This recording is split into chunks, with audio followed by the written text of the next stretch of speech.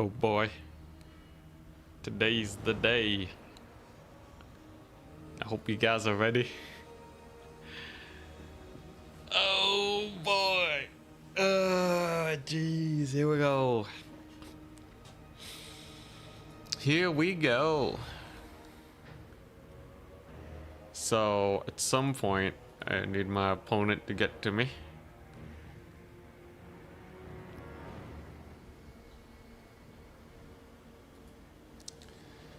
Hey.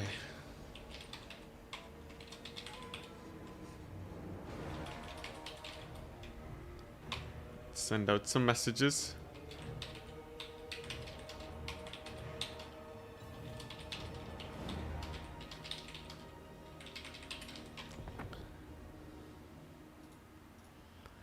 Best of luck today. Thank you. Thank you, thank you. Oh boy. Today's the big day. Just in case you don't ban Kislev, I gotta play a Kislev Mantide at least once. This is gonna be a ladder match. High elves. Interesting. Alright, is the Kislev Mantide actually good? I've like never played this style before. Who even does this? What even is this build? Nah, you still gotta take the Frostworms. You'd be insane not to take Frostworms. Insanity. Yeah, people just like, what is this? Oh my gosh, so much Kislev infantry, man. Dude, they're insane. Alright, sure. Hope you're doing good. I'm stressed out of my mind. I'm just getting in some warm-up games.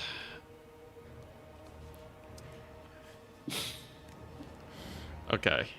So Leech Lord and Oishi are just starting right now. They're just starting. Whoa.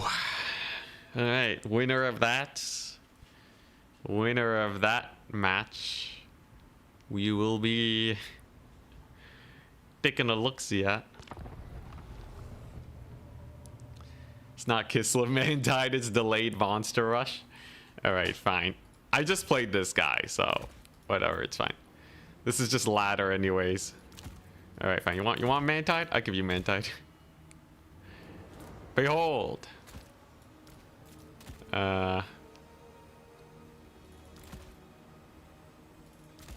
Does this work? Almost. Almost. There we go. All right, this is as main tidy as we can get. I literally cannot take more infantry. Crap. No, I can't take more Zargar great weapons, but I'm gonna run just a little bit of cab. Otherwise, still pretty norms. Nervous today? Absolutely. Deep breaths. Yo, alright. Oishi was one of the scariest players in the last grand finals.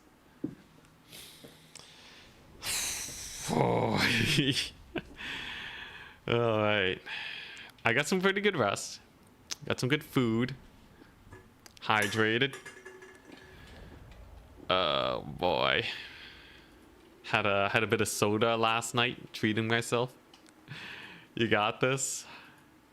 I think like me at peak performance, I'm feeling pretty comfortable.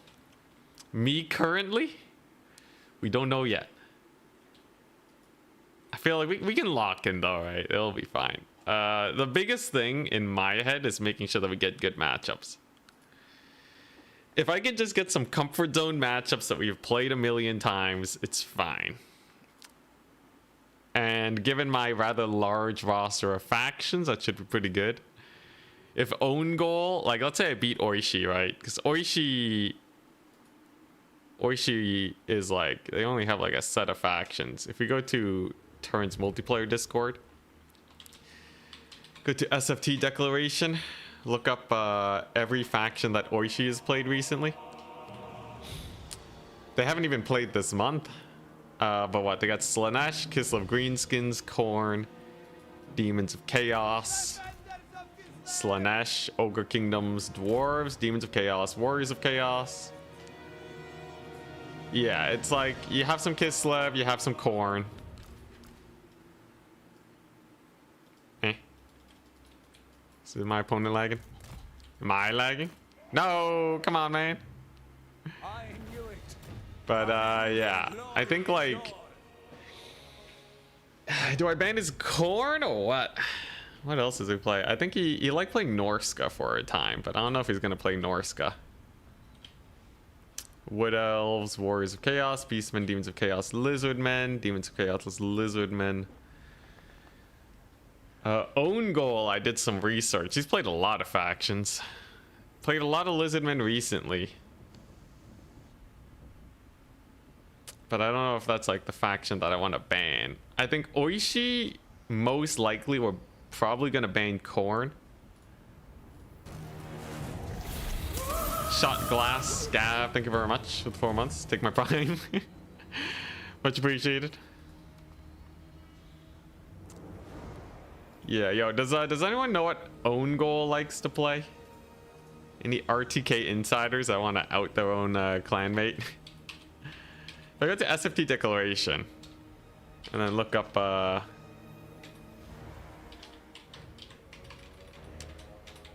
Own Goal. There you go. He's played some Empire recently, some Lizardmen. I think like Empire and Lizardmen are big ones on his list.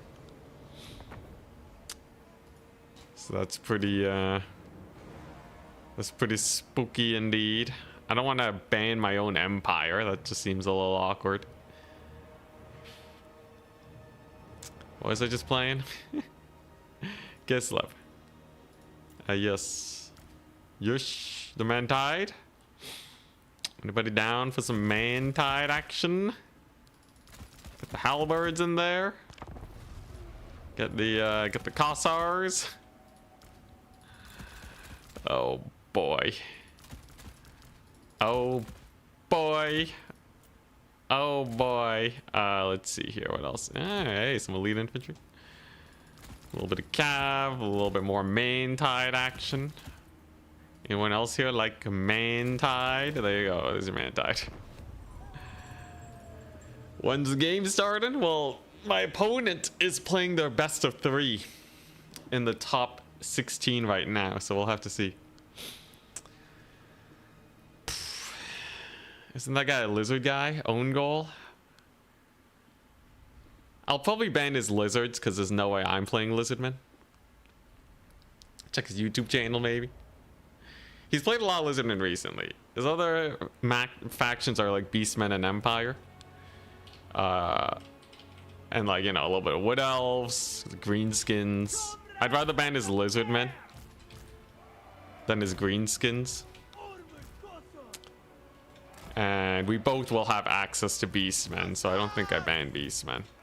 Then again, I could probably do without Beastmen, right?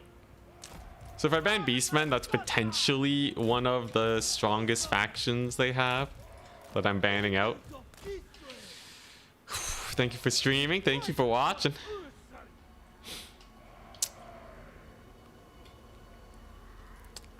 We played against his Lizardmen in the last grand finals, right? And then or was that, did I win with, was that, no, I think did I play against his Lizardmen as and won with Bretonia? I think no, yeah, I wasn't in the grand finals. It was just a SFT.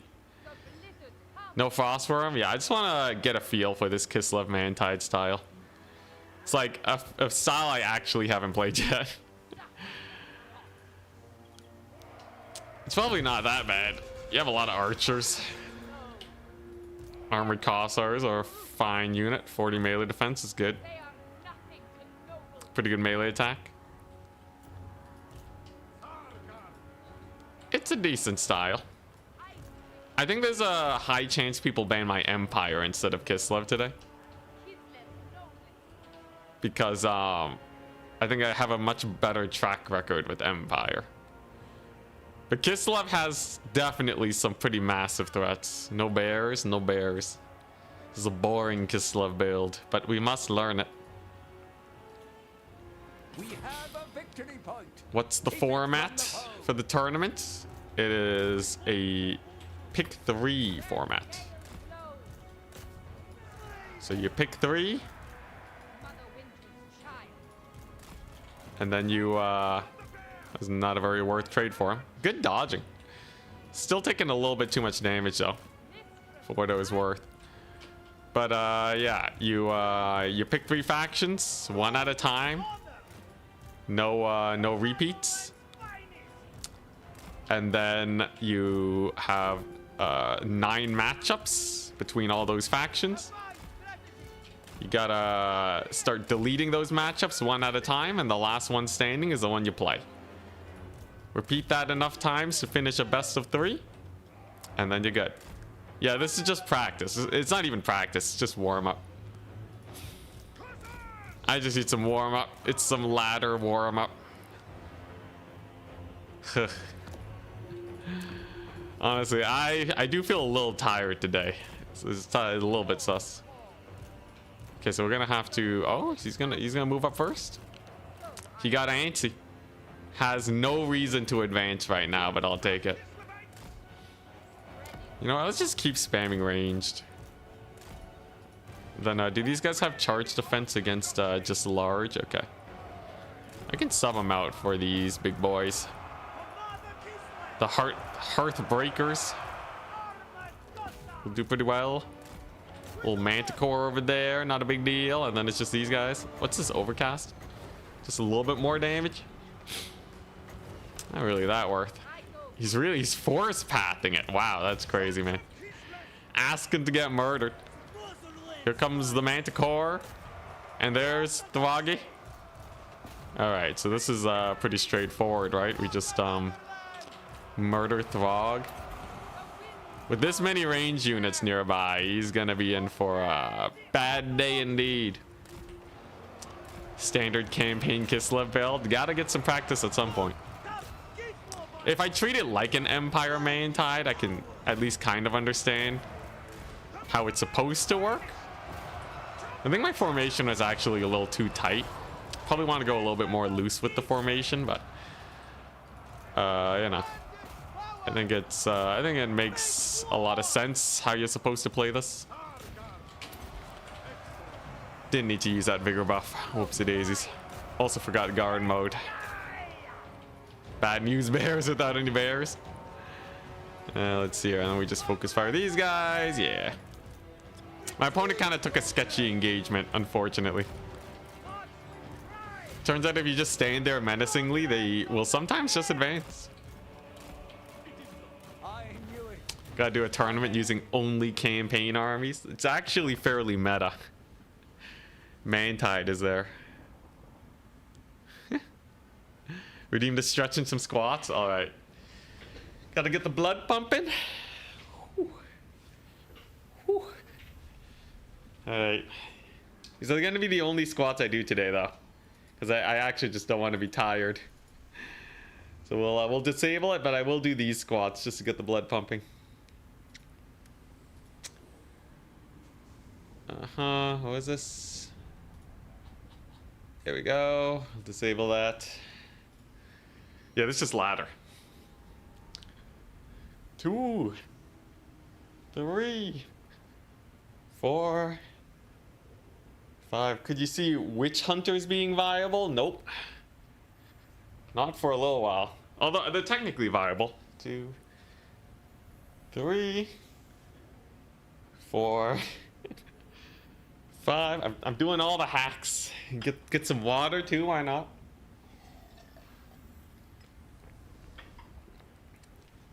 Gotta do more stretches. Ooh. All right. Gotta loosen up. Gotta do some wrist stretches. So, you know, witch hunters are terrible, man. 1,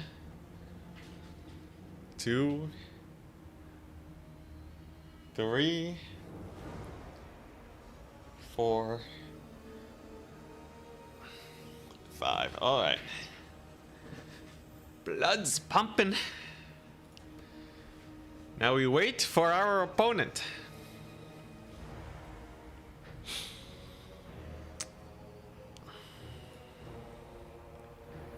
What was it banning for Oishi again? SFT declaration. Slanesh corn. I'm just gonna ban his corn.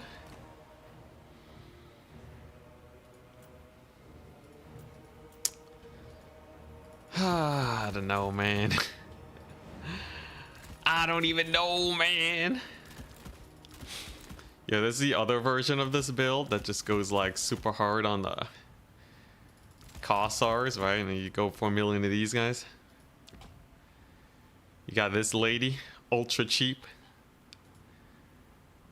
Come on, man. Yo, ladder sucks. It's garbage, man. Tournaments for life. Let's see, Oishi. What am I getting banned on him? Demons of Chaos, Lizardman, Norska, Kislev, Demons of Chaos, Korn. I think it's just gotta be Korn, right? Guy likes playing Korn. Oh, he's been practicing vampire accounts. Interesting.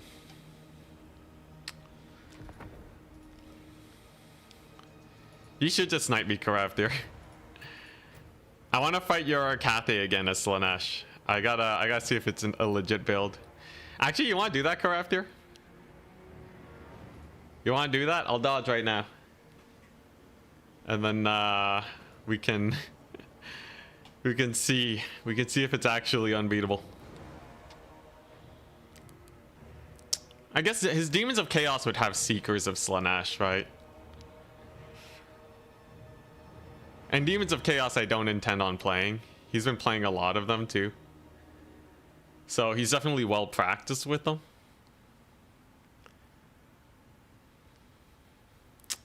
Yo, vampire counts have been seeing a lot of play.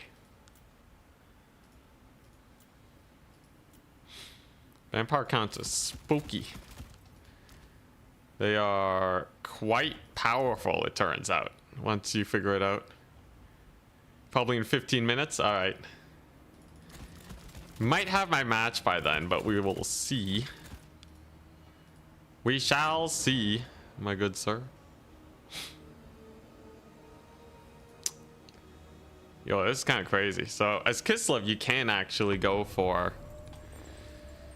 a pretty solid number of units to start off with. Like this is a right proper man Titan.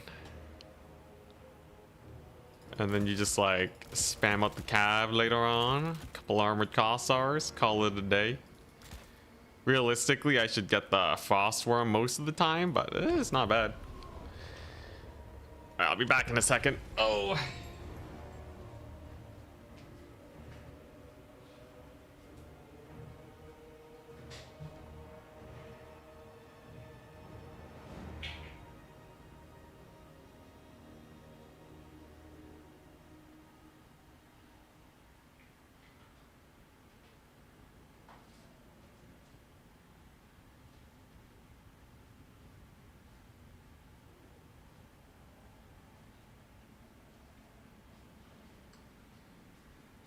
Oh. Yeah, Demons of Chaos is a little spooky. So what? Ban? Alright, you know, I'll add it. I'll write it down. Oishi, ban Demons of Chaos. Own goal, ban Beastmen / Lizardmen. Ha. Beastmen or Lizardmen?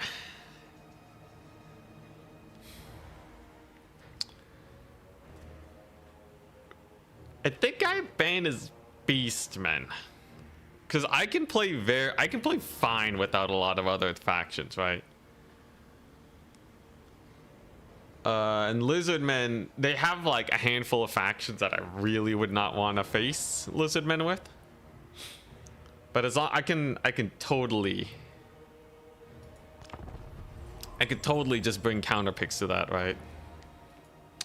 Okay, so what factions would I want to pick against Oishi then? Because he's probably gonna play Korn, right? So if he's playing Corn, let's see here, Corn and like Norska and all that, right? Then that means I need to pick like some proper counters. Corn and Norska, like Warriors of Chaos should be... It's a pretty even fight when it comes to Chaos and Norska, because like you have Skin Wolves against Hellstriders, which ends up being a little bit of a toss-up actually. But Warriors of Chaos is a very like safe pick in terms of what I'm comfortable with. Tomb Kings loses to Corn pretty bad. Kislev is sus into Corn. It's a matchup I've played before, not super duper comfortable. Definitely not High Elves, Cathay. Even Ogres can be a little sus. Betonia Empire. Oh jeez, it's not much.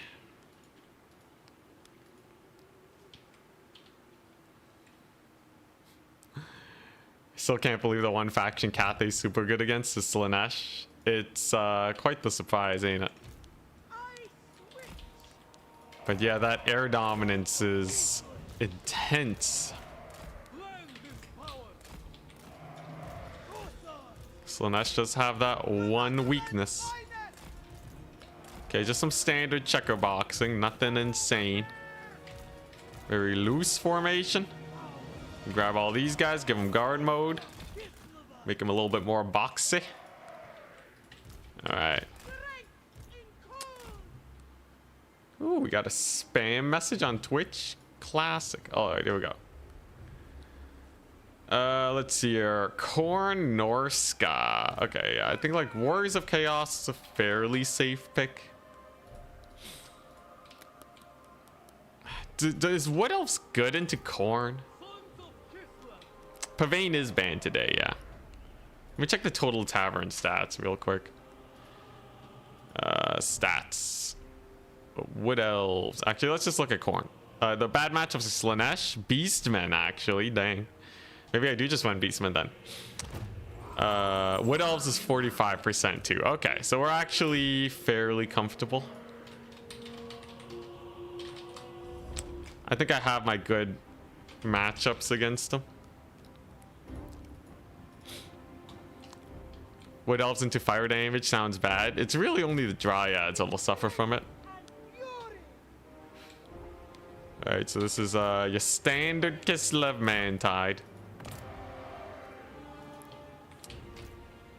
But yeah, any fire damage advantage that they have over me is going to be completely offset by the fact that Wood Elves could just hard kite them. Just have to kill the armor mostly. That's the spooky part. Plague of Rust, Final Transmutation. Okay. Slav Tide is don't bring trees. Ah, crap. Okay, so he's skirmishing. Alright. Thankfully I can dodge. Mitigate a little bit of that damage while I continue my advance. So remember, it is a Mantide build. They don't have that much in the way of ammunition, so I should be able to get a little bit of counterfire going. Didn't expect a kite from a ladder dude though. A little bit of a kite build going on here. Thankfully for me, these guys are bloody expensive, so I should be able to just send in the cav, send in the boys, mitigate that damage, pull back. Woo! All right. As long as we're not taking max damage from these volleys, we're okay. We can bait out a couple shots by feigning our cavalry over here. If you look at their ammunition, they've already burned through like a quarter of it. And because it's so bad in melee, you can actually think of it as HP damage, because all they're worth is their ammunition, right? I just have to keep microing here. Whoop. Just a wee bit of micro. You have the foe's Here victory we go. point. Whoop. Is that dodge? Eh, kind of walked into that one. Shoots my lord though. That's pretty bad for him. And yeah, if I just chill here, it should be okay. Should be fine. This damage has not been exceptional. The ammunition is getting a little low. Tries to send his dragon out. Not gonna help him too much. Silver helms into spears is a painful endeavor. Ooh, pulls away just in time though. He is taking a little bit of damage from my archers though. So that's actually a good time to throw down some magic on his face. Huh. Ah, got one of my cav units charged. Unfortunate. But that was a pretty good wind spell. Or not wind spell, but pretty good Hawks of Miska over there, I'd say. Fairly decent. Gets a little bit of a debuff on my cav. Let's disengage with them. Gotta respect the debuff spells. Even a wee bit. Good old counter charge over there. Got a few silver helms in that position. Not a big deal. And I think he's getting worn down pretty bad now. Especially with those spears getting massively charged. Final Transmutation doesn't do very much here. And then those Kossars are just going to keep the pressure up. I think that's a fine place for them to be. Because they got unbreakable. So they'll actually burn a lot of ammunition while he tries to take them out. It's a nice benefit. Let's turn and fire. Looks like his spear is over here having a bad day. Has a couple more silver helms. Honestly, the Mantide's not bad. This is obviously ladder. But I feel so safe with the Mantide, you know? It's like you can do no wrong. Whatever happens, it'll all be okay, you know? You just have a wave upon wave of men. Very much like the Empire Mantide, just slightly worse, right? Griffin Legion charge on those silver helms. Should work out pretty well for me. Just gotta keep shooting. There we go. And then we surround his lord over here. Get her shot up. Very nice. Gotta finish routing off those spears. But as soon as they're gone, pretty sure my opponent's doomed. Value trading is now in my favor too. Yeah, Kislev Mantide's actually, you know, maybe I gotta do it more often. The thing is, it's not a perfect build. There's a lot of builds that will Wreckarino it. So you gotta be a little careful. Oh, look at this, some Skaven strategies. The quick turn and fire. New ability unlocked. Oh my gosh. Yo, that's actually insane tech. Can you believe it? They turn so much faster when you do it that way. It's insane. And he taps out. Nice. All right. I think I'm warmed up. I just have to beat Oishi. Good old Oishi. Very out of practice though. You can see, at least I think so. Unless they've been training in the shadows. But yeah, these shadow warriors are not very good, right? If you have a bunch of cheap units and you mitigate their damage by dodging, they will have a very difficult time paying for themselves. And then they have no army to actually push. Streltsy are good, yeah. Streltsy are very good. Just have a rogue gunpowder unit. Can't take too many though. I think a 1 of or a 2 of maximum.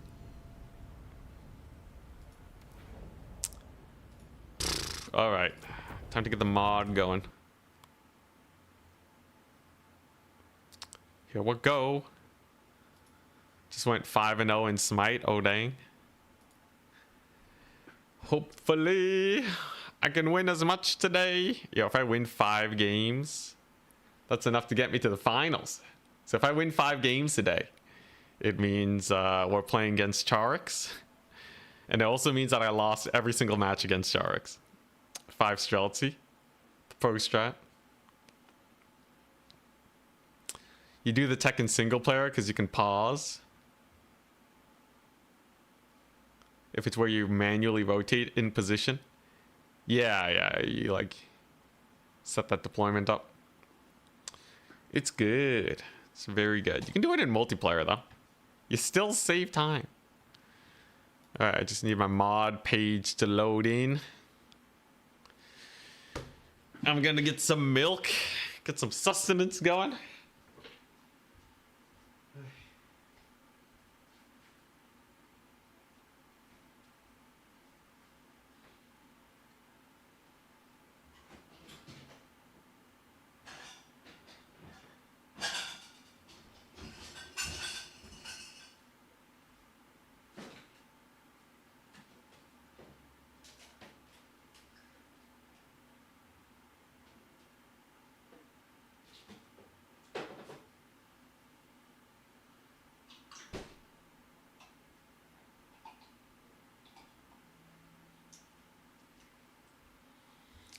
Oh boy. Way too micro intensive for multiplayer. It's easier than you'd think. Have you ever just sat there and watched a unit slowly rotate? In that time, you could just tell, like, you know, you just tell them to rotate faster. If you think that's micro intensive, try playing Zerg Mirror Match in StarCraft. Have you ever had your entire army die in half a second to one Baneling? I haven't, but I've seen it happen. It's kind of spooky. Alright. Yo, this mod manager is so laggy right now. I don't know why. I heard there was a fix, but... Oh boy. Get some Cathay versus Slanesh picks. Ah, hell yeah. Alright, face me, Karev there. Get the Total Tavern mod pack on.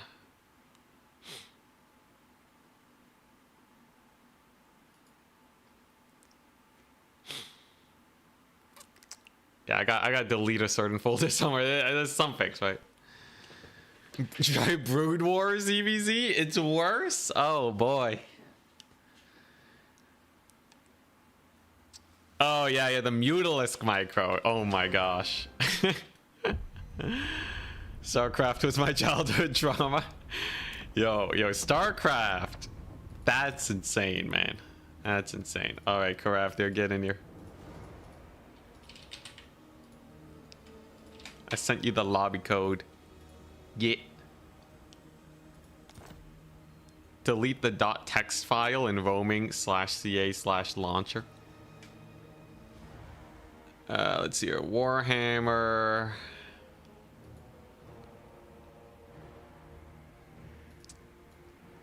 Roaming CA. Jeez, okay, wait 1 second. Roaming.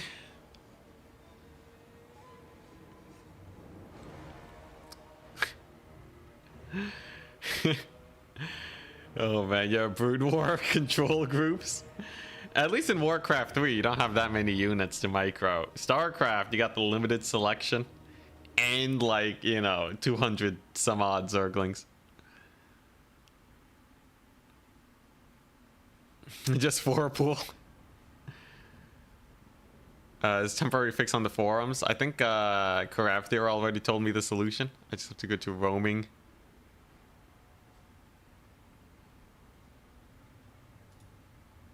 Okay, wait, where's the roaming folder? Is it in users? Ah, it is, okay. And then I have to go to what? Creative Assembly. Where's it at? The Creative Assembly, Launcher, and then just delete this text file.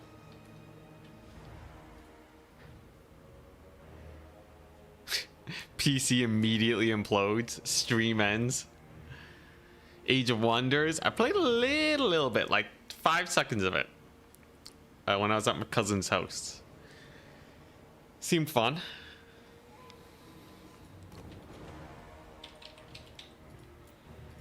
Okay, I want to know if Slanesh actually has a shot here against grandest Cathay. Can you actually out-capture? I'll go for like a normal Slaneshi build to make it where I'm not just trying to hard counter the crazy Cathay shenanigans. But yeah, I'm pretty sure if you go for like just a million bazillion units, and then you have a couple of these ladies to kill elites, and then you take a bunch of Hellstriders, then it should be pretty bad for Cathay, right? Yeah, they have a lot of armor, so the Forsaken don't do the bestest, but it should be pretty sus in theory. Sure, let's just try this. Does it work? Can you ignore the balloons? Been a while since you played Cathay. Should be a pretty easy build to pilot though, right?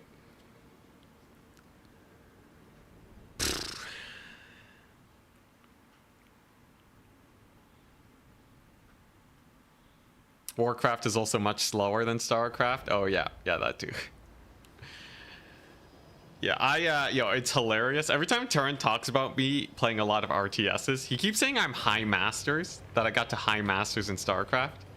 I was low masters. I barely hit masters and then I stopped playing. But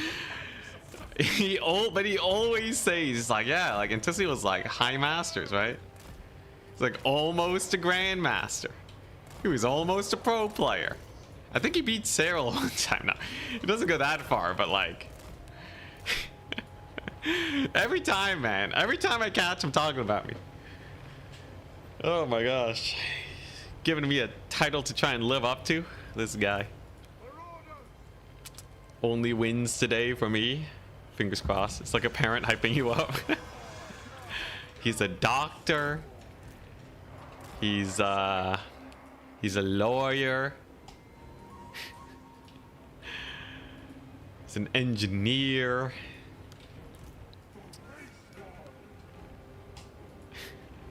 He's not gonna fact check. Oh boy. Hey, look at that. Accuracy. Let's go. Some real bad accuracy right there.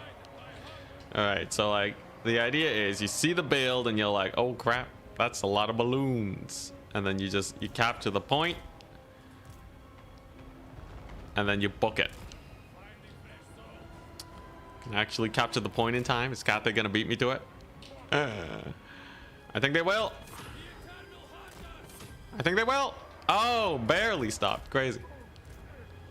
Alright, we pull it back. Because he's gonna bomb and drop me. This is obviously a lot of value for the balloons.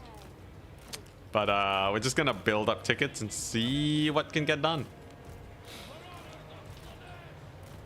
So eventually he's gonna have to split his forces, right? To capture a second point. And that is where we claim victory. I am actually an engineer. I know there's a lot of software developers and engineers in the Warhammer scene. Actually, maybe less so engineers, but a lot of software developers for sure. Dodge it. Woo, there we go. People complain about the AI dodging artillery.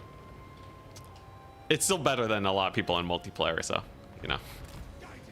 Maybe rightfully so. Lots of damage on my guys, too. Kind of painful. Good dodging, however. Yeah. And we just sit back, relax, wait for him to overextend, and then we're good. Does he have a caster even? Does he even have a mage? I don't know. Okay, I can get him to overextend even more if I position my guys here. We go over here to get ready to steal this point. It's gotta not get army wiped. These guys providing capture weight is the most important thing they can do right now.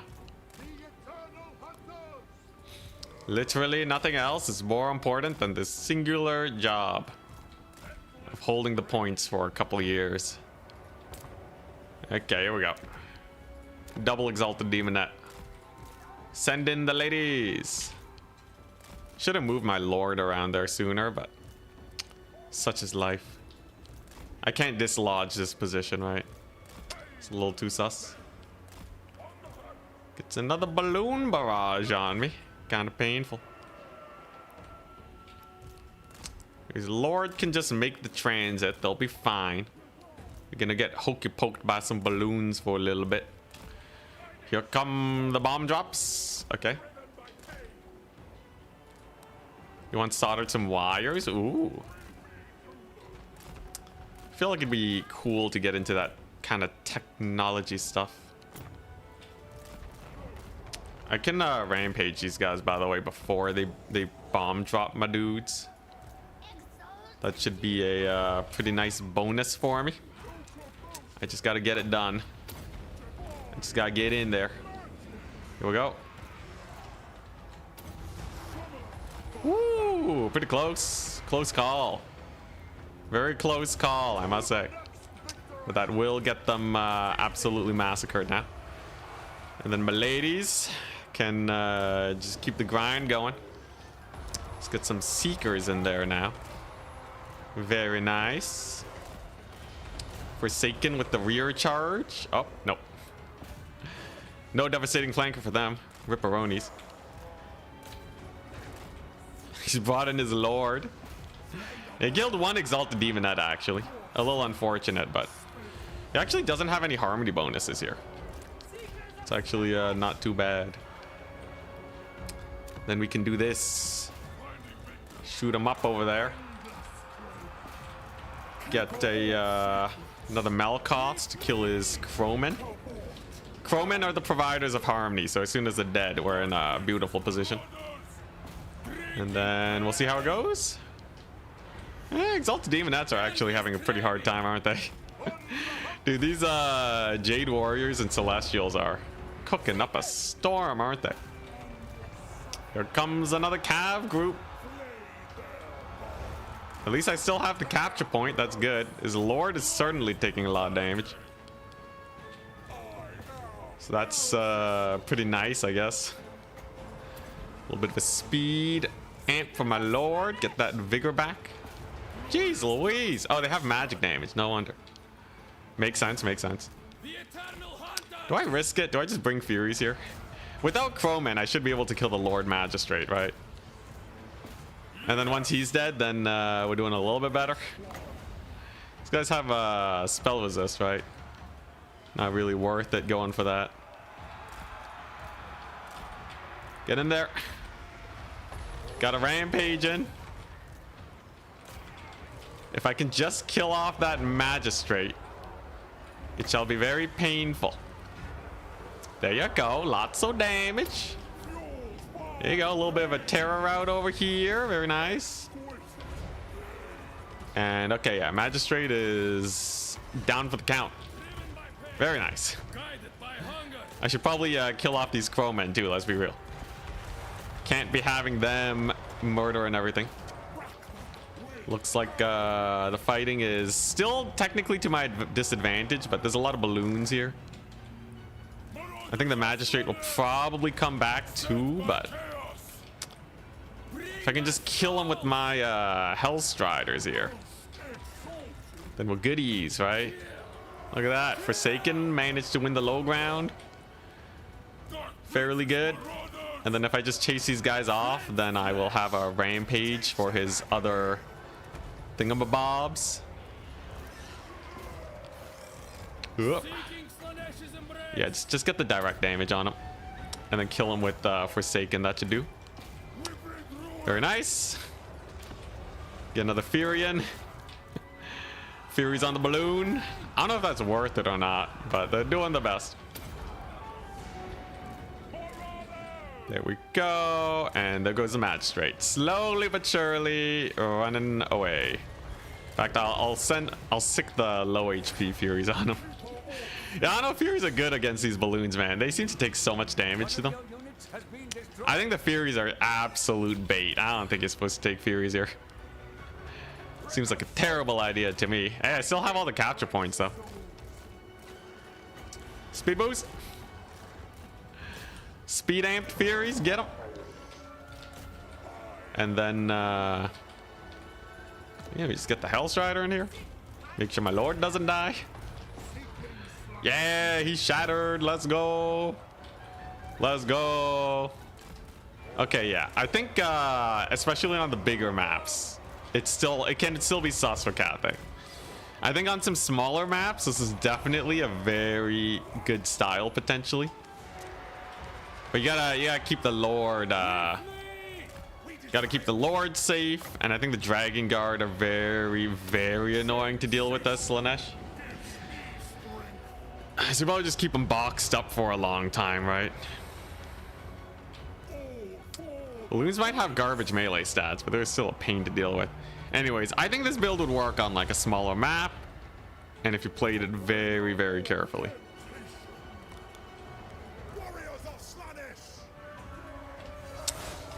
Yeah, you'd think the balloons would not be so indestructible. Dang, final transmutation on him. Yo, it might not even be over yet. He might actually hold this against all odds. We'll see. He doesn't have a lot of capture weight, and we all know that's the great weakness of Cathay. Oh, and friendly fires. Brutality. Okay, yeah, so they're just dead. Some Jade Lancers. I'll get them in a second. If I just perpetually stall with Hellstriders now, I think we've won. I'm definitely almost army wiped though, right? So like, had he played even slightly more efficiently, I probably would have just straight died. A terrifying thought indeed. But like, yeah, like I did not have that many dudes left. Okay, so there's just peasant horsemen. There you go. Alley-oop. Get the rampage in. And then it's just his last point. Jeez, another painful final transportation. He's probably gonna kill my lord. Oh, did he de-summon one of the balloons? I think he did. Surprising. Okay, so there goes the lord. There's a Searing Doom. I can just stall for a couple more years, then we're fine. Because he's really starting to run out of units. Okay, Forsaken, you're up. Stall them units. Bringing in his alchemist. Oh, Nelly.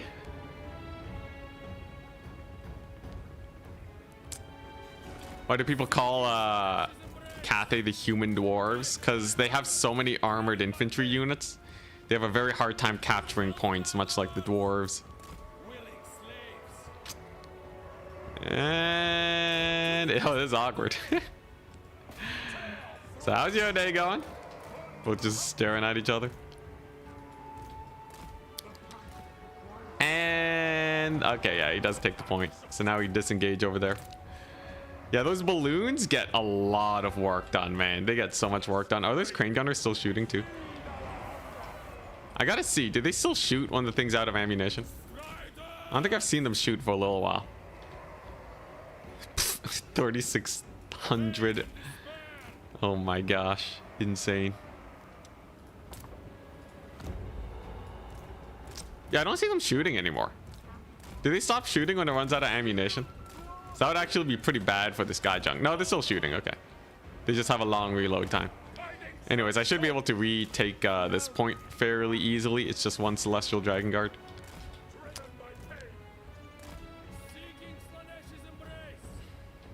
Someone clip that, me saying the balloons get a lot of work done.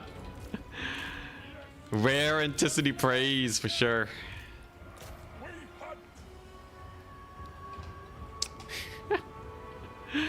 Yo, it got so much value. I think like legit, this is it's close. It's very close. And I think Slaanesh has so many opportunities to misplay it too. In the end, we're going to win by capture tickets, but like just look how few units I have left, man. I have almost nothing left as it stands. Almost nothing left. How many Forsaken are here? 42, 87. Okay. Ouch! Not the Searing Dooms.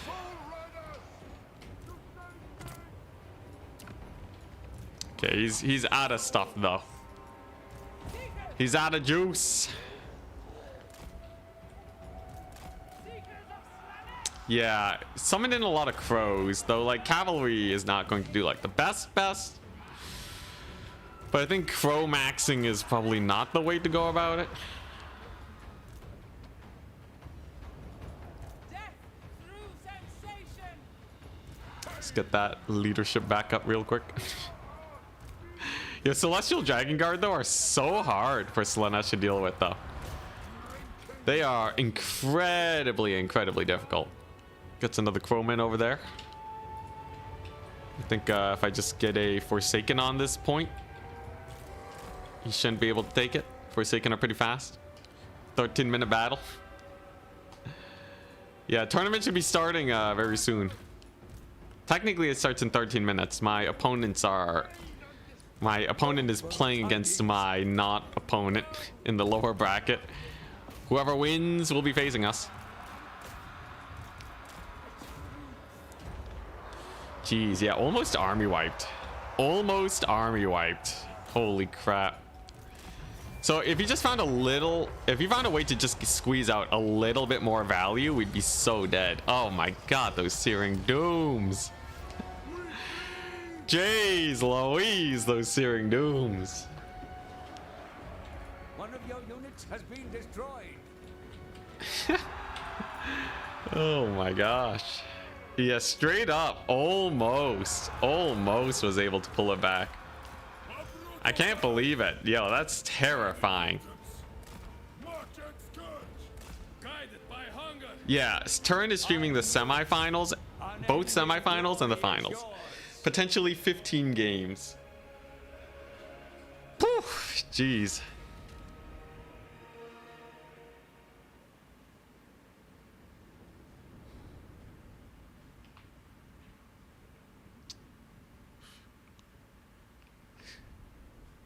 Yeah, that was very close. That was very close.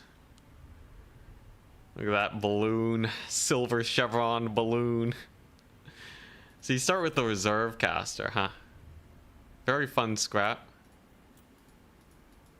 Ugh. Man. It's terrifying. Against one of the strongest factions in the game, too. Okay, now what other factions does Cathay win against? I still need I can't only counter Slaanesh with them. They have to be good into multiple factions.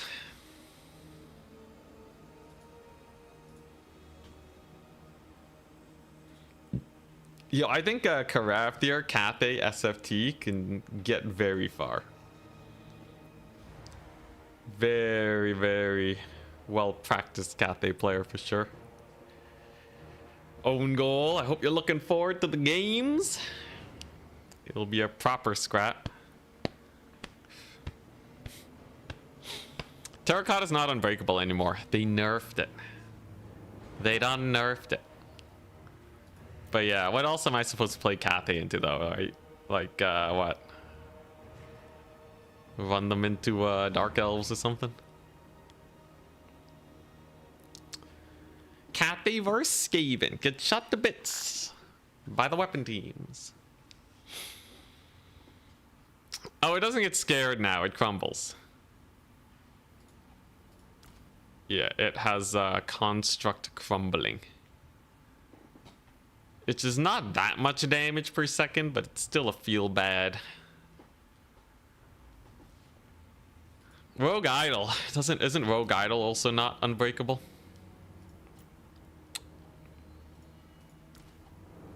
Construct crumbling.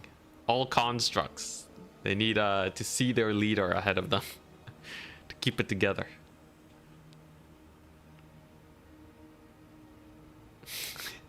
New YouTube title: Tournament Pro Streamer Bullies His Own Artist. Oh boy. I don't know if that build wins versus standard Cathay build. Really? This build? Yeah, if you wanna run it through, do it, man. If your standard Cathay build wrecks this, then that's crazy. Yeah, crumbling's not so bad. It's not demon disintegration. That's terrible. Yo, Karafthir's got the bloodlust, man. This is how you bring him back into the tournament scene. You have to Give him one loss, and either it's like it's like Darkest Dungeon when you hit 100 stress. You either flee and never return, or come back as a god, destroy your opponents.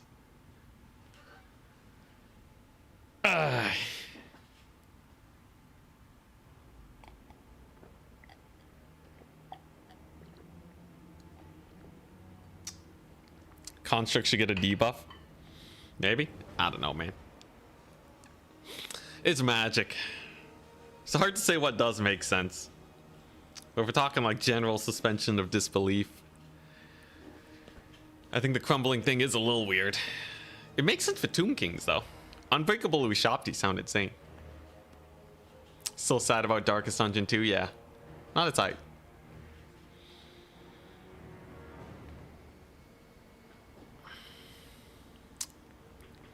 What's your best faction? Slanesh.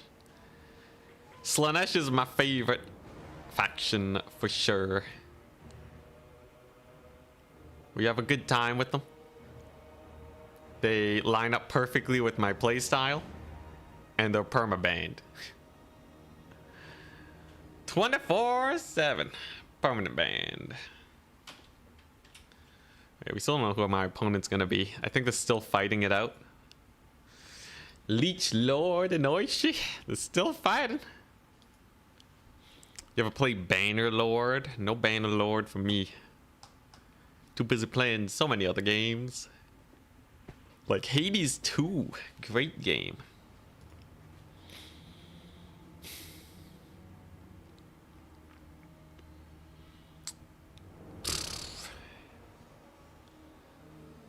I'm really hoping we see a lot of upsets today. If Karavdir gets knocked out early, blessed be this day.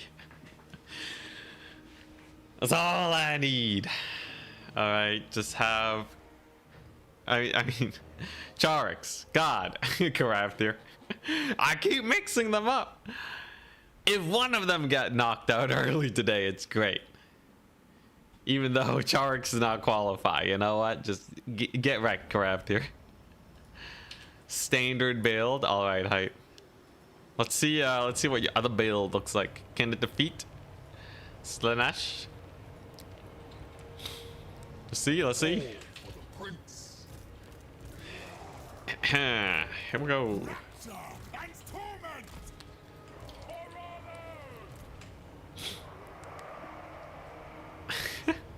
Cathay Grand Finals for the win. So which is the best unbanned faction? I don't know, man. Empire is definitely up there. Vampire accounts, I play a mean vampire accounts. If you include how strong they are, the one of my scarier factions. Beastman's not bad. Warriors of Chaos, I have a lot of practice with. And I don't really fear too many matchups with them. Tomb Kings I'm quite strong with. Kislev, I got some degenerate builds lined up, which would help out a lot.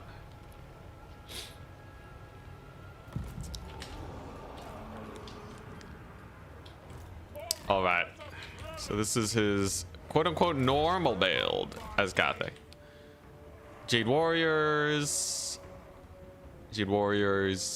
Drum, Astromancer, Plague of Rust, just the Fire Breath. And Jade Warrior crossbows, Jade Warriors, okay. Doesn't seem that bad. As far as I'm concerned, this is fairly normal. Nothing too crazy. Just don't summon in the Exalted Demonettes. I think if I do that, they will get deleted immediately. Just set up the sick flanks, and then I should be okay, right?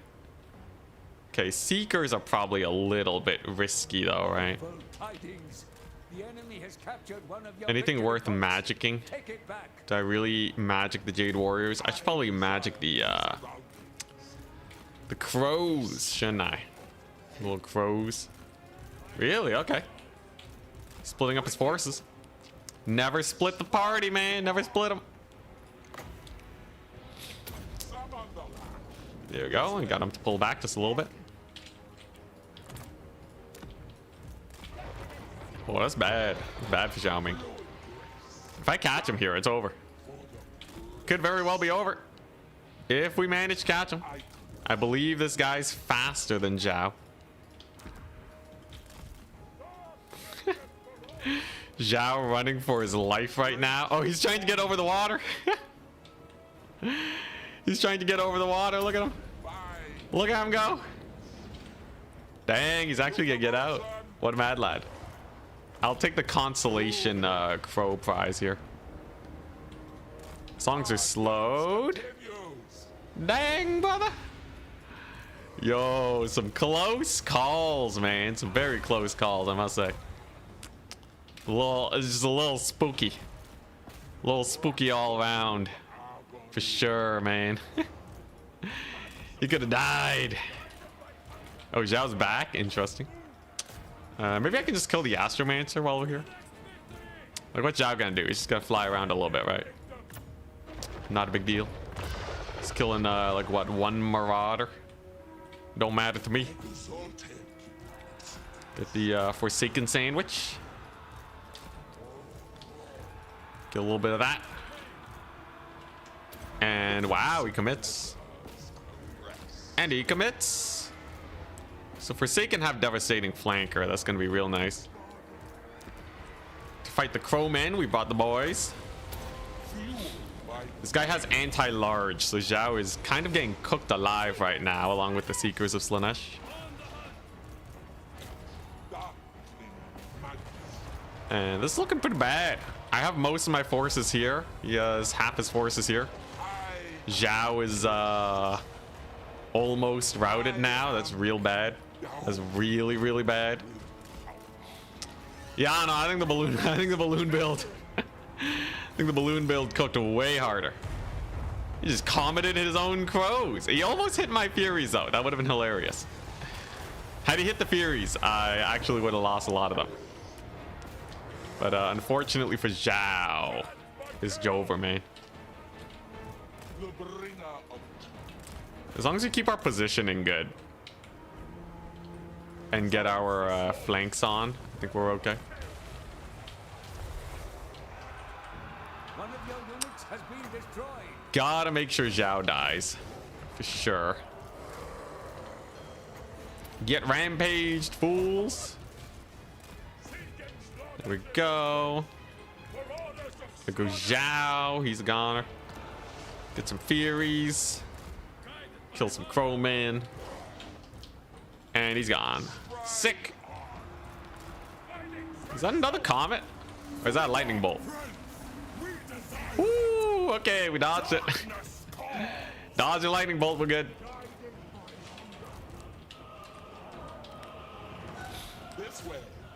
Yeah, definitely you can't split with this build, right? You basically have to farm value with Zhao. You have to farm value with Zhao to get this one to work. But yeah, that one's just rough. And it's too easy to lose your Crowmen, I feel. I think the biggest mistake Slaanesh can do is attacking their enemy when they only have one capture point. The moment they get to 2 capture points, though, is great. Yeah, balloons. Balloons are the way.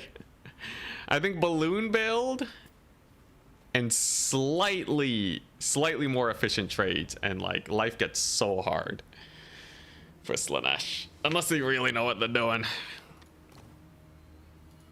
But yeah, Slaanesh, paradoxically, they have a hard time killing. They have a hard time killing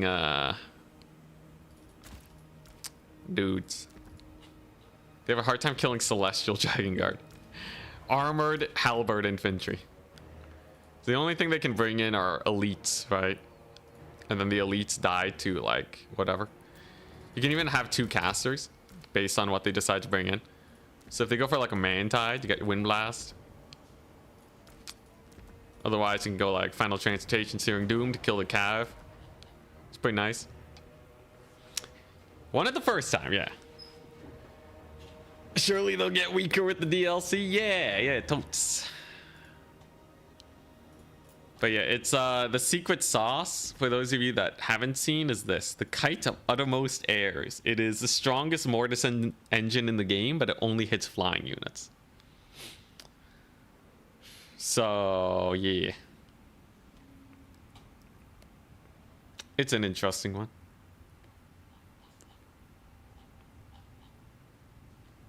Anytime you bring Chosen of Slanesh,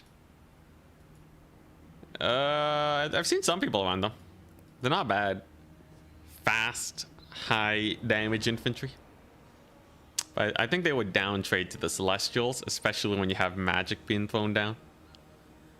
But yeah, I think you go Lord Magistrate, you go double balloon, you go a million Celestial Dragon Guard, right? And then like maybe you go for the one Crane Gunner in reserve, just in case they're like really stalling you and being annoying. Well, you definitely gotta max out on these guys, and then you need Croman to counter the Fury summons. So if they make the misplay of sending Furies on these things, they down trade really hard Slanesh. And they can't just run out of units to bring onto the battlefield.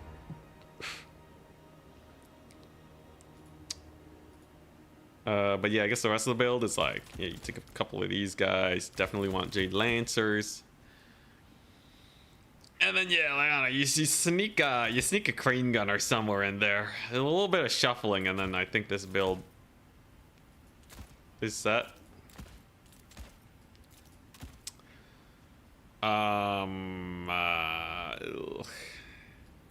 It's so close. It's so close. But yeah, the idea's there. Coming near you in summer 2026. Oh boy. Alright, is it gonna be Leech Lord or Oishi that wins? It's gonna be Leech Lord or Oishi. Yeah, I should double check what Leech Lord's been playing. Here we go. SFT Declaration. Leech Lord. The most recent factions: Tomb King's Beastman Skaven. Rats. Skaven, Tomb King's Norska, Tomb Kings, Skaven, Tomb Kings. Guess they're Skaven main. They're part of the Rat clan, who would have guessed? I think you just straight up banned their Skaven just to screw them. Like every SFT they played, it's Skaven. It's literally just Skaven across the board. And then a dashing, just a dash of Tomb Kings. Alchemist in reserve so she don't get rampaged early on. Makes sense. Yeah. Yeah, it's a fun build though. Mass Celestial Dragon Guard. I do wonder if Melkoths would eventually just chunk down your Dragon Guard though. 8,400 HP. They are asking to get Melkoths, right? It's not the most efficient trade in the world, but it's still pretty good. You'll still be up trading though.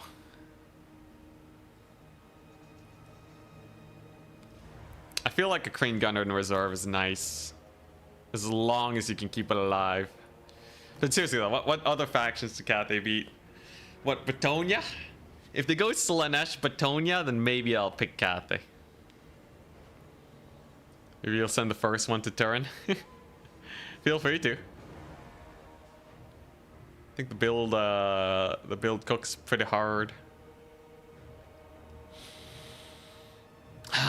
My opponent should be done soon.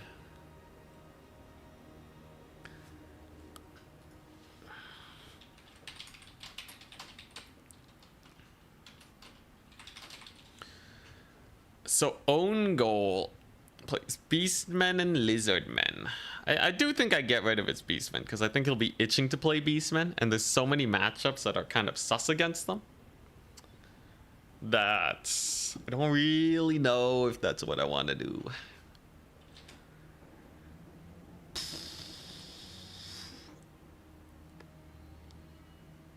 Yeah, I think I'm probably gonna ban his Beastmen and just face his Lizardmen, because I think my Warriors of Chaos, Tomb Kings, like I have so many matchups that are good into Lizardmen.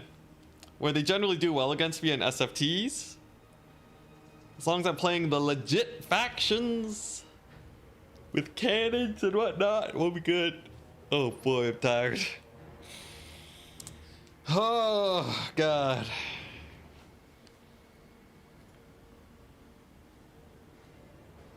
Craftier played so good you thought the tourney started? Oh dang.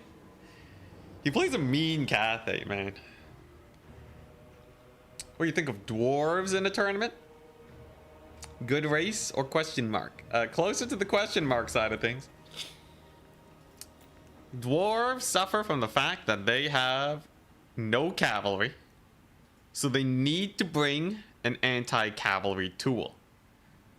The anti-cavalry tools all have hard counters. They also aren't that good at capturing points. Slayers cost 900 gold. Iron Drakes cost 900. Trollhammer torpedoes, right? 900 gold. These guys literally can't capture points. This is artillery. So when it comes to shaking cavalry off a point and then capturing, it's a little rough.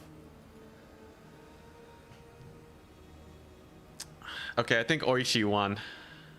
Hey, Crafty, you're gonna have to get out of here. Get. Skedaddle. Don't make me kick you, man. I don't want to do it. Okay. Map numero uno is going to be... It's gonna be... Where we at?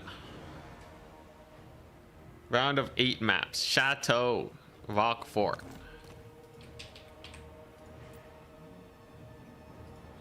Big ol' map. Big ol' giant map.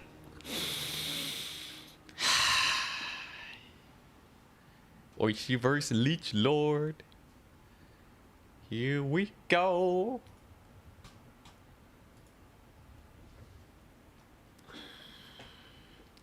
Yeah, so like the copters offer mobility, but they can't capture points. So like dwarves do have fast units. They're just really bad for holding points. The best thing they can do is vanguard some miners to kind of waddle onto them. But that's it, man. Tomb Kings can summon in 400 gold skirmish cavalry. Or 400 gold light cavalry to capture points. Which is insane. They also have really good leadership because they're undead. It's brutal. Here we go. I got my game plan versus Oishi.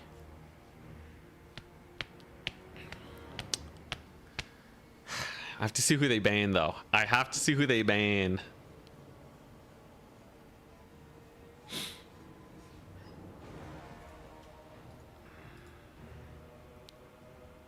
Dwarf Medivacs would be sick. Get some drop micro in there. Yo, Tankovac.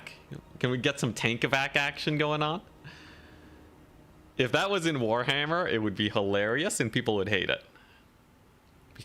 Be hilarious because people hate it.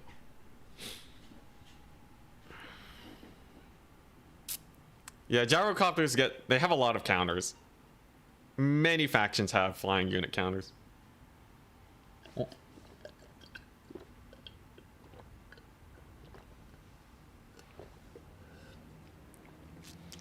Oh, now I spilled the milk. It's okay, it's only like 2 drops. Got too excited. 1 second.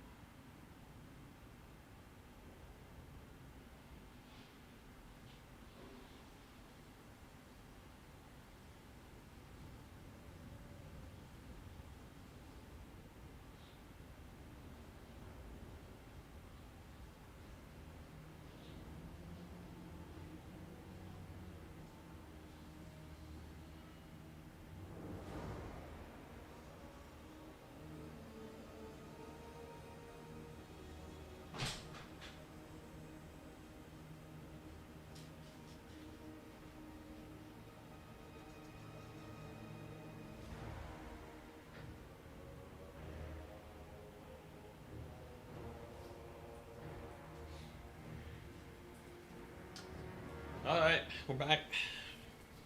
Yo, where are they at? Shouldn't they be joining soon?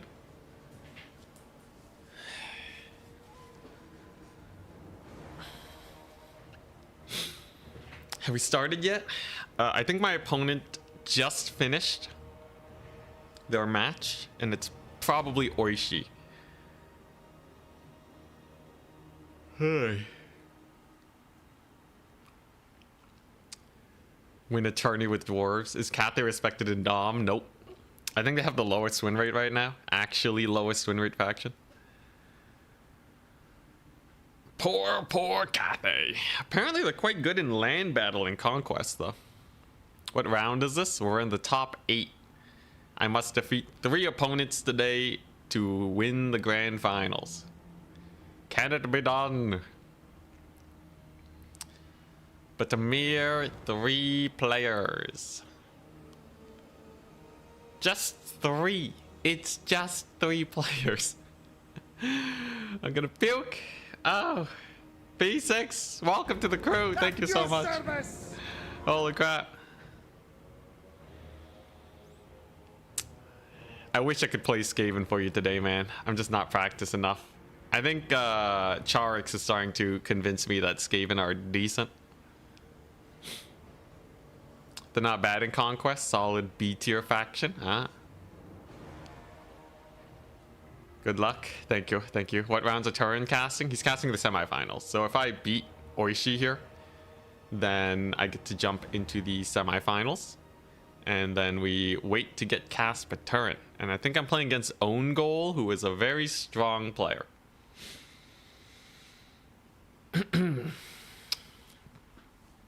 I'll be satisfied with Skaven SFT tournament. After this tournament's done, we get to have fun again. And play some Skaven, play some dwarves. It'll be great.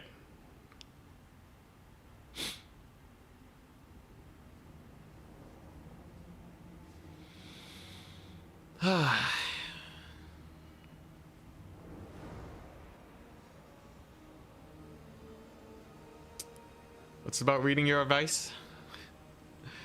What is the advice of chat? Only advice I've gotten is bloated corpses. We have the I forget what the unit's called. What's that Beastman unit that sucks? Ah yes, Jabberslith. Egg won an SFT with Cathay the other day. Dang. Oh, Charix is 100% gonna play Skaven. 100%. Oh, we beat his Skaven before though. As long as I'm locked in and on a decent faction for it. Slayers only. Slayer spam.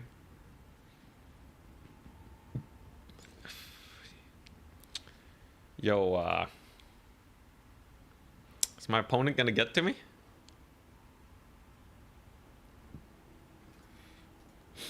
They should be reporting scores. Maybe they're not done yet. Maybe they're not done yet. I did win with Cathay Cav Max. Yeah, that was peak. And then it went downhill from there. You think it lowered the Cathay win rate because people figured out how to beat it? But then everyone playing Cathay went for Cav Max and just Cav Max and lost. 1v1 mid slayers only. Actually, best unit there is the Goblin Hewer. What's Mass Slayer supposed to do against a Goblin Hewer? Insane. And then a million Doomseekers. Too scared to face the Kraken King? Yeah, I'm sure they're shaking twice as much as I am. Ha! Just don't forget your terror against Skaven. Yeah. If you're gonna play against Skaven, you need to have some source of terror. Some way to fight some single entities.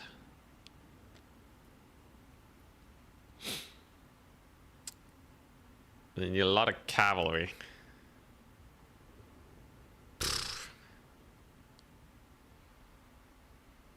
I gotta remember, the moment I'm ahead, I gotta secure the win. So I need to be like, I need to try and get miles ahead when we get ahead. No relaxing, all right? This ain't a chill stream today, okay? We ain't here to have fun. We're here to freak out.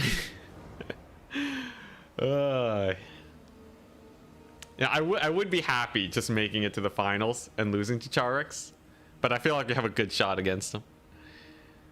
Want to see another Cav Max win? A second Cav Max win would be crazy. Oh boy, he's here. The Oishi has arrived. So they are indeed my opponent.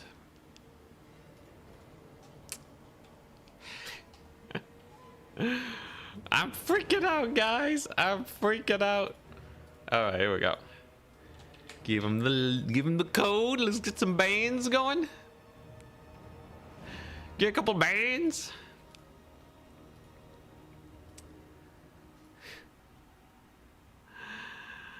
The legend. Starting off today against Oishi is terrifying. He's warmed up. Already got some blood on his hands.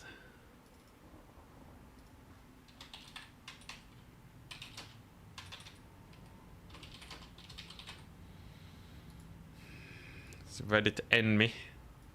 He's ready for more. Come on. Get in there. Lobby error. I gotta join his lobby. Already massive advantage for Oishi. Huge. Invalid password? What do you mean? Did I do it right?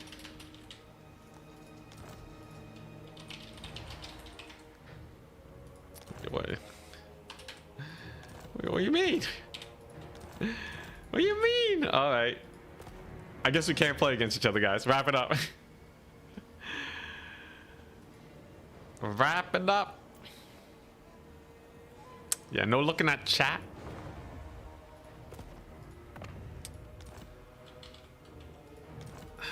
God, yeah, I can't figure out this password. He's playing mind games on us. He's playing mind games.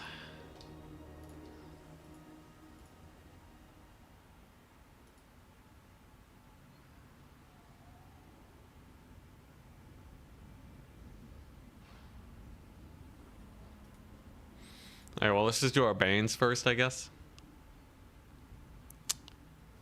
I banned Demons of Chaos, he banned Slanesh. Not a single Slanesh shall be seen this day. Okay.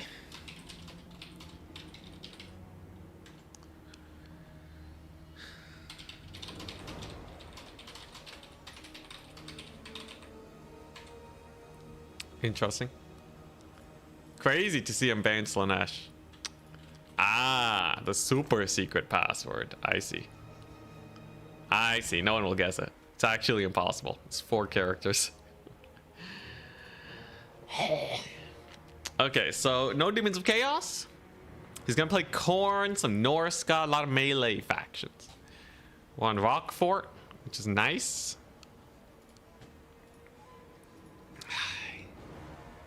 So what are the prime pickings here? What are the prime pickings? I think I need to go for like this faction. And I should probably go for...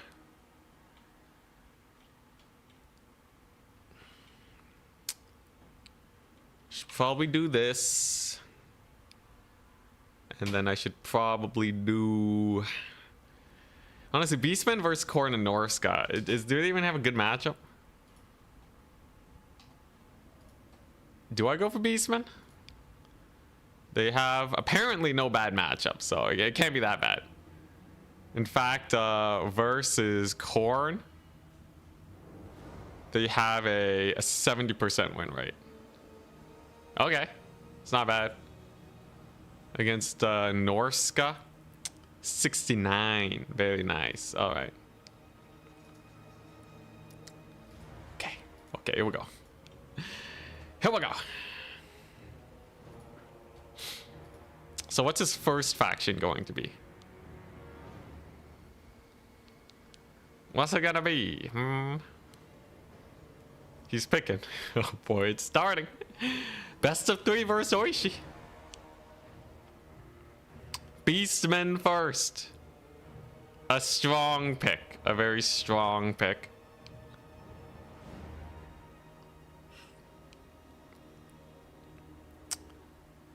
Okay, alright. So I'll go for this one. And then I'll go for this one, right?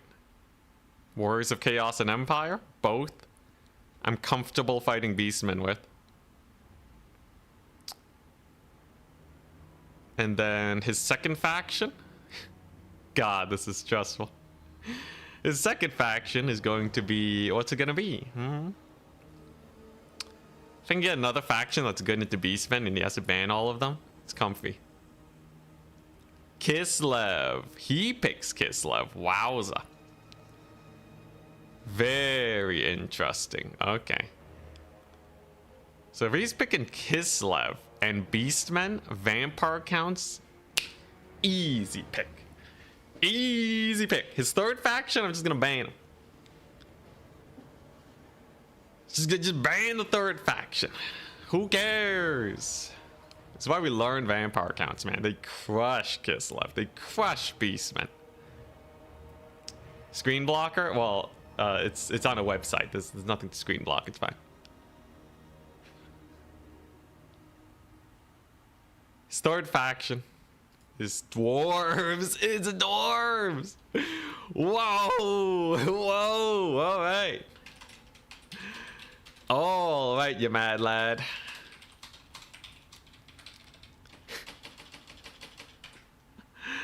Mad lad? What do you mean dwarves? This is the grand finals. You don't just pick dwarves? Are you insane? All right. Gotta give them the respect though, right? So we look at the bracket. Picks and bans. Yeah, he's top bracket, so he gets first ban.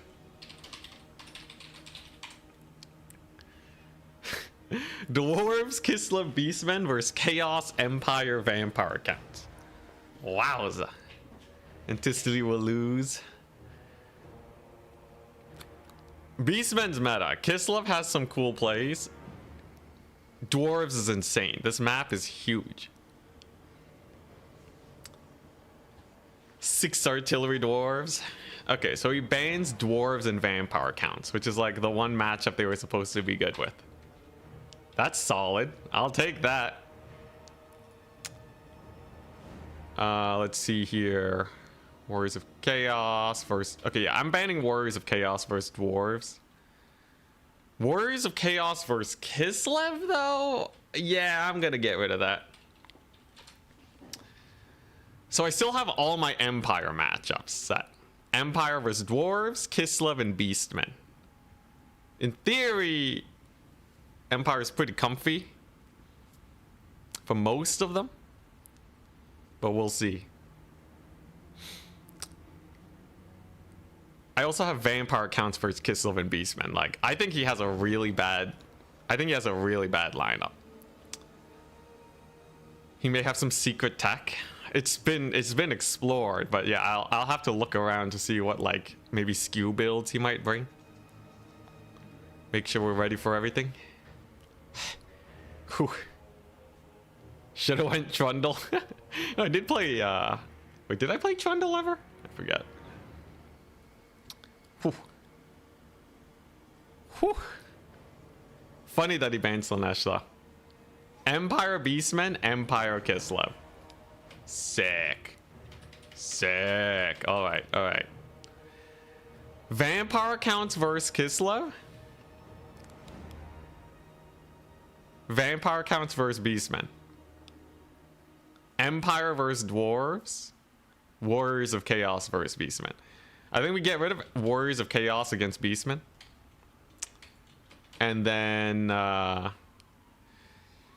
it's either Counts versus Kislev, which I've never been able to figure out, but like maybe he has, right? I think it's a little too risky to go for that and to just go Counts versus Beastmen. If you go to the faction statistics and you go to the Vampire count section, against the Beastmen, it's a 50% win rate.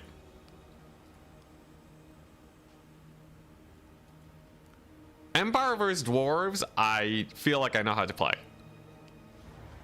Even though historically it's a terrible matchup, I feel like I have so much control. It's a great map for it. I think we go Counts vs. Beastmen.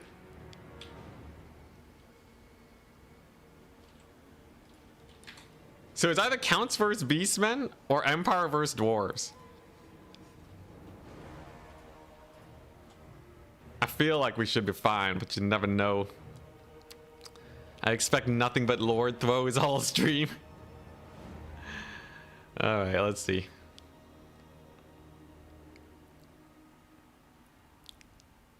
What's he gonna do?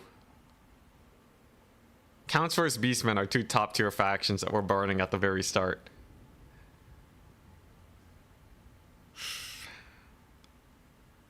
I feel like I got the matchups that I wanted. Yo, I might just lose to Oishi and then I'm just gonna end the stream. We might just lose. Beastmen versus the Vampire Counts. Oh boy.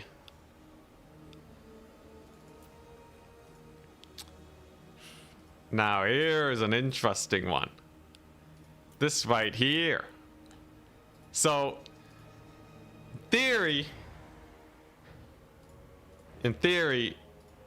this is pretty comfy. The map is big, which does make things a little bit more awkward for the Vampire Counts. But I just gotta go with the standard works, right? I consider myself a decent Vampire Counts player. Let's take a look at the spreadsheet. Minotaurs, Doombowls, Mantide, Raider Spam, Eye of Morsliev, Centaurs, Korngors always bring terror.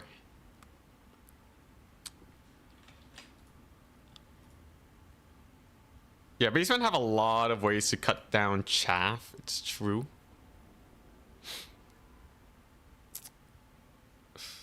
But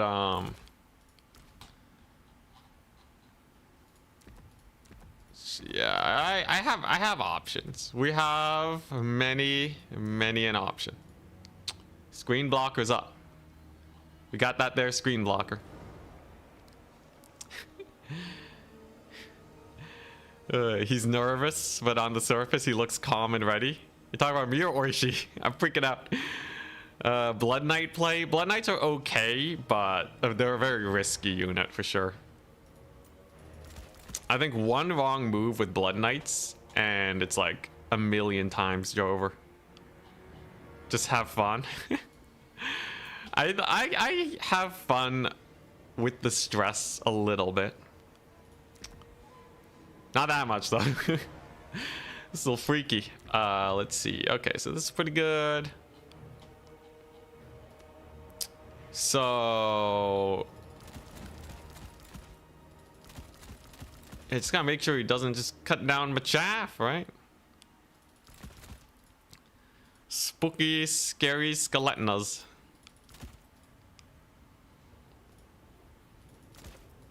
So his Centaurs are going to be one of the more annoying targets to deal with. I don't have like a whack load of ways to deal with, you know, a million Centaurs just rushing me down. But overall, I think my infantry is decently superior. Vargulfs are absolutely cute. There's always a chance it goes for like a single entity spam build. You just have to make sure you're ready for it. Have some sort of tool to kill off single entity rushes and you'll be okay. Certain level of stress is good for performance, actually. I'm gonna perform so well then. Let's see here. Yeah, it's looking all right.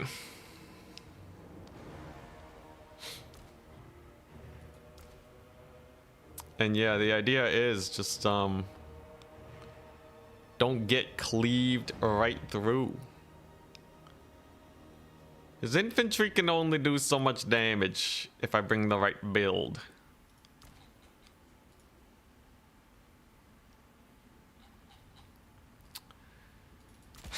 All right, so yeah, this is an okay build.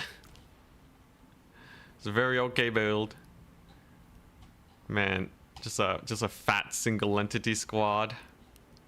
Imagine he just rolls in with just a bunch of single entities. The other option is like you go for a lot of archers, also fairly popular.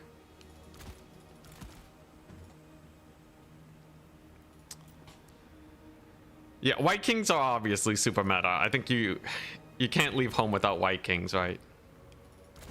You just can't.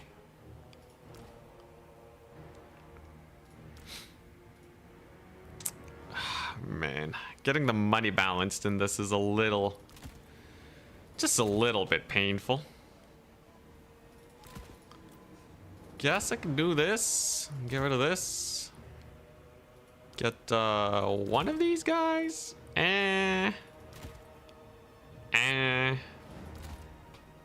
guess this is okay money balancing.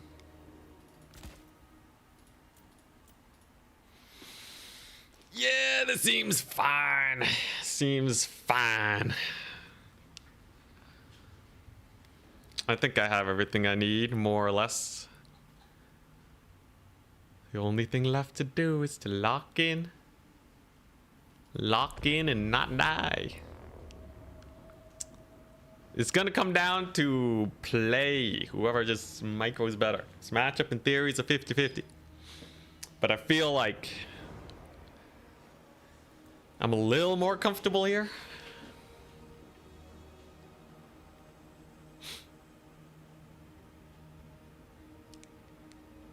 He's ready. Bye.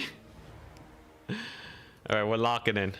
Gotta remember, when I get a lead, get more of a lead. Don't relax until the game is over. It's gonna be exhausting. We're gonna do it. What's the tourney format? 3x3 matrix. Both pick 3 factions, one at a time. Makes a 9 faction matchup spreadsheet.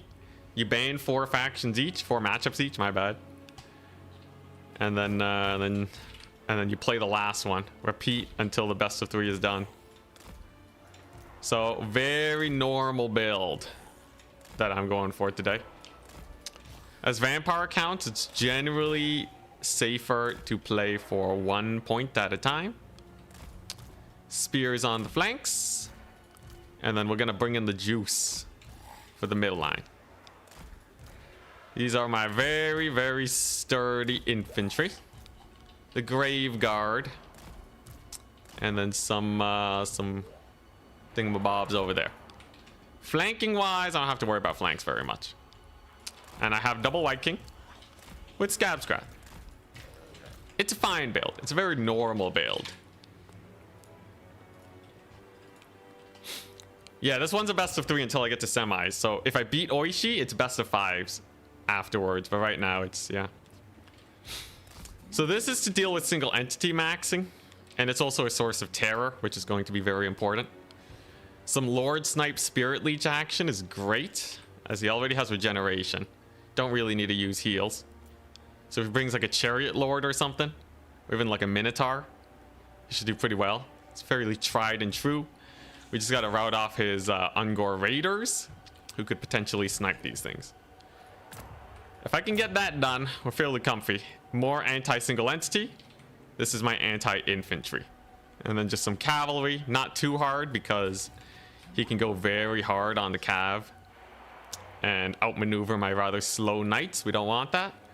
I mostly want to use my infantry to take out his cav. Yeah, the T formation. We got long zombie positioning.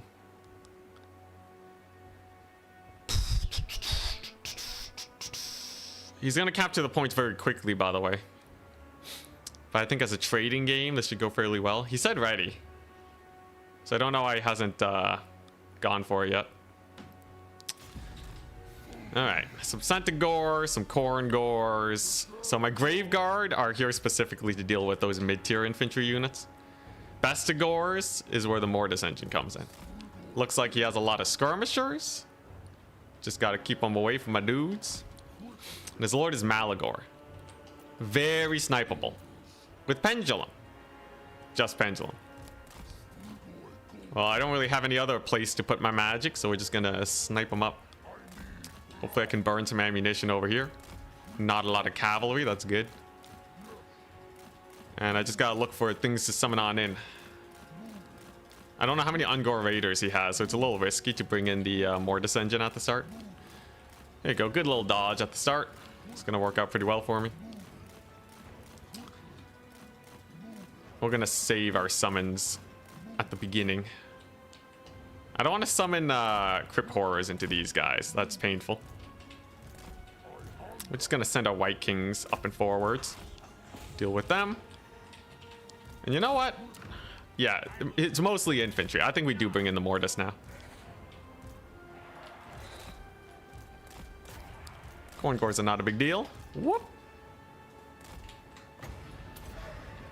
Just get one of our breath attacks out because it might hit a couple Centigores at the beginning.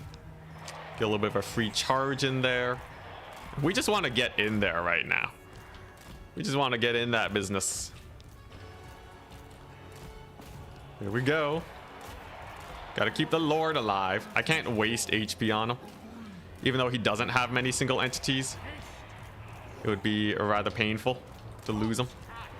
So it's gonna pull him back. Going to get our Scab Scrats out. And that should be a pretty good start. There you go. There are his archers, but a little out of position, as you can see. So that's going to be pretty good, because the Mortis engine's cooking. There we go. Just get a big old summon right on top of them. All right.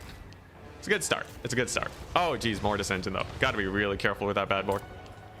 Can't afford to let the Mortis engine die. Mortis engine dies, it's super over. At least we have my guys mucking up his archers right now. As long as they are continuously occupied, I'm good. Might even be able to get a Crypt Ghoul flank on them. They'll be solid.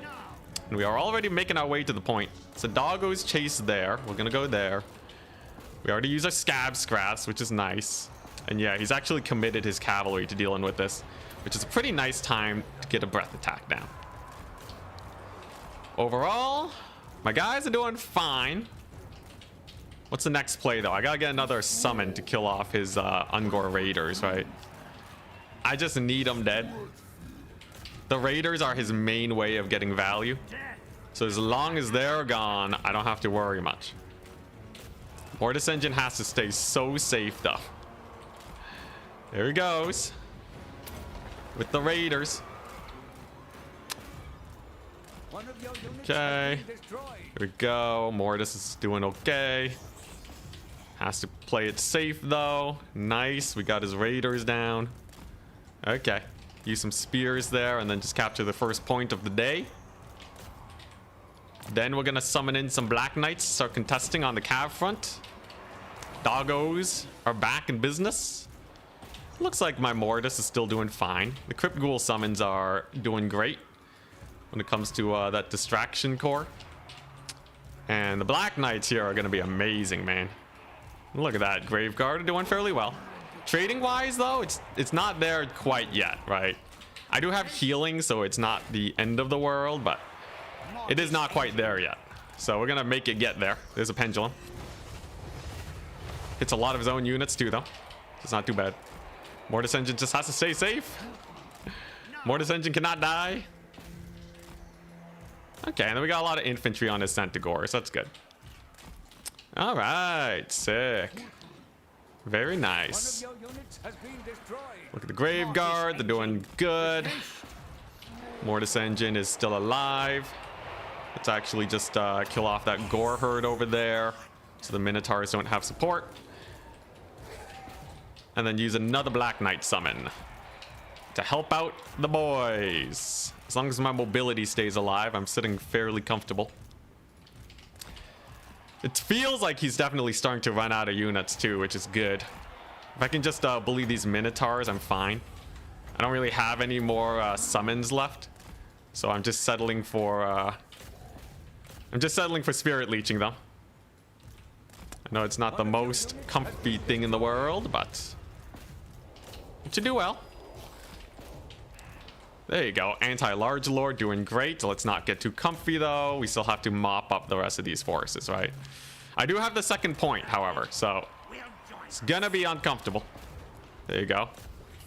Gets a little bit of a charge there. That's fine.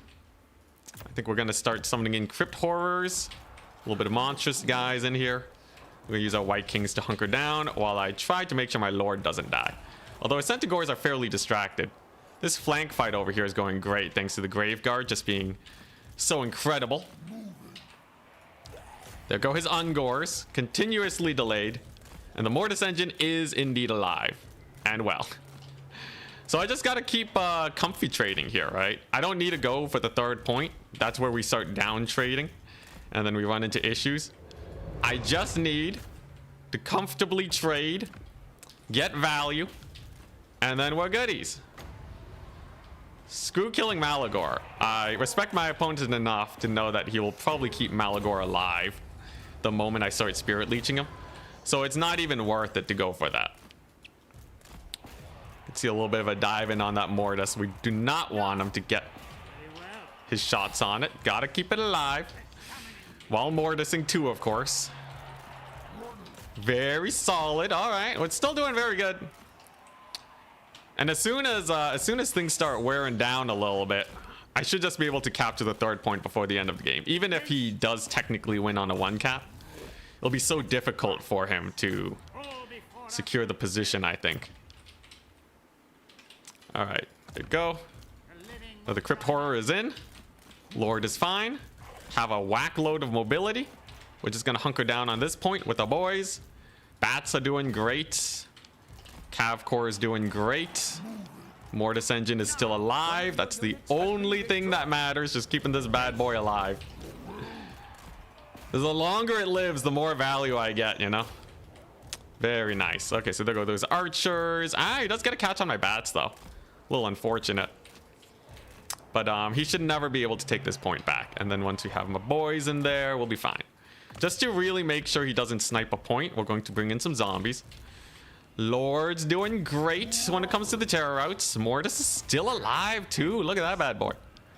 Mortis does not give a crap. And I still have double scab scrath, which is oh so important for this here battle.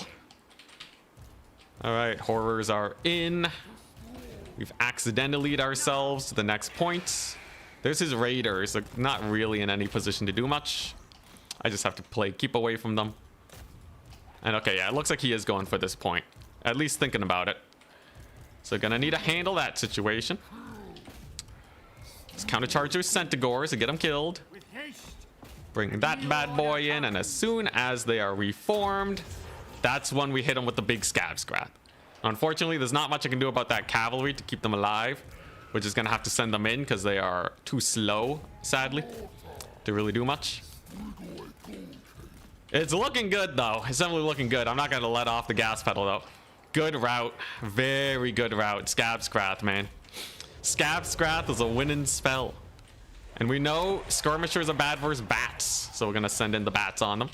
At this point, with this last point getting captured, it should just become a game of stalling. Just a big old game of hold the points. Play for value. Some zombies are gonna hang about the middle. My lord's still fine. He's having the greatest time of his life. There's the bats. Oh man. It's looking pretty good. It's looking pretty good. I gotta make sure we don't throw though. Let's not overextend. Keep this mortis engine as far back as possible. I'm gonna make him work for it, okay? He's gonna have to put his guys in danger to kill that mortis. Yeah, there we go. Finally, reinforcements abound. Good old charge on his forces there. And I'm not going to overextend. We do not want to get overextended and picked off. Happened to me way too many times. We only play on our side of the map. That's how we do. Bats, cycle charging, glorious. Now, who am I spirit leeching? Screw these Centaurs, man. They're getting way too much damage. He just pendulum my dudes, too. What a guy. There we go. And now he's beginning to push up. Let's get our grave guard in there. Good old spirit leech, maybe even a terror out, but it looks like not today. Too bad, so sad. However, those corpse cards providing perfect vigor. Definitely helping my guys continue the grind. Looking pretty good. And at this point in the game, I can spam infantry. If he spams infantry, they die to the Mortis engine, which is perfect for him. There you go. Big old Cav engagement here. He's doing his best, but it's just a big old grind with the Mortis, giving my guys ludicrous stats. Mortis engine still alive. Value trading still even, but we've healed so much, right? My Lord's been regenerating almost the whole game. We captured the Faro point. I don't need to hold it with the horrors. I just need to hold 2 points now. So I'm just going to do that and value trade them to death. Very good. These guys are on the verge of terror routing. So I definitely just got to send my Lord in there, as that is just such a premium play to make. And then you see that Mortis engine sniperoo that he's going for? Yeah, that's why you dodge with it. Dodge with the Mortis engine for days. Babysit that bad boy. It's your most quintessential tool. Good pendulum, though. Indeed, I did get the terror out. Glorious. Come on, Mortis. Keep dancing. Mortis will live. All right. Anticity, when he's locked in, he doesn't let anything die. Presumably. We'll see how our Games vs Sharks go. There we go. There's another big old terror out. Glorious. He's going to go for the 1 point, but it's already too late. I can just value trade, and he's going to get a zombie and lose out on a lot of points while doing that. So definitely an up trade when it comes to me. All we got to do now is sit back, relax, and not overextend. I can just value trade. The Mortis heals a ton. He can take a sweet time taking back this point. It's a single point. No need to freak out. No need to end the game early. There's one healthy Lord. I looked at chat. Yeah, he's doing pretty good. Look at the safety here. I never went back here, except for like maybe with my doggos one time. I think these guys are gonna crumble though. No healing. But look at that Mortis. Crypt horrors are having a dandy old time. Very, very nice. He does have his archers back though. They're kind of out of ammunition, so I can mostly ignore them, I feel. Commits with the Centaur charge. They don't lose vigor when charging because they have perfect vigor. So honestly, I don't think they care very much. Hunkering down. Operation Hunker Down Forever is going just amazing. Worst case, I can bring the Mortis engine here, but it looks like he's focusing his forces onto this side of the battlefield. It's a great opportunity for Graveguard to cook. Sandwich on the Centaurs. My Lord's full HP. And yeah, you see that? He is going for that point. So we just want to stall with bats and then dogs. The bats have really high melee defense, so they should not die. Subbing out units here. Jeez, those Ungor archers. He really does not let up with the archers. Anyways, we're just going to ignore Malagor some more. Use my Lord here. You get the Mortis engine in the pocket. The bats will stall the Ungor spearmen forever. And then I'll have doggos soon, which is great. At this point, the battle's going to end before I use all my magic, so I might as well just start chucking out spirit leeches off rip. The cooldown is simply, yeah, it's going to take ages here. Doggos abound. Get in there, boys. Doggos will do great. Big old terror routes, using our Lord effectively. It turns out when he's not dead, he can actually do quite a bit of work. When he's full HP, you don't have to fear for his life 24/7. Really frees up a lot of micro. I'm surprised. And yeah, I'm not going to threaten this last point because up trading is the safer play to go for. There you go. Big old chase off over there. You have one unit just threatening the point, being super annoying. And I think it's impossible to lose from this point. Let's not relax though. Gotta get the good habits for the rest of the tournament. Look at that Mortis though. 800 value? Wow, that's actually really low. I thought it would have done more. I guess its healing is worth its weight in gold though. Good stalling. Okay, I might as well capture this point. He has nothing left here. He has actually nothing left there. So yeah, we're just gonna go over there. Get another spirit leech off rip to kill a couple gore herd entities, slow down the capture rate. Bring in the corpse cart, why not? Big old fat capture over here. Get the Mortis engine in. And my Lord's not gonna die to Malagor. He can damage tank now. He has such luxuries. And if he terror outs the Gore Herd, we're in even better position. Great captures abound. I'm just gonna summon a Grave Guard, because at this point, if he manages to capture 2 points, I just have to hold 1, and then we win. So Grave Guard to the center seemed pretty good. He's triple capped. Hell yeah. Look at that. Gore Herd routed. I think we're gonna route off the other one, and then I have capture weight advantage. Looks like my Spirit Leech timing was really good too. Kicked in at the perfect time, and he taps out. So that's the first game of today. A solid victory versus Oishi. Very solid indeed. Lord played very safe. 1500. White Kings were amazing as always. And the Grave Guard were an amazing pick. So you really need Bestigors to kill Grave Guard. By going for these guys, they weren't able to do as much. Smooth, thank you. You got a lot of magic. We spent it all in the end. 1 down. Many to go. Woo. Who is this tryharding Anticity? I know, right? I played as filthy as possible. We played that one clean. All right, very few misplays. I think we had a few minor misplays, taking a little bit of damage on the Mortis early on from some of his range units. My Black Knights were safe though. The dogs did pretty good for chase-offs. I didn't forget them at the edge of the map either. Looking good, looking good. Conic Sign Stalker's not bad. Okay, yeah, I think we played that about how we were supposed to play that. That felt about right. Felt good. Okay. All right, here we go. Just gotta do one more. Picks and Banes. Here we go. Huh. So I think I'm the host this time because I'm bottom bracket. All right, what were my factions? Okay, yeah, we got some good factions we can play. Gonna need a lot of good counter picking.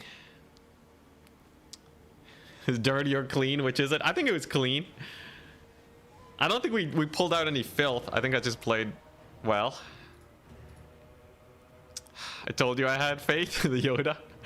Yo, yeah, the Black Knights. Redeem the Hydrate. Thank you so much. Oh, boy.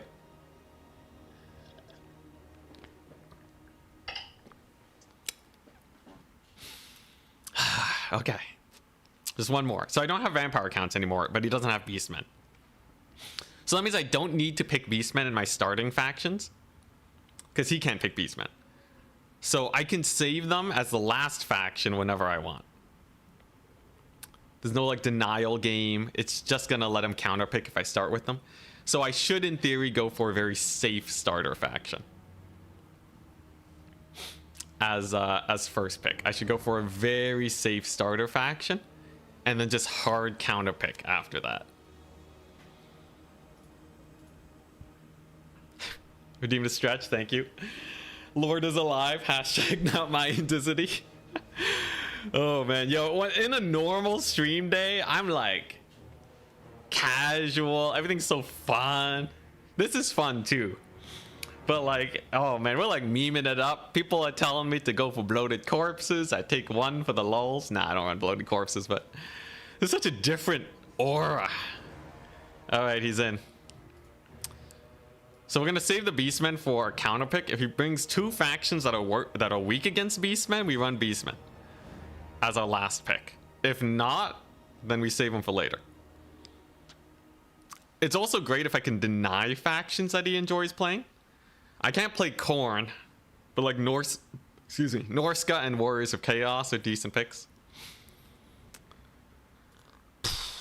Bloody boys, let's go. You'd love to see me play chess. He probably goes wild with his queen. How do you know, man? I'm not that good at chess either. You guys will see misplays upon misplays. All right, so I'm ready. I get first pickings. I know what first faction I want. Okay, here we go. Picked it. My first faction's Warriors of Chaos. One of the safest picks I can go for. Not the strongest faction, but has very few counters. So I should be able to get at least a decent matchup just by having Warriors of Chaos.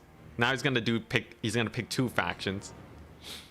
5-turn Queen Sacrifice, King Sacrifice. Okay, so whatever 2 factions he picks, I have to hard counter them as hard as I can. I have a few good options here. Kislev and Vampire counts. Okay.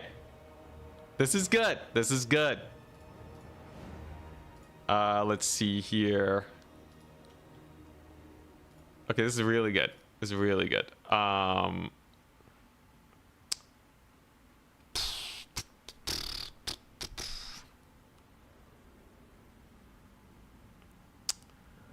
Is it really good? Okay, actually no. I play a mean Empire into Kislev counts. I play a mean Empire into that. Warriors of Chaos is not bad versus Vampire counts too. It's totally playable, even if it is a little sus. Okay, his last faction is picked. So what's mine going to be? It's Kislev. I don't have Vampire counts against him anymore. I could go for...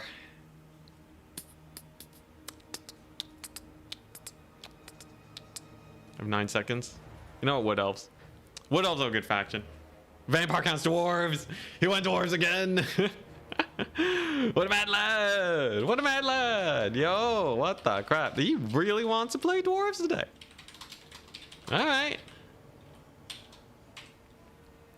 So I'm first ban. Easiest peasiest matchup to ban as a starter. Warriors of Chaos versus dwarves. Because I just haven't played that matchup very often, so. And honestly, my Empire and Wood Elves versus Dwarves is fine enough. I'll take those. We've played that matchup actually many times before, so that's fine. Big boy secret strat. Yeah, and I know he's thinking about Dwarves versus like Empire maybe. We're on Dunes of Cain, by the way, which is a solid map. Oh, he's the lobby host. So on Dunes of Cain, it's a big flat map with hills to stop cannons. It could be a good map for dwarves with flame cannons. That's the biggest thing that I have to worry about.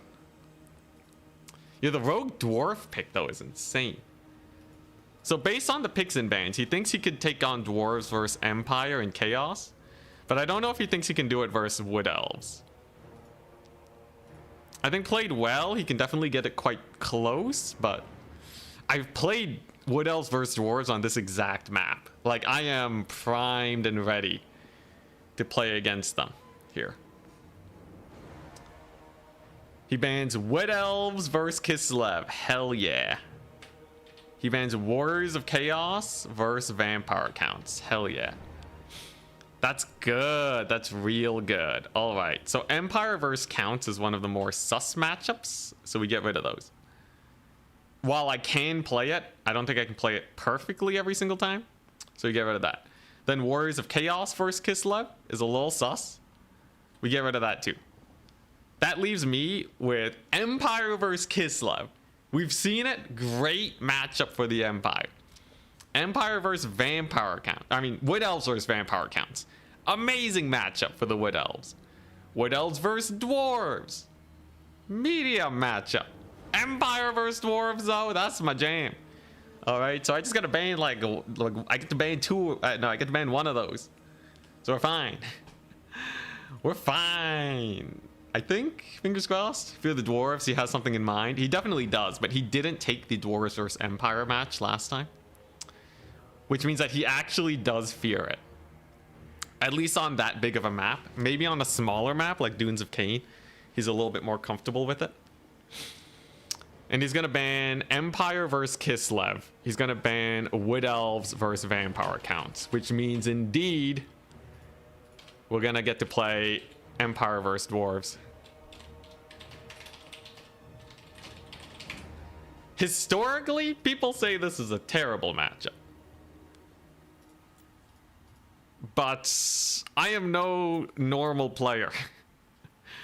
We are not a normal player. So I have a build against it. The question is, what does he have? What does my dear opponent have to counter some Empire shenanigans? This one's gonna be a crazy game. This one's gonna be an insano game. The hubris. Yeah, I still have to be ready for what he might bring, right? So what's the map? The map is Dunes of Cain, right?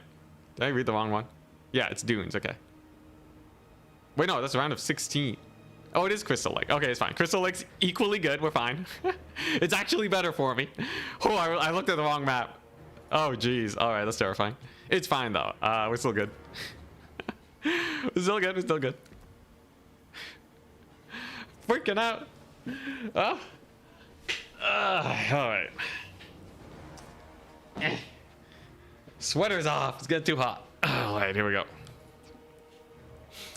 Big thing about Dowie, you don't want to get rushed by them.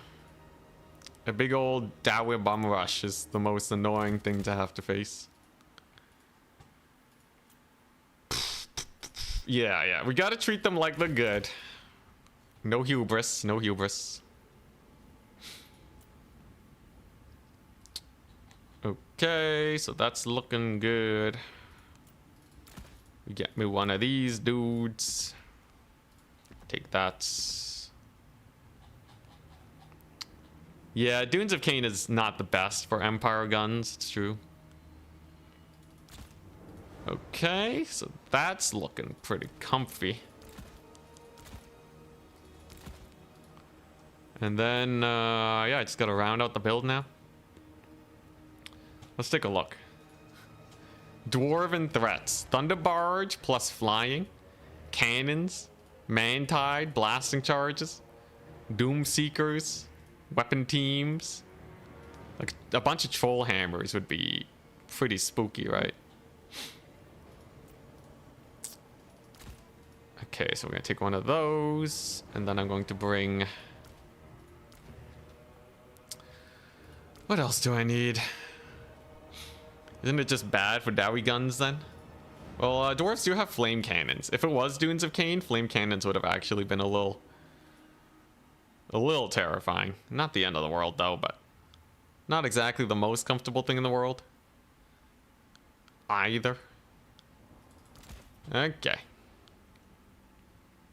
So I have me a build. The big thing that I need to make sure of here is that I don't goof it up. Just gotta not goof it up, and then we're good. Gyrocopter spam is absolutely a possibility. You could just go for like 1,000,000 gyrocopters, and then life gets real awkward for us. But gyrocopters are not the be-all, end-all here. You can absolutely manage. Isn't this an auto lose from Dowie? In theory. I don't think I've played up against a player of this caliber playing as dwarves, but it should be pretty bad for them if they don't have the right tools. So if he brings a Thunder Barge Gyrocopter build, I think I'm fine. If he goes for Man-Tide, I think we're fine. Box should be fine. Yeah, I guess this is the build. Got all my abilities that I need. Let's do it. We win this. I move on to best of fives, which is a much more comfortable format for me. I can take advantage of all the factions that I know. Then we're good. We win this. If we win this, we're in the home stretch. But then we're probably up against Tim the Wilder. I have long rifles. We got lots of long rifles. It's good. Let's see. How many units does he have? I'm hoping for a Man-Tide. If he just has a ludicrous number of miners. I mean, own goal, not him. Own goal. 16 units. Beautiful. So if he forward deploys his miners, they're going to instantly get run down by my ludicrous cav start.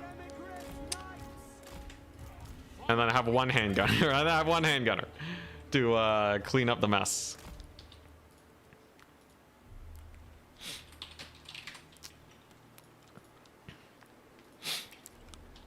But yeah, this is the hard counter to miner builds, because blasting charges just don't do anything to these guys. They have anti-infantry, ludicrous damage, crazy melee stats, so they don't take a lot. And they're shielded, they're great versus quarrelers, rangers, the likes. Knights of the Black Rose are amazing. If he brought a box against my cav, I have the Sunmaker. If he goes gyrocap to spam, I have my war wagons. More knights in case I need them to run down his forces.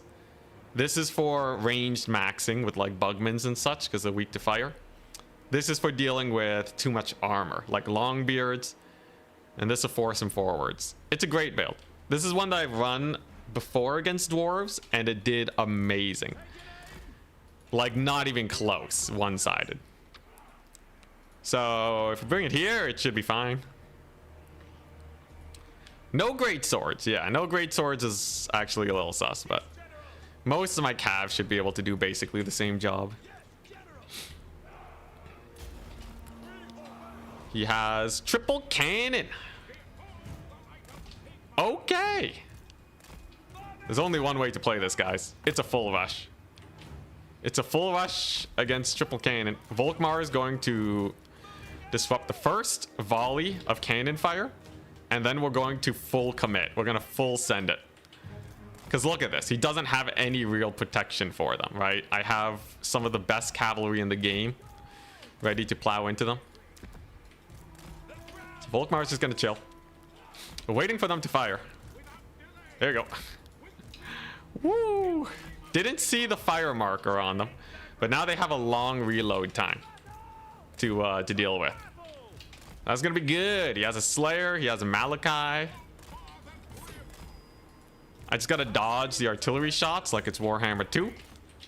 And we're gonna hit him with the sickest flank you've ever seen. Jeez Louise, get the dodge. Get the dodge. He has a lot of range units though, that's for sure. Get the loop around. Get the Rangers first. Okay. There we go. Volkmar's doing great.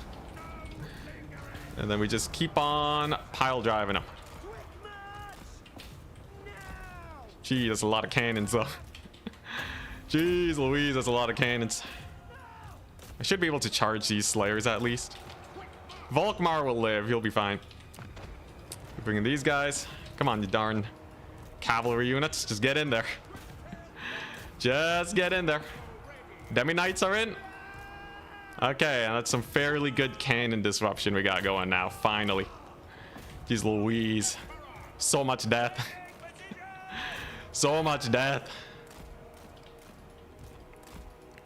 Alright, at least his range lines are in disarray now. And I should just be able to tear out these fools.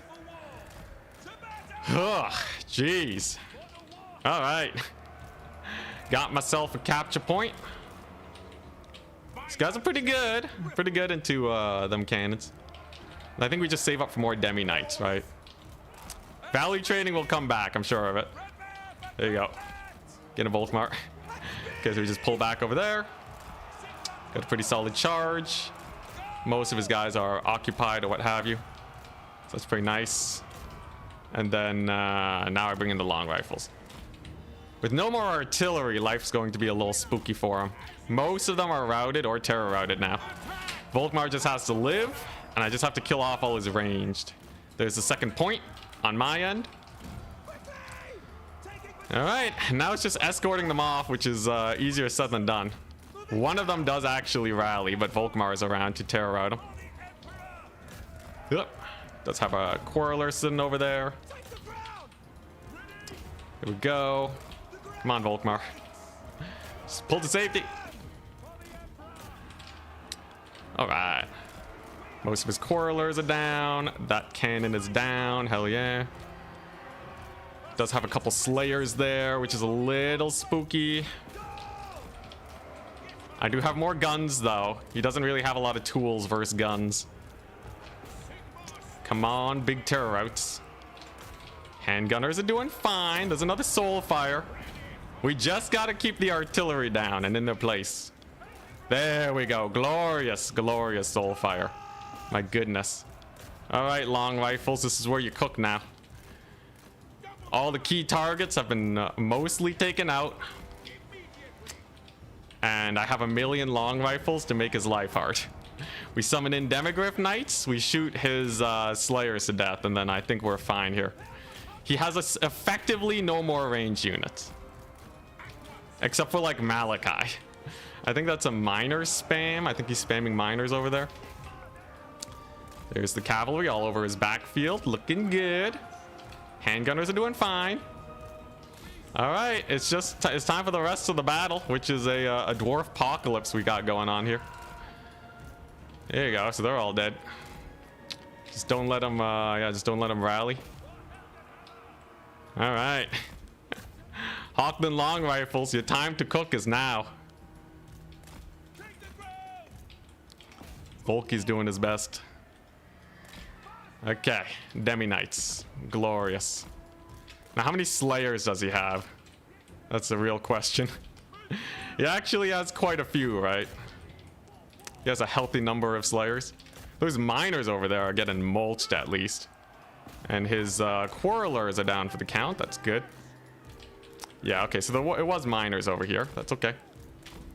If he's spamming miners, they will go down to the cav spam.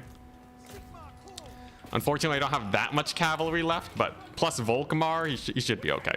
In fact, I think I can just hammer this position, and then we'll be all right. He actually re-summons a cannon.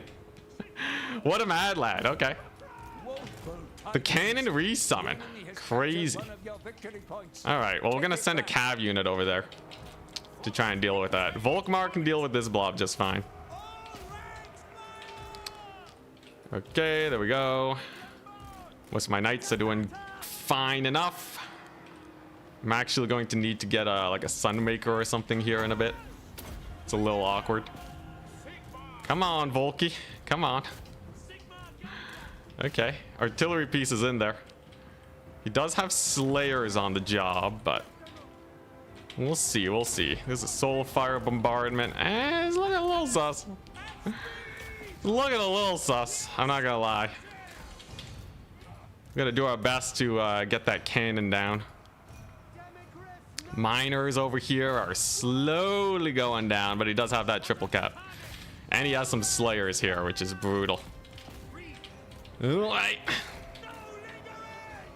Let's see how the cav does first. Demi Knights are doing okay. I might have lost too much cav going for that backline dive. He did summon a lot of Slayers. Maybe I should just capture the points first. The regret. The regret. Crap. He caught my wagons. I should have taken some great swords, man. Dude, the great swords would have cooked. That was a big misplay. Such is life. Such is life. Oh, the brutality. Oh, I'm still gonna play this one out though, because I do still have my Demi Knights here. He did summon another artillery piece. Jeez. I think we're gonna get tabled though. Dang. Yeah, those war wagons. I looked away for 1 second. They died. Nah, there's no way we win this. Dang it. Yeah, I thought the deep dive would work. We got caught. Dang. All right. GG, well played. Well, at least he doesn't have filthy dwarves anymore. Dang. Yeah, so I thought we'd be able to just kill him, but I guess my cavalry was too expensive, so they ended up dying. Usually you can punish this with the Cav Max. He did a good job summoning in the mass slayers. So that means the actual solution was to just capture all the points and then just play it super slow. Should have had great swords too. Well played, well played. 1-1. Oh boy, here we go. Time for the last match against Oishi. We're on Jade Tomb. Remember it, Jade Tomb. Aw, Nelly. Create draft from this preset. Copy. Paste. My bad, sent him the wrong code.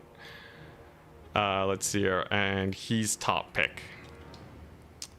Alright. So he's going to want to have Kislev, right? He's been first picking Kislev a lot. He doesn't have dwarves. He likes vampire accounts. So I'm gonna need something against that. I'm down my empire though. Honestly, I think if I had normal empire knights, he actually would have been way worse off. Okay, let's see what he goes for. I imagine vampire count start? Kislev start, okay. I am running out of options versus Kislev. Does make it a little spooky. Let's see here. We already played Counts. He already played Beastmen. I think we do go, yeah, one of these. And then my second faction. Let's see, he's gonna have Kislev and vampire counts for sure. So I just have to like hard counter vampire counts here. I went for Warriors of Chaos and Wood Elves.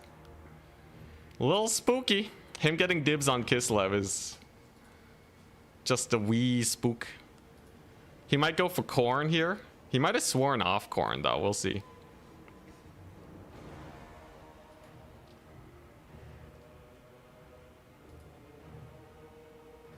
Let's see, let's see.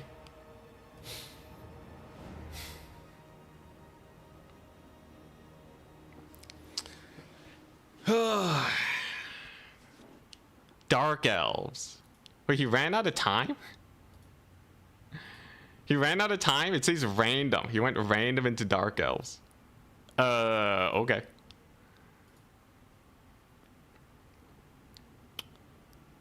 Well, like Beastmen should just be great there though, right? Or Norska. He already played Beastmen. Beastmen should be stronger than Norska though. Yeah, I guess I go Beastmen because it's just safe. He's gonna go vampire counts, and I'm probably gonna have to play a match versus Kislev.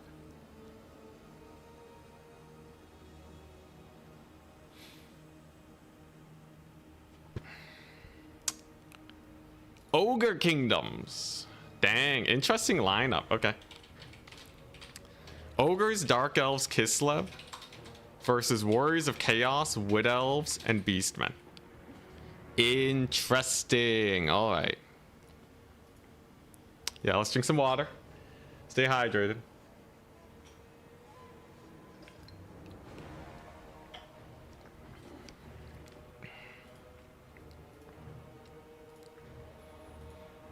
Man, the triple cannon. I never thought triple cannon would survive the cav rush. That's pretty crazy.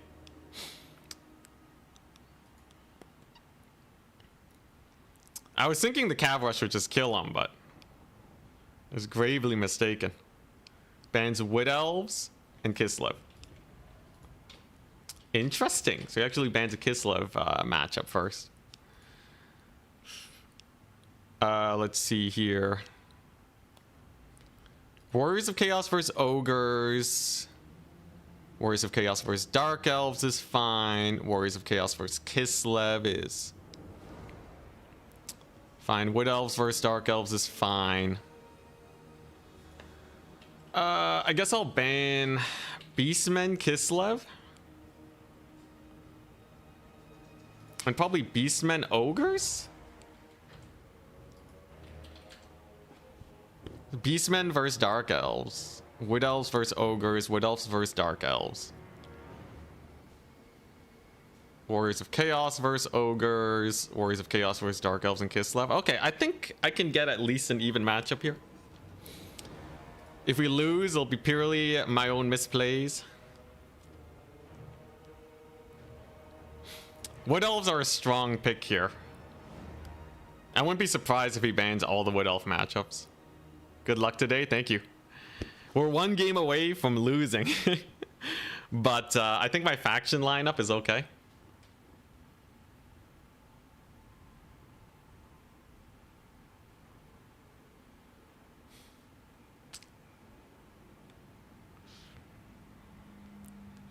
That's a straight up Grombrindle build versus Empire. That's pretty jokes. I wonder how it works against like Empire. Artillery counterfire or what? Like if I just saved up for Sunmaker, would I have been able to win there? Because I guess he can't rush me, right? I think that would have been the safer play. Just get a Sunmaker. Use like some stealth units to capture the points. Because I think the moment they can't rush your face, it's fine. He bans war. Anyways, let's not dwell on that. That's for after the tournament. He bans Warriors of Chaos and Dark Elves and Wood Elves and Dark Elves. Very nice. So I can pretty easily ban Wood Elves against Ogres and ban Kislev into Warriors of Chaos. And that way it's Dark Elves versus Beastmen or Ogres versus Warriors of Chaos. Both matchups we're fairly comfortable with. But it's fairly even, all things considered. Oh boy, here we go. We had two very decisive victories. One for him, one for me. He's playing Ogres. Warriors of Chaos it is. All right.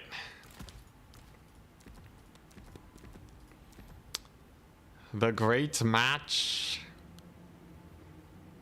Oh, this will be a tussle for sure.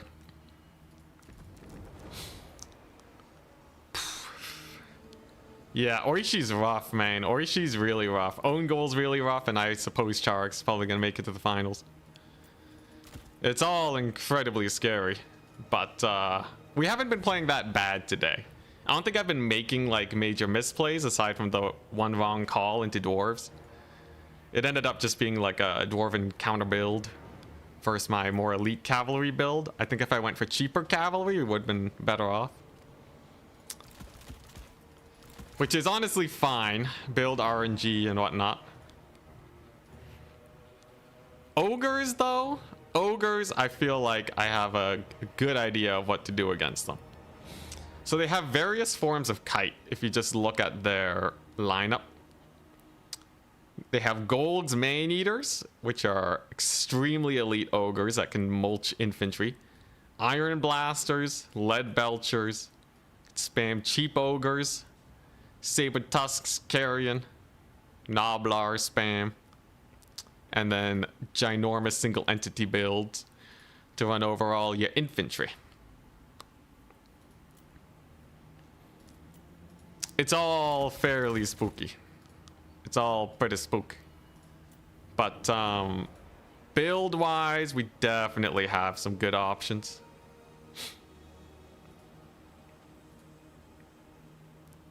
I just gotta make sure we don't die. Lead Belchers especially. Lead Belchers, you gotta really be careful around them. Them and Man-Eater Pistols are both extraordinarily painful to deal with. Doesn't mean you can't though. Zinch Halberd aspiring champions are good, but they also get shot up. So if you do take them, you have to have a commanding position against their single entities. Or I mean they're the shooting dudes. Let's see here. All right.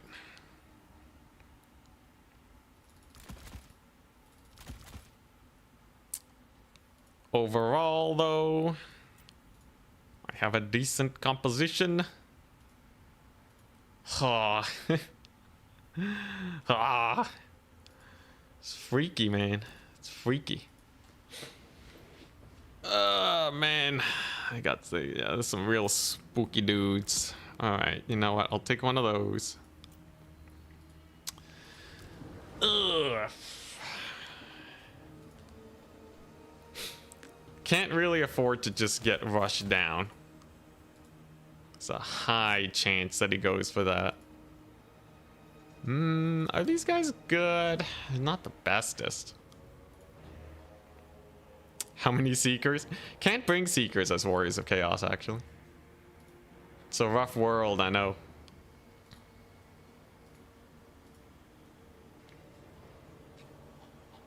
Okay, so I think that's a good starter. Then I have a bunch of these guys, and then I just need like a finishing touch to this build. I feel like I'm definitely missing something here. Honestly, this is not the worst. It's not the best though. Maybe a one of. Yeah, you could just bring a bunch of Thunder Tusks, and then have his way with me. Thunder Tusk Rumble. Alright. You know what? It's actually not the worst in this situation. We take one of these, and then in my main army... I probably just need like a bunch of these guys. I don't know. That feels kind of sus. I don't know, man. I'm sweating. Actually sweating. The Dragon Ogres are like not the worst here. You got the missile resist. They got a good package.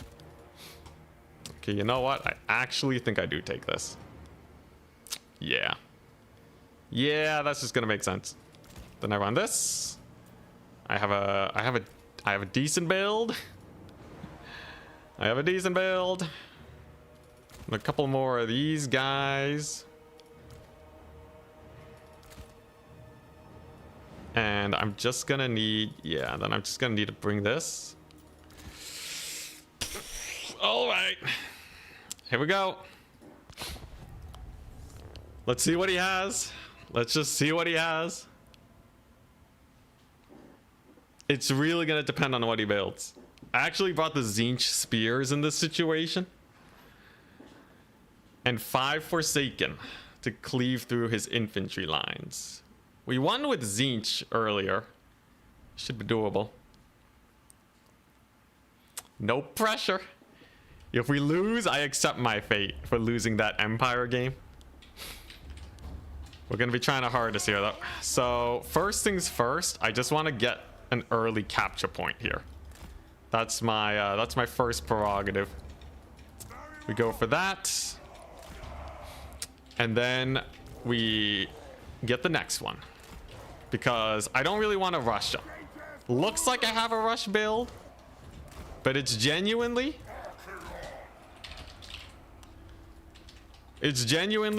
a more defensive build with the Hell Cannon. Forsaken are really good into Ogres because they kill Noblar super fast. So they're just a nice option. But very likely, I'm going to summon a Hell Cannon first and then play on the defensive. And we'll see where we go from there. When you're doing that, you need early capture points. Tickets are very important. But yeah, I'm not able to fully rush with these guys. Nor is rushing Ogres a good idea. You get countercharged by Bulls 24/7. If he goes too hard on the Lead Belchers, this is really good. If I buy base version of the game, what percentage of the game I buy? If you're buying just Warhammer 3, you get most of the content. You just don't get to play as the dudes, but you get to play against them. Here we go. He said he's ready. All right, 14 units. 5, 5, 13. So he doesn't have... Yeah, okay, they're all there. They're all there. So I can pretty easily just capture this first point. And he does have a bunch of Lead Belchers and the Sky Striders. Okay. Pretty standard, all things considered. What we want to do against the Lead Belcher Corps is to play it safe and force him forwards with the Hell Cannon. Because he can't rush me with the Lead Belchers. He's asking for trouble if he allows that, right? So that should be a good start. Pull back with Horsemen. Get into the trees. He's going for big back riders. And our Hell Cannon is now out. So this thing gives it a speed bonus. And we're just gonna march forwards with it because it's on him now to try and rush me down. I have the home point very well secured right now. So this Hell Cannon should be able to cook rather hard. And actually, I want to scoot it up as far as I'm comfortable with. Yeah, we're still in the tournament, but if we lose this one, it's over. Good first shot. Kills one entity, which is a good start. And as he pulls back, that's when my horseman can get back in on the action. It's going to be a good start for me. We have our little Forsaken flank over here. Looking pretty comfy. Archaon just chilling. And now he has to deal with the Marauder Horseman shenanigans. He has Urannans. Oh, crap. Oh, jeez. Okay, yeah, he's using Urannans to counter the Hell Cannon, I see. I'm going to need to use Archaon to ward that guy off. I think I almost got that killed there. That would have been very bad. If he kills it, I'm just going to have to resummon it. So we can't let him get any closer. We cannot. We cannot. He's summoning in a lot of dudes, that's for sure. Here comes the Hellstrider crew. Don't want him to get Urannans on me. It's a pretty good shot, though, from the Hell Cannon. He's definitely putting in work. And we have a lot of Forsaken here, ready to retake that capture point. There you go. Big old route. Very nice. Lead Belcher is going to be trying to get on in. We're going to preemptively move this to make it harder for him.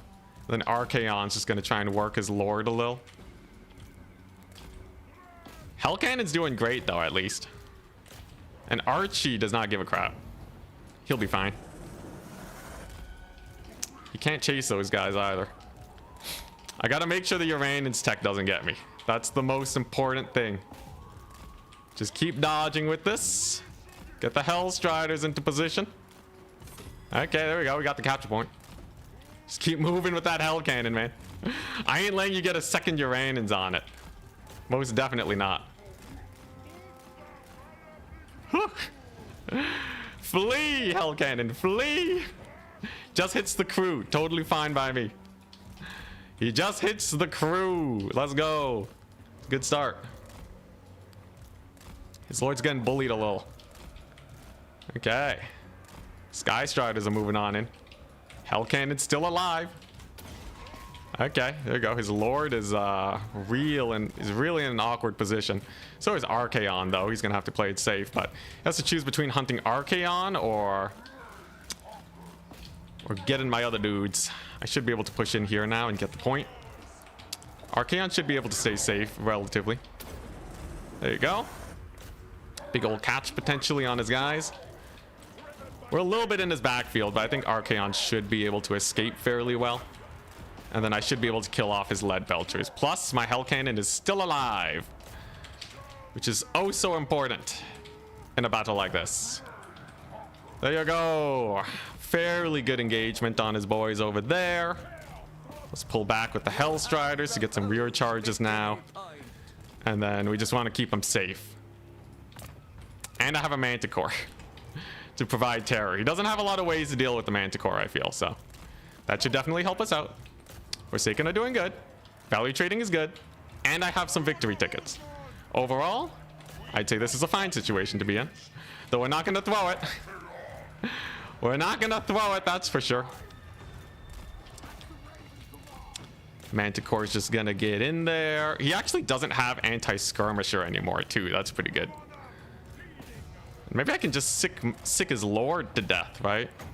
Big ol' rear charge here from Archie, too, to rout off those forces. Manticore's doing fine. Did he get a cast off yet? Not quite yet. So his Lord's gonna be in some trouble, ain't he? There you go. Yeah, the counter tech to the counter tech. Bringing in the big boy. Yeah, let's go Forsaken, man. Okay, those ones are dead, though, unfortunately, but I have a lot of horsemen here having a good old time. Archaon's doing good. Hell Cannon is still alive, thank goodness. And I can start summoning in dogs to chase off his forces.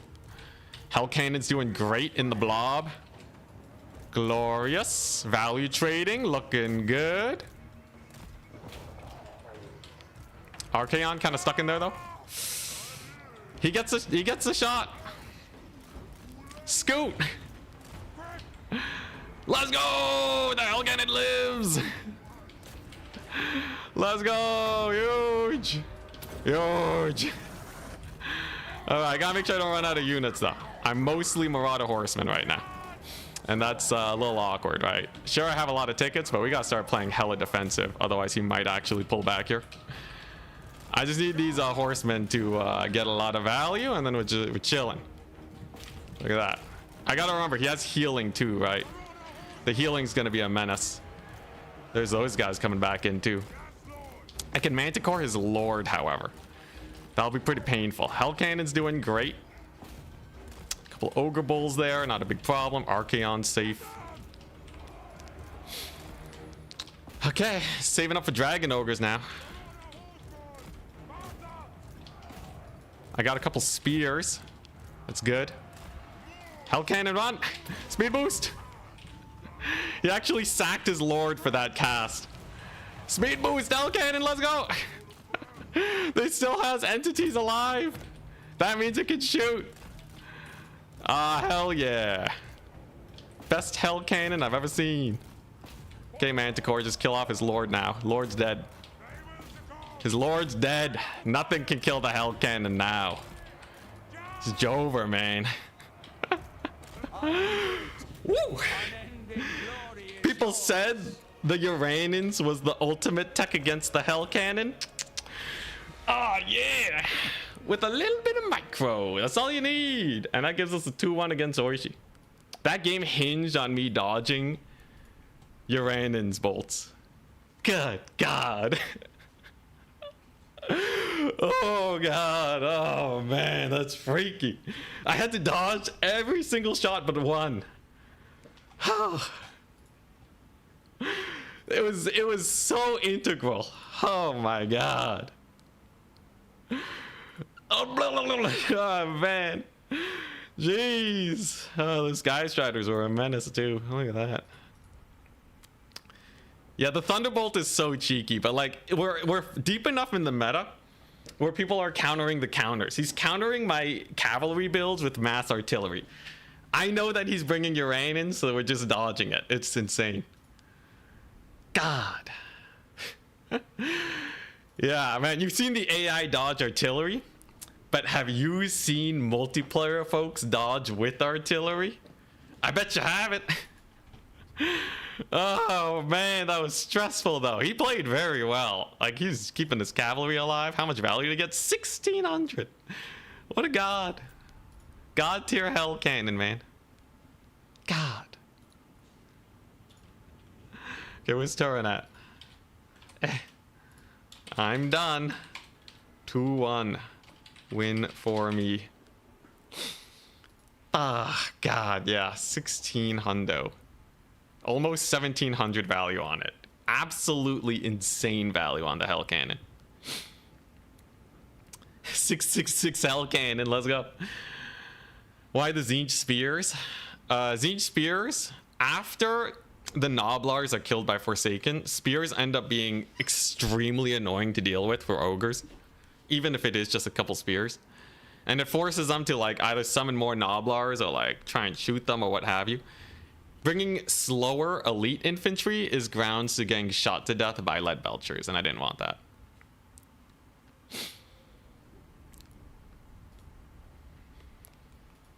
Huh. Gotta practice drifting through the gaps for game number 2. Oh man, if I have to play versus dwarves again as Empire. Spookalicious. Alright, so I messaged Turin. I think we're alternating games right now, is how it works. Ha. Is he casting right now? What's going on? Oh man. Oh, he is casting game. Hell yeah. Seapar versus Charles? Oh. Sepa versus Charix. Oh.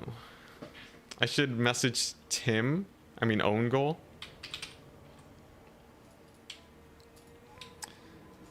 Did you win your best of 3? Turin stream, by the way, is over here. A lot of people like to watch both of our streams. Looks like he's casting games now. He'll be casting my games. If you want to see the first person POV though, this is where it's at. So Sipa versus Charix. As it stands, it's 0-0.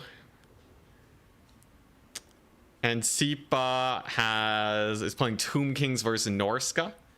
And it seems like Norska might barely be winning. Own goal. Is ready. He's ready for glorious battle. And the maps in the top 4, it starts with Imperial Ambush.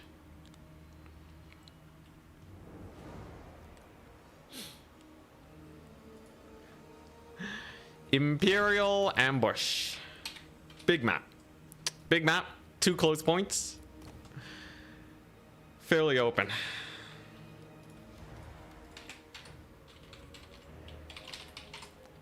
Interesting. Can you pick a faction you already fielded? Now that it's a new game, yes. But you can't play them multiple times.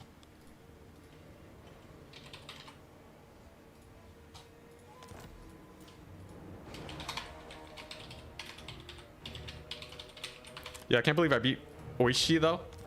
That's pretty hype. We beat Oishi. He was my nemesis when I was, he was the big boss when I was getting back into multiplayer. Best of luck to you both. Thank you.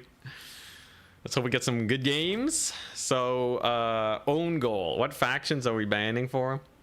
I have a spreadsheet for him. All right. So looks like, okay. Yeah. Yeah. Okay. This is doable.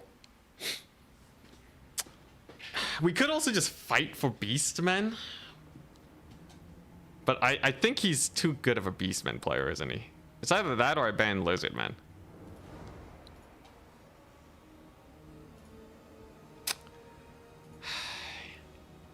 Okay, I know who I'm gonna ban.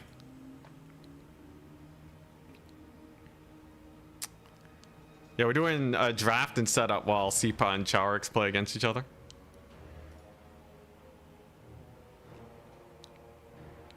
Beastmen and Kislev are out. He didn't want to play against Kislev. Good to know. Good to know. Kislev's a spooky faction. It's a terrifying faction to go against because there's like a 50-50 that you just get massacred. Who's top bracket here? It appears I am top bracket. We're gonna be top bracket for the rest of the draft, or for the rest of the tournament. So if we win this, we're still top bracket, which means I get dibs. I should just pick Lizardman, just give him no factions to play. Anyways, that's not the smartest play, because he will know how to beat Lizardman. I should definitely look for Lizardman counters, and not let him play Empire, because I think Empire is another faction that Own Goal likes to play. If I play Empire first, though, he's always going to be able to hold it over my head.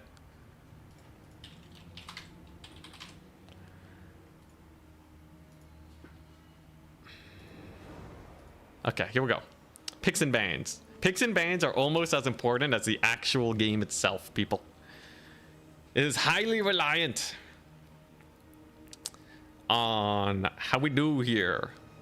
My first pick, obviously, Empire. Get it out of the way. Get it out of my system. See what factions he goes for and get some sick counter picks. Ain't no Beastmen, ain't no Kislev in this business. No Beastmen Kislev is great.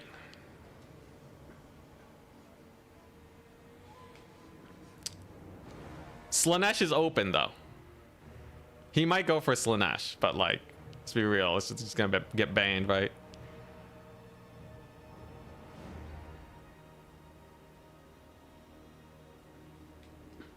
Wood Elves and Tomb Kings. Interesting. Well, okay, I'm picking Slanesh then. Slanesh Empire into Tomb Kings Wood Elves? That's a good one. What else is good into Tomb Kings Wood Elves? I can't pick Wood Elves now because he has them. Let's see here. My Chaos is okay into Wood Elves, but not the bestest. I have 2 options.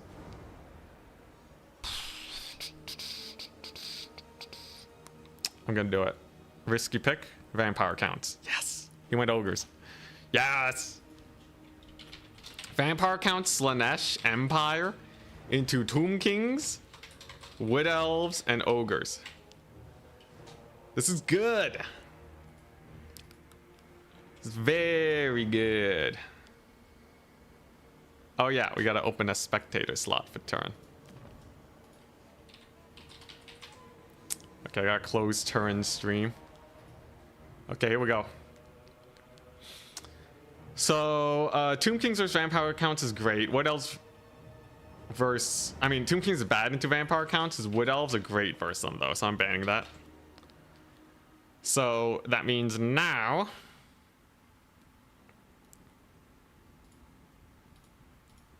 Now, he gets 2 bans.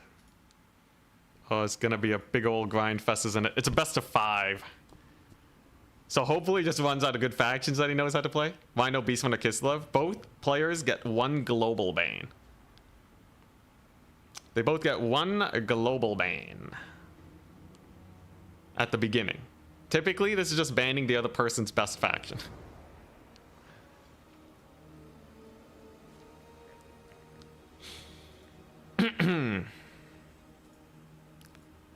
Good luck in the tournament. Thank you. We already made it to semifinals, so I am now top 4 in the world. At least. At least when it comes to this tournament specifically. Bans Ogres, Vampire accounts. Makes sense. And bans Wood Elves and Empire. Makes sense. He's really fishing for the Slanesh matchups. He just wants me to play Slanesh. This guy's been crafting some insanity. But like, they're the best faction in the game. I should definitely like still think about his builds and how he might try to hard counter Slanesh. But I shouldn't, you know, I shouldn't just take the bait and ban matchups that are good for me. Tomb Kings versus Empire on Imperial Ambush. Empire historically is pretty good into Tomb Kings.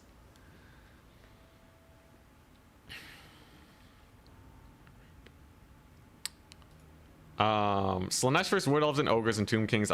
Yeah, it's all great. Ogres into Empire should be good for Empire still. I'll get rid of Empire Tomb Kings because that's one matchup that I just haven't played very much. And then I will ban Wood Elves and Slanesh. Because honestly, there's like... Nah. Actually, I'll ban Ogres and Empire.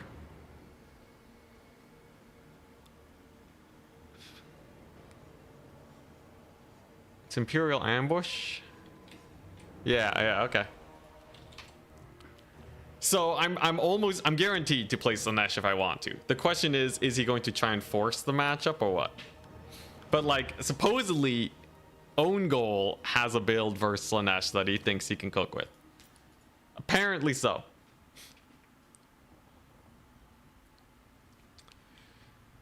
It's very likely I will pick a Slanesh matchup though. Unless he's just feeding me Tomb Kings versus Vampire counts, which historically is incredibly Vampire counts favored.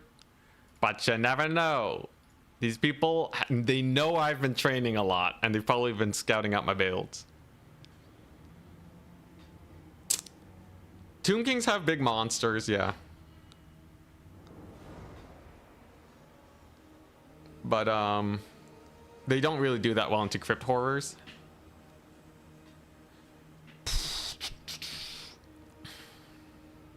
So what's he gonna ban? He bans Tomb Kings and Counts and Wood Elves and Slanesh. Interesting. So that's one that I thought he was gonna have a fancy schmancy build against. Slanesh versus Ogre Kingdoms it is. So this will be interesting. The play here, and it can sometimes be a risky play, is to say Ogre Kingdoms are a really strong faction. And And I just want to get rid of them using my best faction. The thing is, he definitely has shenanigans, right? Whether it's an Ogre Kite, Lead Belcher shenanigans. There's a few things that he can decide to go for that'll be definitely on the spookier side. Let's take a look. Let's take a look at my list that I've been building up. Ogre Kingdoms. Gold's Man-Eaters. To crush any anti-large I have. Iron Blasters. Lead Belchers. You can spam a ton of cheap ogres. Saber Tusks. Carrion. You can spam Noblars. You can go for single entities. Spirit Leech spam or Burning Head to clear off my Lord or Infantry Pigbacks. And Man-Eater Pistol Great Weapons.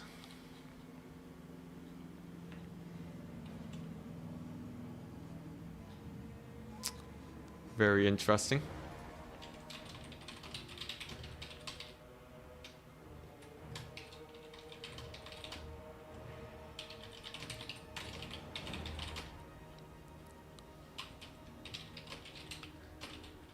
Okay. All right. So let's see here. All right. So I definitely want this. Lord wise, the thing about ogres is they don't really have a lot for you to use spells against. They are quite resilient to spell casting in general. So you do have to be wary of that. Ooh, a voice crack. You do have to be a little wary. This will do, though. This will do.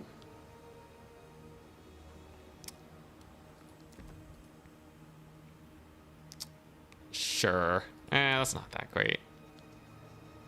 Alright. Yeah, this will do. So there we go. And then I have my baseline army. You have some very expensive big boys that you gotta worry about. They have some very spooky guns. They have a lot of spooky guns. And then, of course, the real rough part is having enough to deal with the Noblar tide. If you can't kill off all the Noblars, it's a little sus. But still, it should be a matchup that is great for me. I've played it many times. Many times indeed. Wow, the Slanesh roster is like so thin, isn't it? Very skinny roster. I guess it makes sense because it's Slanesh. This looks fine though. Quick double check of the build. Make sure I have a spell. Make sure I have all the abilities I'm supposed to have. And we, I believe, are good to go. Here we go. He could bring a big old Death Star. That's one play that I've seen the ogres go for. That sometimes causes a whack load of issues. Just go for a little Death Star blob and then like everything sucks.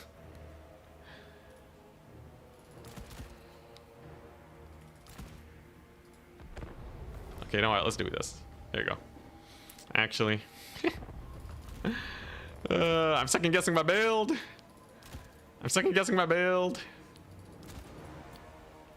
Okay, there we go. Now it's an amazing build. Now I have everything that I possibly need.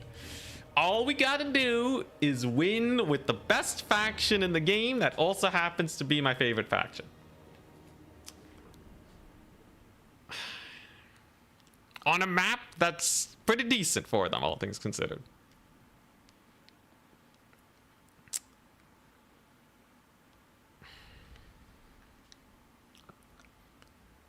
So the big play that I have to make here is to build up my army passive. That's the giant play that I have to make at the beginning here. Without that, I am nothing. Without my army passives here, like Fascination and the Net and all that, the only thing that I have access to is just a normal, strong army. And that's not going to do me very much, so We're gonna play this one ultra careful. In case he went for a lot of single entities, I have the Marquis of Masochism. Great little extra caster there. Single entities can do really well into Ogre's late game because the terror. I have Seductive Glory, Rampage's Fools, possibly just a game winner by forcing out misplays. And I'm just gonna spam Acquiescence to get my faction passive cooking.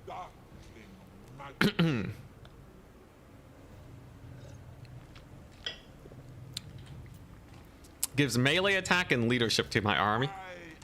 In a fat rush, it's great. Against Noblars, which he clearly has a lot of, we should be good. Forsaken are amazing versus Ogres. But if he brought 1,000,000 Bulls, honestly, Forsaken should still be pretty good. I just have to get rear charges on them. Just gotta get rear charges for the Devastating Flanker. These guys are actually 51 speed, so they're as maneuverable as Ogres. It's a good time indeed. By the way, no spoilers in my chat for what Own Goal has that will result in a permaban. Just a heads up. Probably don't even joke about it, because it gets in my head a lot and I don't appreciate that. So we're gonna keep it clean. Moderators, you have full privilege to timeout or ban as needed. Though I've never actually had problems with people spoiling other people's builds, so we should be good. He's still deploying. He has 17 units. It's taking forever. If I lose as Slaanesh, it'd be real rough, but the advantage he has here is Ogres are still a really strong faction and he's been cooking. He's been cooking up a storm for sure. You're rooting for me? Thank you very much, good sir. And he's ready. And it appears he has no units to start. Very interesting. So we're just gonna play it safe, get some capture points at the start. Deep dives into the back line are clearly very risky. We don't want to go for that right away. He's still rolling on in with who knows what. I'm just gonna get another Hellstrider because he's playing very passive right now. He's playing very, very passive, so... Okay, no, he's just really slow. Alright, well, I'll take that. I can stall him on this point a little bit. And he's gone for... Okay, yeah, a couple lead belchers. So we absolutely don't want to get shot by them. But I can stall his home point, even if just a little bit. Just to make sure that we're maximizing our possible value here. Back off in time before they shoot me. And that's just going to give me a little bit of a stall. So this is a lead belcher build. Lead belcher builds have a hard time when they are getting pulled apart on all flanks. He only has one lead belcher though, which is interesting. Almost makes me want to summon in Marauder Horsemen, as they are quite powerful. And I want to spread them out thin is the goal here. We got to get them as stretched out as humanly possible, because that's gonna make it way easier for me to get a clean engagement here. Lead belchers though, they're moving. They moving about. Skirms are here. Just gonna play around here, make it a little awkward for him. His lead belchers can't be everywhere, so there you go. Just gotta keep out of range of everything and just enjoy the double cap. Slaanesh is a mobility faction. As much as they are killy, I think people don't appreciate the fact that they are so good at doing this type of shenanigans. Whoop. Pull it back. Pull it back. Dodgerino. Holy crap. He might actually rout them. No, they're gonna stick around. He did bring a couple Noblars there though. They're not especially strong. I might be able to flank him too, if we're lucky. He does have his lead belchers here though. But not a lot of range over here. His lead belchers are slightly exposed. We're gonna threaten them and see if we can have a good time. So he's naturally gonna pull back here, right? Yeah, you see those lead belchers? They're running for the hills. But This is actually a feint to try and get him into a sketchy position. Oh, he didn't get the ogre charge there. That's rough. Yeah, it's actually a feint. We're not actually trying to do anything here. I'm just trying to stall for time. Okay, let's get my spears in there. Forsaken on the Noblars. Actually, I can route these guys off. There we go, routed off some guys over there. He's definitely stretched incredibly thin right now. And yeah, these guys are not going to do very well. You can see this map, the hugeness of this map is not playing into his favor at all, right? This is a ginormous map. And now he's triple capped, which is double awkward. There we go. Some Noblars are routed. We charge in there. Pull these guys here. Very, very nice. And those are his lead belchers. Incredibly exposed. So we don't actually really want to fight here. This is more of just a little bit of a free capturing that I'm going for. We're just skirmishing right now. And boy, is the skirmishing going well. Because I can pull him back over here on this side. Let's get those Forsaken on the Blood Belchers. We really want to punish them as much as humanly possible. Get a little bit of a counter charge in here. His Noblars are in. But there's the debuff. Gotta make sure I don't, like, start throwing units, though. Okay, yeah, we actually want to back up from here. He's, like, started to consolidate in the area, and I don't like that very much. Not at all. Not at all. Big ol' route here, at least, so my Lord's gonna heal. We might even be able to catch out some lead belchers finally. That'd be exquisite. There we go. Brace it up. Get the rampage. All right, and he retakes the point, but at what cost? I still have to play this very carefully, but it's overall looking not too bad. I got Furies we can bring on in here. His lead belchers are straight dead, which is nice. I can pull back over here. Just regroup with my forces a little bit. And now we're starting to really build up the army abilities. Because now that we have a big route here, now I just have free units for days that I can run down. It's perfect. And what's he gonna do? Fascination on his saber tusks, so they run directly to their deaths. Noblars for days, man. We feasting well tonight. He does have value trading though, but without his ranged units, it should be a little bit more comfy. There you go. Noblars are getting chased off. Noblars are like the feasting for my guys. Let's just keep spamming that ability. He's going for the home point, but I should be able to at least value trade here, I think. Okay, Noblars in the back are down. Home point's a little sus though, I'm not gonna lie. Though I will have some ogres here I can catch out. It's definitely a plus. Thank goodness for Noblars. They feeding me well.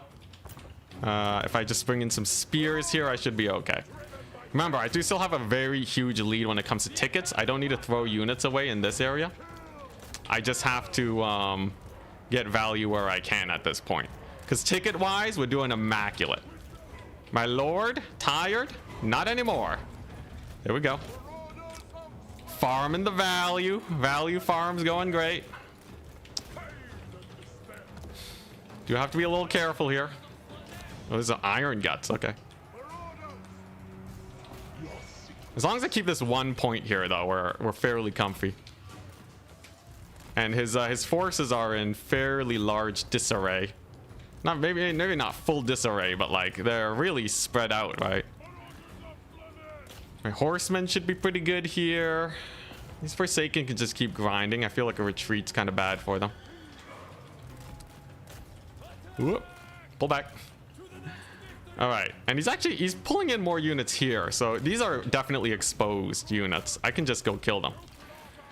Like the horsemen are doing fine enough here, right? They don't really have to worry. Still gonna be a little sus though. And yeah, okay, he does actually have a little bit more support there than I thought. We'll have to be wary. Let's bring in the spears, though. Spears are great. And then at some point, we'll bring in the Dread Seekers of Slanesh. And then I can just overwhelm his forces on this little pocket, right? That shouldn't be a big deal. His Lord, too, very close to being snipeable. If we catch him out, it would be perfect. Ah, crap. A little bit of damage there. Whoopsie-daisies. Don't want him to capture this point, though. But look at my Lord. He's doing fine. Let's get a little bit of a debuff over there. Those pigback riders, they'll go down. Okay, and his Lord's really exposed right now. If I can kill him, that'd be perfect for me. Because I still need a play to get, like, that big lead that I've been searching for this whole time, right? We gotta kill the man. So let's see if we can. Definitely gonna need more Hellstriders too, my goodness. These ogres, very annoying. Okay, that's a pretty good surround. Maybe I can even threaten his back point. Oh, those iron fists. Okay, not a big deal.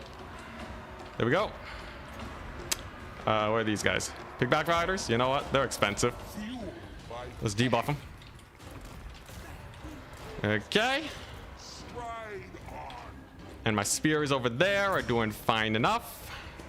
Gonna need some terror outs. Thankfully, my Lord is good at that. It's still a little sus, though, right? Still definitely a very close pitched battle we got going on here. I'm just like desperately trying to uptrade. My Lord's taking a little bit of damage. We're gonna have to give him a vigor boost again just to keep him around. But finally, we have our spears here on iron guts. That's very comfortable. I just gotta get my Lord in there. Charge these here Noblars. Hellstriders right into the backs of those guys. And maybe a big surround on these bulls will get the job done. Value trading wise is actually starting to slip though, which I worry about. His Lord's in the thick of it, however. So I think we might be able to finally go for that snipe. His Lord is extremely exposed. So it's all hands on deck, right? I just gotta get some routes here. There you go. Flay their minds. It's definitely a little bit more on the sus side, I must admit. We are actually running out of units right now. Oh, dang. Hellstriders are in, but can my Lord actually kill it? I think he might have won this. Dang. Unless yeah, I'm gonna have to field a lot more here. This is Lord. Furies are in. They're doing their bestest. Come on. Come on. There you go. He's getting rampaged. I got another one of these boys in here. I just gotta kill his Lord. I think that's my main out that we can go for here. We get that Lord snipe, everything turns around. Acquiescence. I have anti-large. Big old charge over there is looking good. If I can just tear out them Noblars. Come on. Come on, baby. Come on, all hands on deck. Don't let him escape either. Whoop. Come on, big Lord snipe. He's low. He's very low. Come on.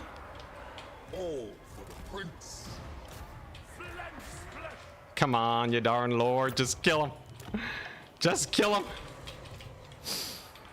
Jeez Louise, just kill him. All right. Big charge over there. His ogre bulls are dying. Okay.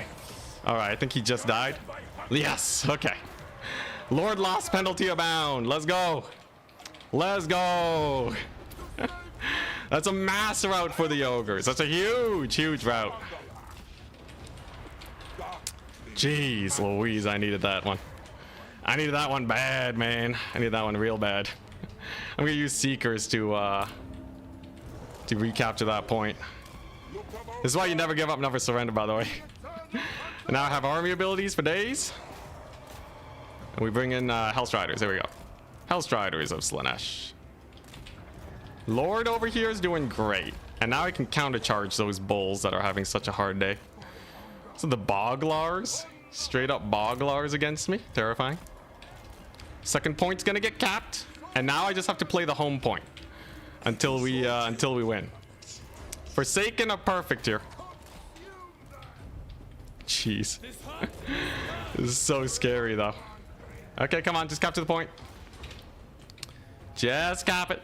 I got more spears on the horizon. There you go, a little bit more of a debuff. Terror out, glorious. And I have a big fat counter charge here in a second. Screw it, I'm netting the Boglars. Netting the Boglars. Let's go. Let's go. Point secured. Hellstriders are coming on in hot. Lord's in here with a little bit of a side charge. It's gonna hurt his leadership greatly. Then we bring in these guys. Big ol' route. Let's go. Cycle charging. Very important. And then we just use Hellstriders to win the day. Thank goodness my Lord heals, man. Thank goodness they heal. Oh my gosh. Alright, we gotta keep playing hard though. It ain't over till it's over. It ain't over till it's over. Lord just took 1,000,000 damage from the Boglars. Not the Boglars. Okay, Boglars just got hypercharged. Lord's getting a little tired. Let's give him perfect vigor. There we go. Okay. Alright. Horsemen. Just to stall that point long enough for me to save this one. We did lose most of our cavalry though, unfortunately. Lord's taking a little bit of heat too. Okay. Gotta not let the Boglars cook. He might actually take that side point too. That's the scariest part. I'm gonna need to try and go for his Lord, I think. Didn't get the charge animation on him. Pretty brutal. Yeah, he's actually gonna get that. Crap. I need Hellstriders. Need Hellstriders in bad. He's trying to Lord snipe me now. Look at this guy. Come on, little dude, run. All right, here we go. I just gotta capture this point over here. Just get in those guys. He's healing at least, and his leadership is fine. If he just chases the Boglars, he'll probably be okay. He can probably capture this point. There you go. He got the point though. It's gonna be the big fight for the home point. His home point, that is. I have Furies and whatnot, and I have a little bit of Cav. My Lord lives. Speed boost the Cav. Counter his slow with the speed boost. Perfectly balanced as all things should be. There we go. Furies are gonna go on those bulls. Okay. All right, here we go. So should be able to rout these guys off. There we go. All right. We just pile into this point. I just have to capture it. That's all I gotta do. It's a big route, that's for sure. I just need some Hellstriders in here. Okay, there we go. Bulls are dead. We have the victory point. That's good. So now it's all hands on deck. They're routed. Let's go. Terrifying. Bloody terrifying. Yo, my Lord. He's barely alive. He's hanging on by a thread. I don't even know how. There we go, spears. This one's on you. Just keep the Lord alive for another few seconds. And then we'll get ease. There's another cast of my magic. My glorious magic. There we go. Nice. Very nice. One of your units has been destroyed. Oh, I can't believe it. Oh, oh, yeah. Oh, we did it.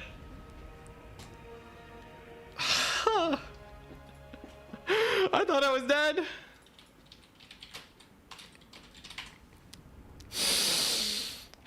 Okay, all right. So no, no Kislev. They were banned. No Beastmen, right? God. Oh. All right. So no ogres for him. No Slanesh for me.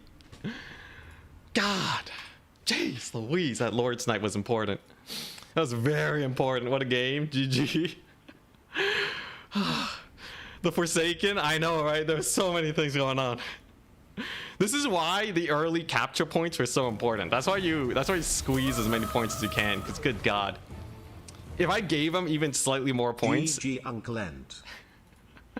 Thank you for the $5. If I gave him even a little bit more tickets, it's over. I had to squeeze the maximum number of tickets that game. The early game was definitely well played by me. The mid game, he had so much control over me. 4K value on my Lord, amazing. God, I just needed more Forsaken, man. The Forsaken were so good. Oh boy, dude, the Ogre Bowls, scary. Jeez Louise. Although a Marquis of Masochism would have been pretty good. Okay, I need to think about what factions he's likely to bring here, right? Okay, he likes Empire. Empire is very likely. Okay, so there's no Beastmen or Kislev. If he likes Empire, what are my options? I have a few that are like, okay. So let's see what he decides to go for first here. He can't go for Beastmen. I can't go for Slanesh. Okay, Tomb King start. Makes a lot of sense. That's a solid... a solid first pick, right? A Tomb King start. We can counter that with... Okay, yeah, obviously that. And then I need at least one safe pick.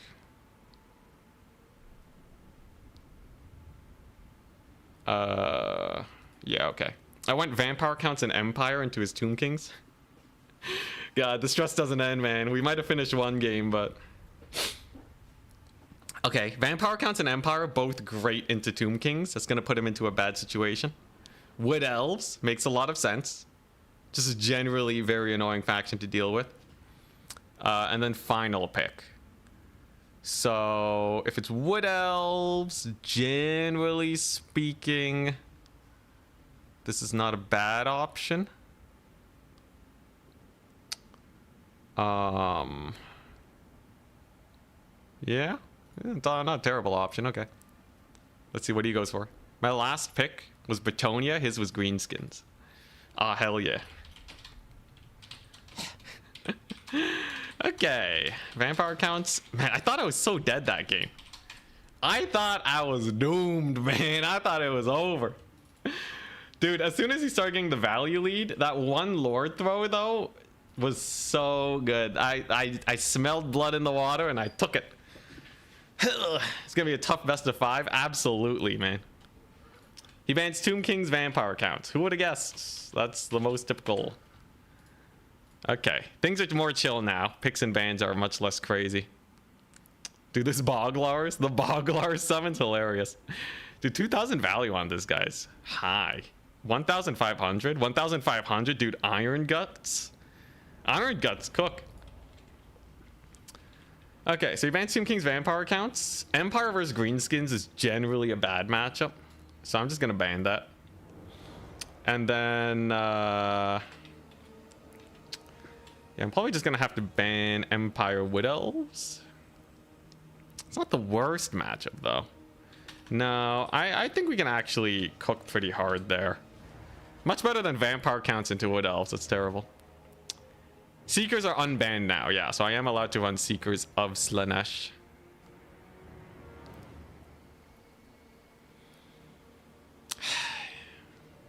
Only 2 or 3 more like that to go. Ah, hell yeah. Great. Jeez, man. Holy crap. Yo, I took out one of his better factions, though. Ogre Kingdoms being gone for him is a huge loss. Massive loss, man. Turin went crazy with excitement. Oh man, no Pavane too. If I had Pavane, I'd just kill his lead belchers immediately.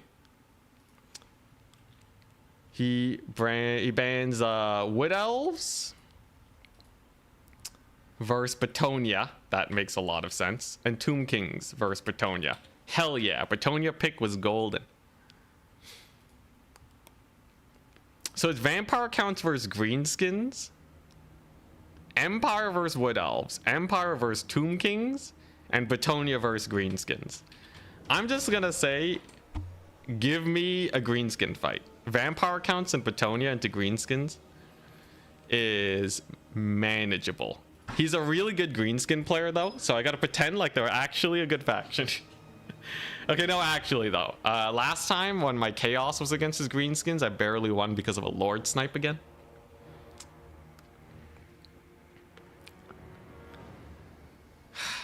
God, jeez, that game was insane. Seconds away from losing. Actual seconds away. Jeez. Oh, I can't wait to watch Turin cast that later. If I lose this tournament though, I'm gonna give it a day because I need a mope for it. I need to mope around for a little bit. It's kind of what happens when you sink this much time and effort, stress and practice into this. That's why I like being just a YouTuber more than a competitive player. It's so much more chill. You just meme, talk with chat.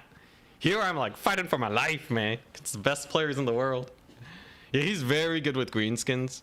I expect him to do a lot versus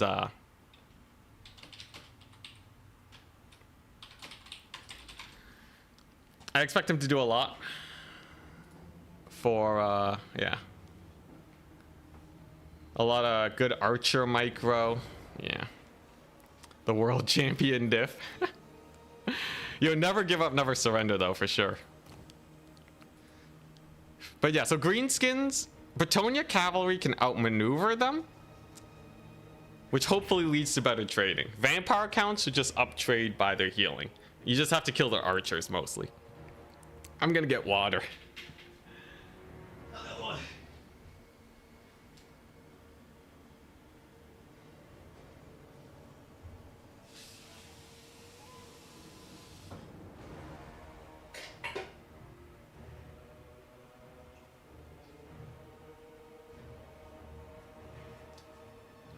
I should also snack on some cashews.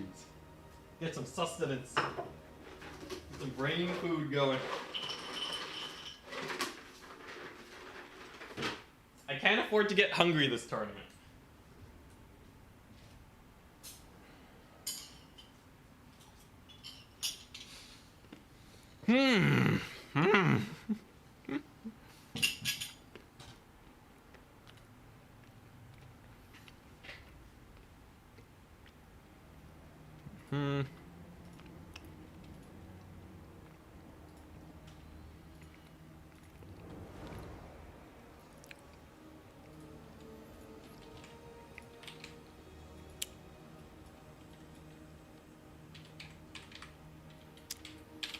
There we go. Oh. We played music, instantly banned. Crap. All right, there we go.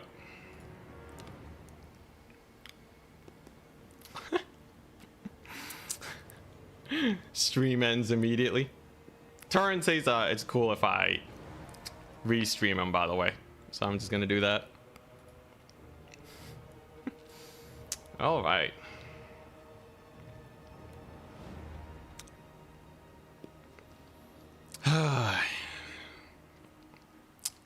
Oh wait, Sipa beat Charix? Sipa got the win against Charix? Dude, that's insane.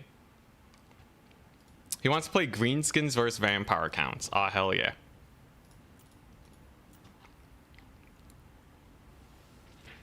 So I'm gonna be army building while we watch Charix maybe losing. Yo, if Charix gets taken out, Sipa's also a beast. Dude, Sipa has a 2k lead? What the crap?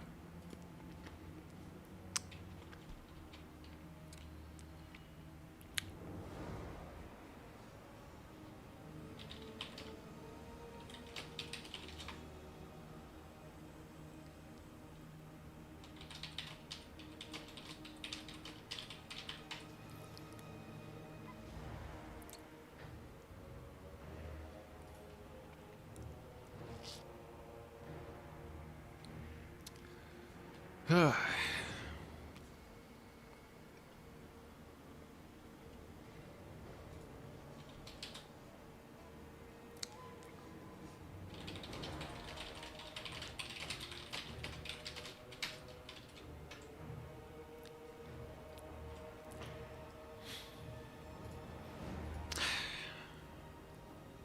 is Sharks actually gonna lose as high elves too? That's insane. Losing with the high elves? Yo, I really gotta suss out Seepa then. Hydration check, thank you. Redeem to stretch, thank you. Gotta do some wrist rolls.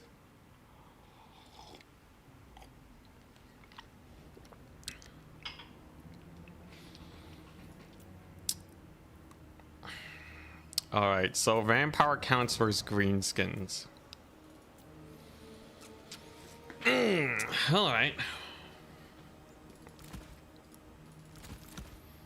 I think the biggest thing that I gotta do here is make sure that... Also, by the way, Turin streaming, in case you guys didn't know. Here's a link to the stream. Oh yeah, the map. What's the map? Honestly, any map should be fine for me, for Vampire counts.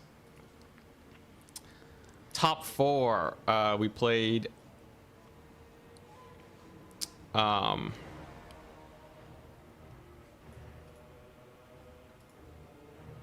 yeah, it's Skjalnir's Cave.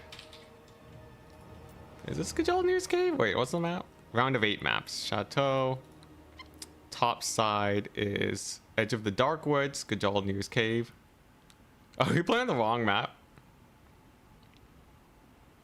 Oh, I think I played in the grand finals map. Crap. Well, it's fine. We have the right one now. Whoopsie daisies. Whoopsie daisies. I'm fine. I think I would have won the other map anyways, right? You know, totally. Yeah, I gotta start paying attention to the map more. That's kind of silly. Also, Tomb Kings are pretty good versus high elves. Gotta be careful there.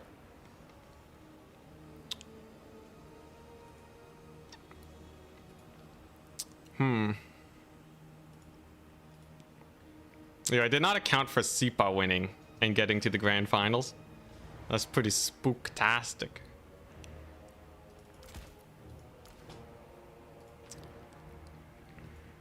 Trees are blocking a lot of shots on this map. Okay, so Vampire counts versus Greenskins. What's the goal here? I think...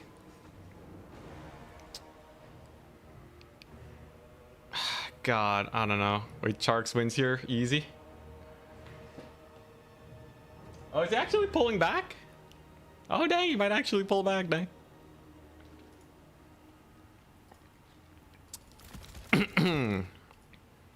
So Greenskin's gonna have cav spam. They're gonna have a whack load of archers. Yeah, like terror and snipe is very good.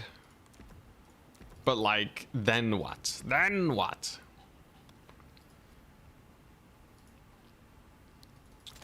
Because it's still gonna have a lot of very spooky things.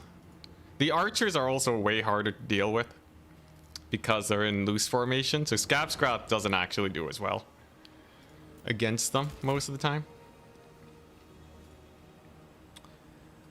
Yeah, like leadership sniping is good, but it's also like super expected. I know he likes the Arachnarok spider, so there's a good chance he just rolls out with that and just face punches me.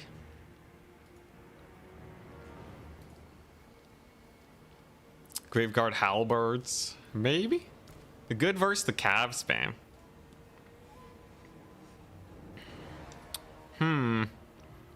You could also have a bunch of skirmishers. Those ones can be pretty annoying. Okay, I think I got at least a decent-ish situation going on here. My build's not the best though. Like, I don't think I'm fully comfortable with this yet. I'm gonna need to workshop it a bit. This game's still going on though, so enjoy. Yeah, Graveguard Halberds are pretty sus in general. I think I mostly just need something to kill his cav spam, right? Just have a little something to beat him up. Yeah, I like the 2 Black Knights in reserve last time. They did so well. What they do to make the spider good? No, it's been the same. Spider was always like viable. I don't think it's super meta though, so like I don't think own goal's gonna stick with it for sure. I think Charx wins this. Yeah, Charx looks like he's gonna triple cap. Crazy. Charx, he's got the scrap in him.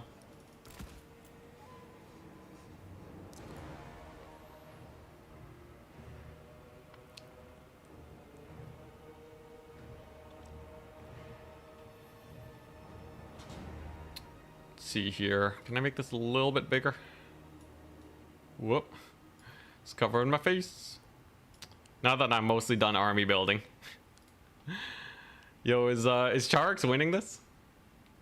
He's technically down on value, but he's kind of capturing points. He has a lot more points, actually. Does he have any units left, though? Oh, he's gonna kill Kotap? No, that's Cetra. Okay, yeah, no, Charx wins this. Yo, crazy. I thought he was dead. Wasn't he like 2k value behind? What happened? What did Tomb Kings do? I looked away for 1 second, man. The comebacks in this tournament, they are plentiful. I think I just Nehek spam my blob against greenskins. Honestly, Nehek is really hard to get a lot of value off of, I've noticed. It can kind of be an awkward spell at times. I'm really worried he's gonna Lord Snipe me. If you have a big old gobbo swamping around on a big spider, spamming Vindictive Glare on you 24/7, it's not pretty. Poor kitty, yeah. Cetra the Perishable. Although Tomb Kings are almost recapturing all the points. He just has to hold 1 point. Yeah, they both have 13 units. So like, yeah, no, is he gonna... Oh my god, that point is so close, man. Yo, I'm happy if they make each other sweat though, right? So I kind of want Charx to win. It'll drain their energy slightly more. It'll be great for me. That's the goal. That's the goal. In the meantime, I continue to make my build. I think I have most of what I want. I just need something to like complete it now. What really finishes a build like this? Yeah, how do I kill big gun spam? Is there a way to kill copious amounts of big guns? I guess this is just a great option in general, right? Can't really go wrong with this. I think I have a good army. I'm just gonna sit here and think about it. And yeah, Charx does win. Usually if you're this ahead in tickets, you can just get it. Are you winning, son? So far, yeah. We are on our way to the grand finals if I can win my next 2 matches. We're doing vampire counts versus greenskins, and Charx wins. What a mad lad, man. What a mad lad. Okay. He legit wins.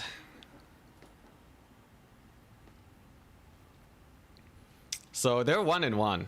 If I lose this one, it's gonna be another 1-1. When's the War Wagons tournament stream? The best tournament stream, indeed. So, yeah, biggest thing is just don't get shot up by archers. There's a few other threats, single entities and whatnot. I think I have that on lock. There's the Turinator. There he is. So I guess we just go for it. We're ready. I bet he's gonna have an Arachnarok. I think 100% he's gonna have an Arachnarok, and it's gonna be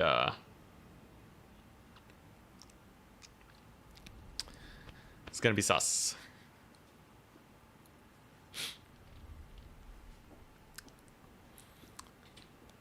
I did bring a Spirit Leecher Lord, at least. So, like, if he doesn't go for an Arachnarok, we do have many ways to punish him. big question though.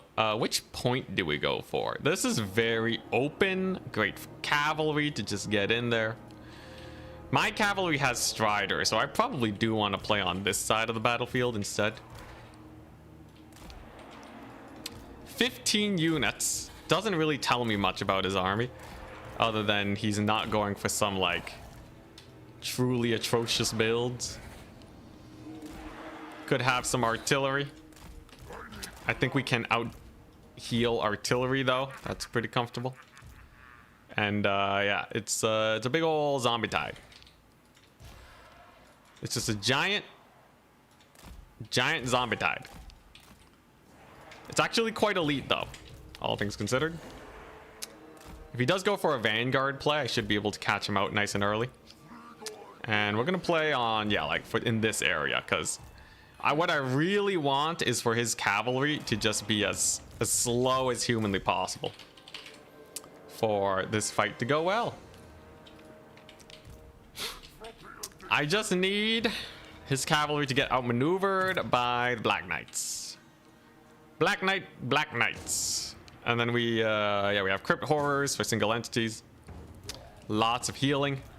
And Crypt Ghoul summons are quite good into the archers, I found. If they don't micro away immediately, these guys kind of shred. And then a bunch of Spirit Leeches, so all's well. Oh, I accidentally took the abilities on this guy? Crap. What else did I take on him? Okay, just the items. It's fine, I'll make use of it. I'm slipping, guys. He says good luck, have fun. And so we go. So, first things first. What is his army? Good old Ponchinator with the lucky banner. River Trolls. And there are his archers. Okay. So Grom the Paunch is surprising. River Trolls is definitely surprising. Archers make sense. So 15 units. 6, 7, 8, 9, 10, 15. He has no stealth units. I think he's trying to get me to Spirit Leech him early here.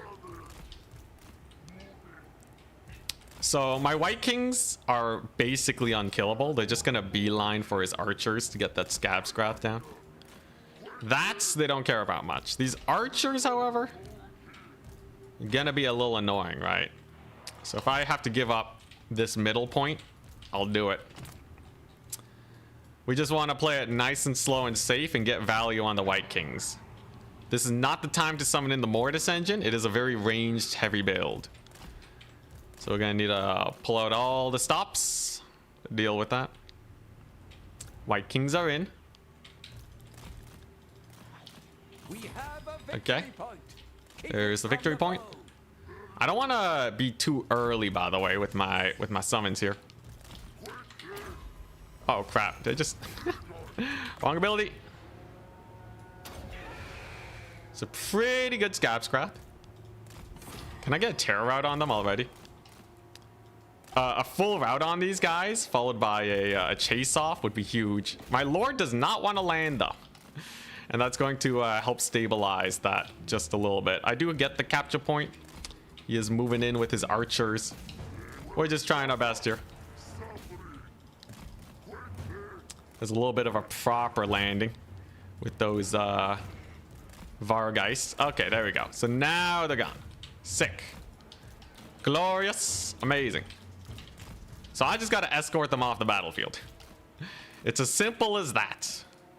Just escort them off, and we'll be okay. Then we're going to get our Crypt Ghoul summon directly behind these guys. The White Kings do not stop for anything. They are terrifying. There we go. There's a Crypt Ghoul summon. It's going to be pretty painful. And another Cav summon.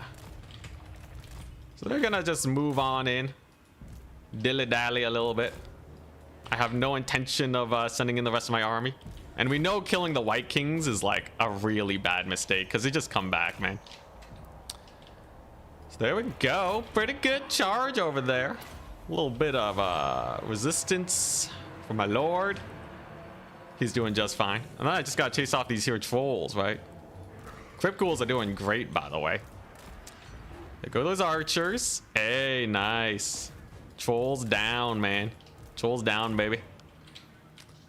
So far, this is a great position for us. The White Kings are still just chilling there. And they will forever. Just being an absolute menace. Such is the way of the White King. And then I'm just going to try and snipe his Lord, I guess. His archers are nearly gone. Hey, a little bit of a munch on the Grom. Might as well check out my spells now. We still have the capture point. Crypt Ghouls are doing great. And I can even run down a couple more of his infantry potentially. Wrong ability again. Well, there goes 100 gold. I gotta stop goofing, man. I really gotta stop goofing that up. That's not a very smart play. Anyways, Crypt Ghoul summon. Gonna do great. And we bring in the horrors. Don't want to sack my cavalry. Got to be real careful about that. Okay, looking good. Keep chasing off those guys. And now he doesn't have many archers left. Most of his forces are just distracted. Grom the Paunch, though, is definitely in there, being very annoying. But his archers are now gone, which means my guys can finally get back in here. Grom the Paunch, we're gonna see how this plays out. We do have cavalry nearby. Yeah, he's almost completely out of archers, man. Dude, that's painful. It's time for the Spirit Leech spam. Doggos are on him. Very nice. A little bit of a surround here. Graveguard should be fine.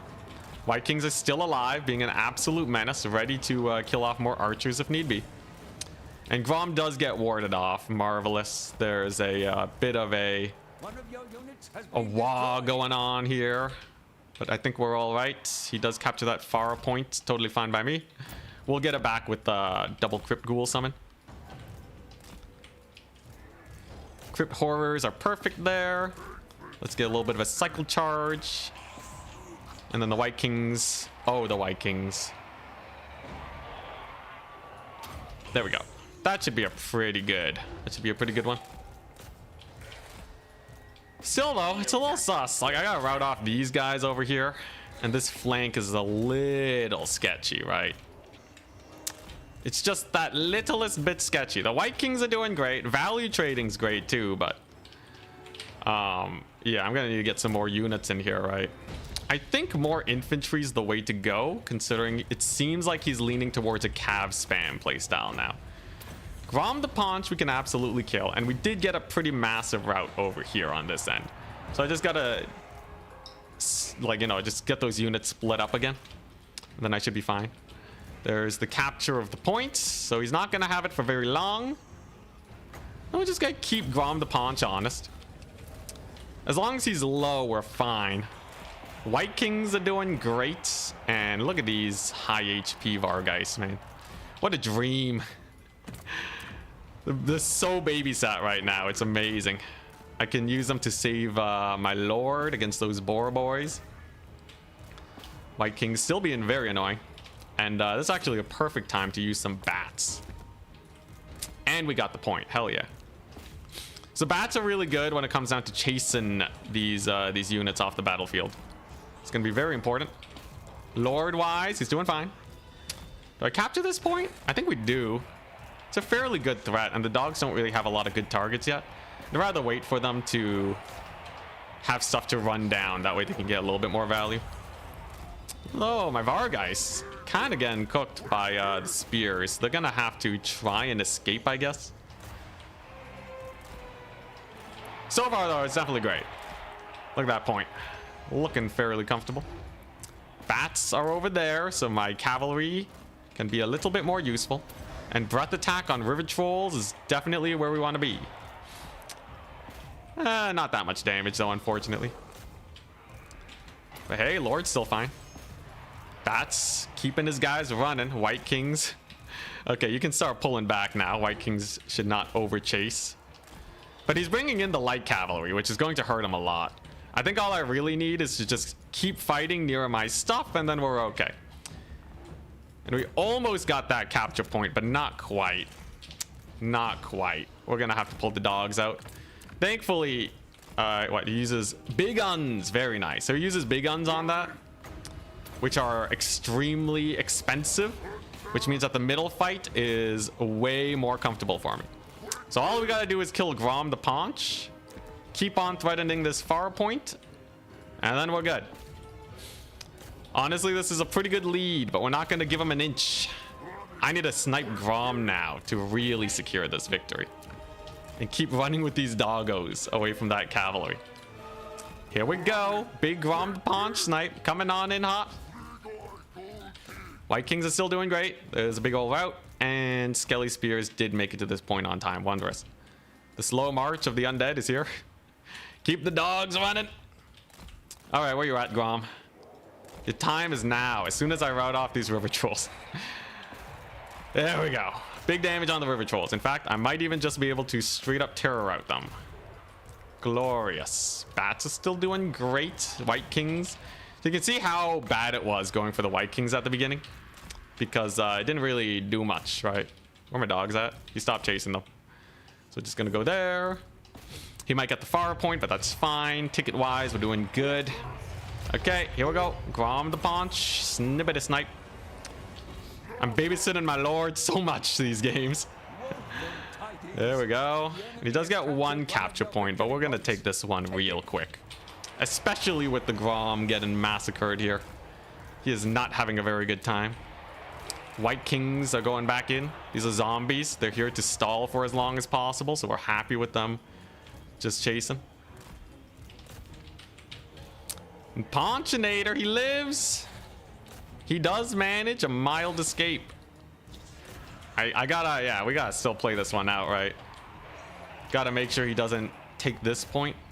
You never know. Valley trading's actually rather close, so it is quite important. As soon as these trolls are routed, though, life is so much more comfortable. I even still have my doggos here. They're gonna be great for chasing down as many units as possible. There's a big cav charge and no more trolls over there, which means they can now do other things that are much more useful. And here comes the big fight. So what do we got here? I see some Orc Boy big guns. They just got buffed. If I can charge them with dogs, maybe we rout them off. It's pretty good Scab Scrath on them too. Oh yeah, that was a great Scab Scrath. All right, I'll take that. Then we threaten the Grom. And then I just have to defend the home point. Tickets are tenuous. Gotta be super careful that your opponent doesn't just swing back with the tickets, because he actually does have quite a few tickets here. One must be careful. Let's get back to the middle. We did take the flank point. Very nice.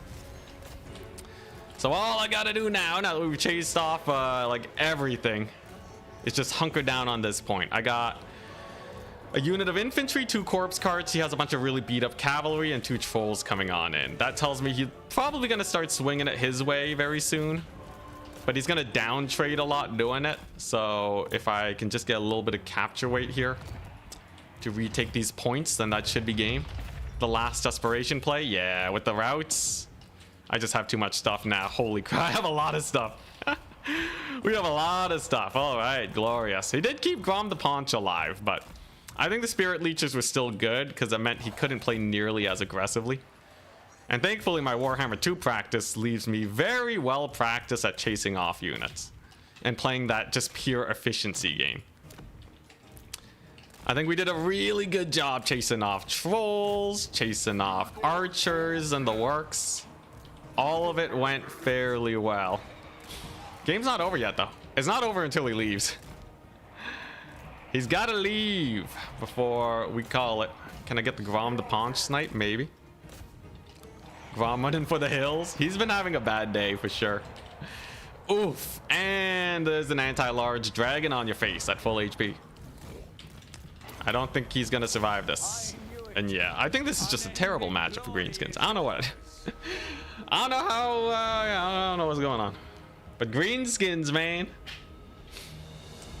Greenskins. I don't know. So we played ogres and greenskins. I played Slanesh and vampire counts.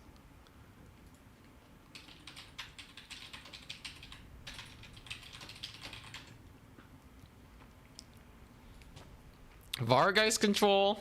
They did get surrounded in the end. My bad. This is good though. This is good. I one more win and I make it to the grand finals against probably Sipa. Let's see here. Let's check values. 2,600. White Kings paid for themselves. Grom didn't do that much. And the trolls, I don't know how I feel about the trolls. The archers too against vampire accounts. The Scab Scrath is insane. So they didn't really do too well. And then even the Black Knights were just mopping the floor with them, right? Yeah, just using Black Knights is just normal everything cavalry. Kind of works. You don't have to use them for anti-infantry. Very, very nice. Own goal never lost with that greenskin build versus counts. The thing is, I've been playing counts a lot. So like I know what is good against them. I've been playing against Maximiliane's counts. I've been studying them. We've been studying them greatly. Also, man, my lord at full HP. It feels so nice actually microing my lord properly. Anyone else feeling that? All right, here. We'll leave we'll see how the next game goes. So we need to do draft 3. I'm first pick. Okay. All right, here we go. Let me check map. So the map is gonna be, if we take a look, see here, the map is for the top side, the last one. Oh no, the third one is Itza. Okay, Itza's an interesting map. It's one of the OG Creative Assembly maps, and it's very close quarters. So kite builds are gonna be way less effective here. Though Wood Elves, I think, are still a very powerful faction because your home reinforcement points are really close, and Wood Elves are really good at that reactionary playstyle. Okay, so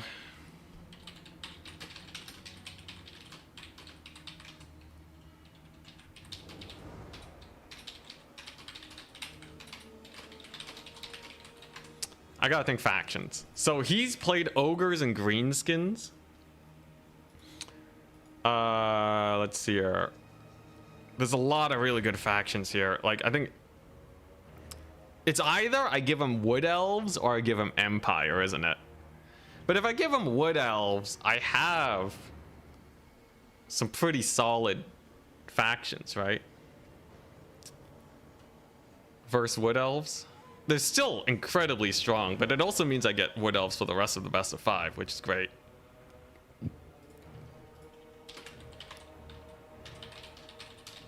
Okay, I think I'm ready to do picks and bans. Are you winning, son? So far, pretty good. I have an 80% win rate so far in this here tournament. So just gonna wait for our own goal to let me know that he's ready, and we'll do our faction picks and bans. Charix is playing his favorite lizard men. Sipa vs Charix is 1-1. Yeah, he's really good on Wood Elves, but like last I went for it, he banned Bretonia Wood Elves and he banned Empire Wood Elves. But I think he's not gonna go down without playing them. So it really depends. Like, I can deny Wood Elves, I guess, but like with the factions he has available, I don't know. They're really strong though, right? And he might go for Empire, which have some tools there.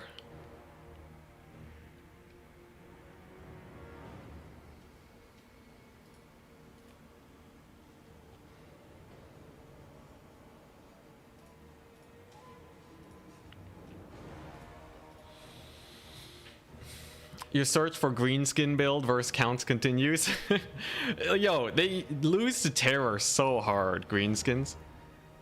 The way to beat counts is to have range units that can keep shooting the whole game. That's how you beat vampire counts. All right, so this is a match. Sipa against Charix.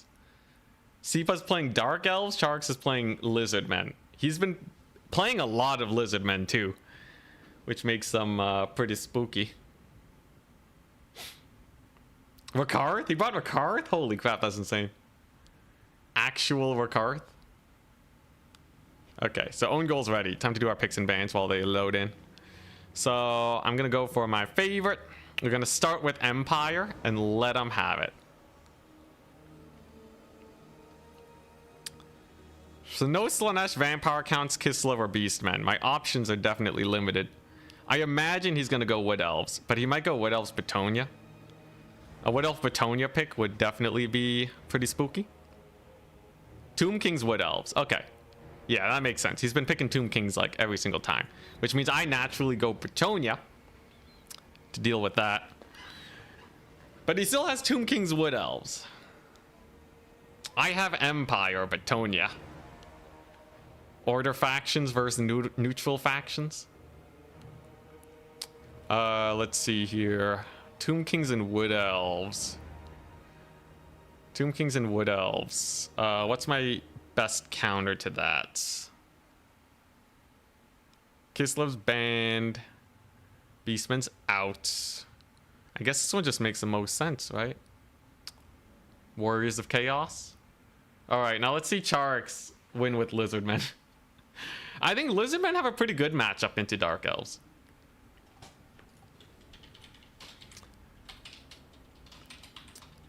They have a pretty good matchup.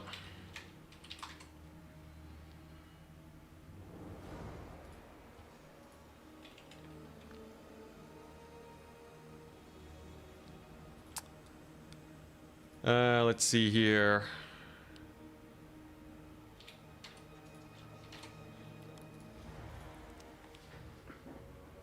He's just going for a big cav charge too. Right into the salamander fire. What a mad lad. Warriors of Chaos is not bad into Tomb Kings, yeah. There's a Mazda Mundi. Does he have any nets? I know Charix has really been liking nets lately. Lots of lizard boys. Yo, I can't believe the Dark Elves are just sending it. That's very risky to just go for a big dive in onto the back line. But I guess he's feeling like Charix's back line is a little weak. From experience, I find Charix is so good at defending his units. Like, look at those salamanders, right? They are still alive. Generally, if you're diving into the back line, it's very sketchy against these top players that can keep their dudes alive. And now the Dark Elves are having to back up. Value-wise, though, it's pretty even, though Lizardmen have healing. He also has an assassin that's just kind of chilling. But he's gonna summon cavalry.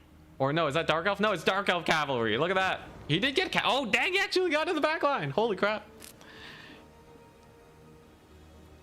Zoo versus Zookeeper. I guess it's very thematic, isn't it? To have Rakarth in there. Look at bad boy. Look at that bad boy. He's cooking. Rakarth is having the time of his life, man. Lizardmen can have a hard time versus Chariots too, by the way. If they don't have the right support tools. And yeah, I guess, is that an Ancient Salamander too? He might have just taken too much ranged and Sipa just smelled blood in the water. But even trading tells me that it's still anyone's game, right? He still lost a lot of units doing that. And just the blind banishment on the Cav, okay. It hits. Plus the solar engine hit, okay. Are those Cold One Knights? Oh, banishment going the wrong direction though. I still kind of want Charix to win. I'm not gonna lie, because I don't really know Sipa very well. So the mind games and getting in his head is gonna be way harder. Charix is like, he's an evil that I know, but like if Sipa beats Charix, something more terrifying than Charix, what am I supposed to do? Yeah, Scourge Runners are doing great. They can't de-summon though. They're just gonna be used as chariots. Still very close, but Mazamundi's at good HP. Solar Engine is still fine. Dark Elf Cavalry is kind of in disarray. But there's like no Lizardman infantry left. Interesting. Oh, I just got my opponent's bans. Very nice. If you guys want to check out Turin on YouTube, by the way. Here, let me send a link real quick. There's your link. Okay, so you banned Betonia Wood Elves, Betonia Dark Elves. Betonia looking pretty good. Ban That's... And... Empire versus Widow, yeah. I'll ban Bretonia, Tomb Kings, Empire, Wood Elves. Now, Charix does have some pretty good Cav summons in the late game. This map's also pretty big, so the Dark Elf passive probably can't do that much work while the guys are getting back onto the battlefield. The trading is dead even, too. Wow. Trading is super dead even. But it might not count the value that the chariots are getting.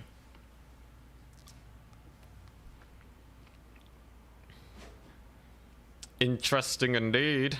Big ol' surround on the salamander. I think he might just have too much ranged in the end. It's gonna be very hard for Charix to retake points with just salamander. Yo, Charix versus Seepa. Crazy match, man. Insanity match. But it looks like it's starting to go the way of the other player here. I'm gonna have to search up what Seepa does. Dang it. I don't want to learn more playstyles from people.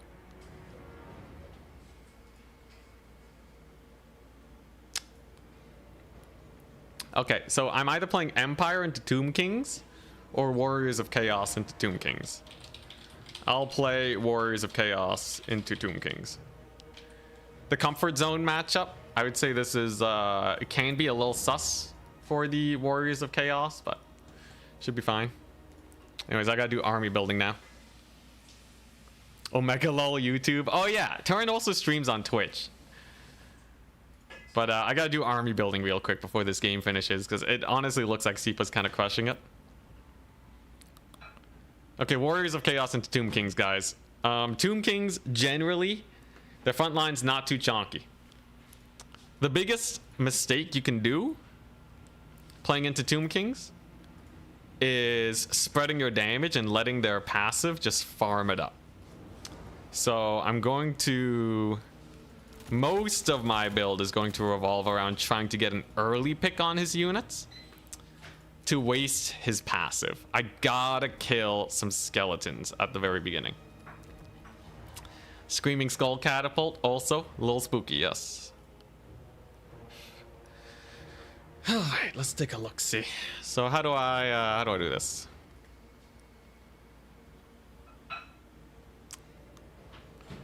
Yeah, you get different insights. Yo, Seepa's running away with the victory, though. Unless Charix gets some, like, unkillable cav. Like, if Seepa happens to run out of Cold One Knights, like he didn't take enough, and then Charix gets the Elite Lizardmen cav in, I think Charix is dead. Can we have someone research Seepa real quick? Does anyone know what Seepa plays? At least if I win this game, I have a lot of time to look it up. So that's definitely a plus, right? Tomb Kings. Tomb Kings. They can actually tussle against Hellstriders, which is the worst. I really don't like that they can tussle against Hellstriders. It's very bad. No idea what Seepa plays. Dang it. I haven't seen him around. He plays land battle a lot of the time, right? I think Seepa's a land battle enjoyer. He's a land battler.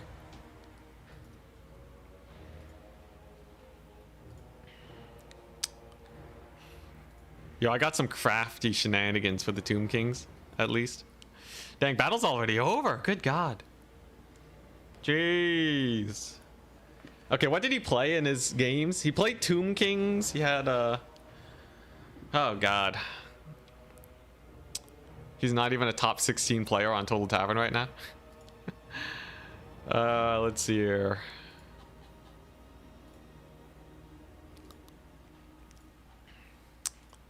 Okay, I gotta make my army quickly here. Turin just showed up. God, that game finished so quickly. What am I supposed to do about that? Okay, all right, there we go. That's good. Let me take one of these in there. It's gonna be a lot of skeletons. I definitely want one of those. Hellstriders are so sketchy here because, like, the Tomb Kings will just hold forever, you know. They're definitely a much more risky pick.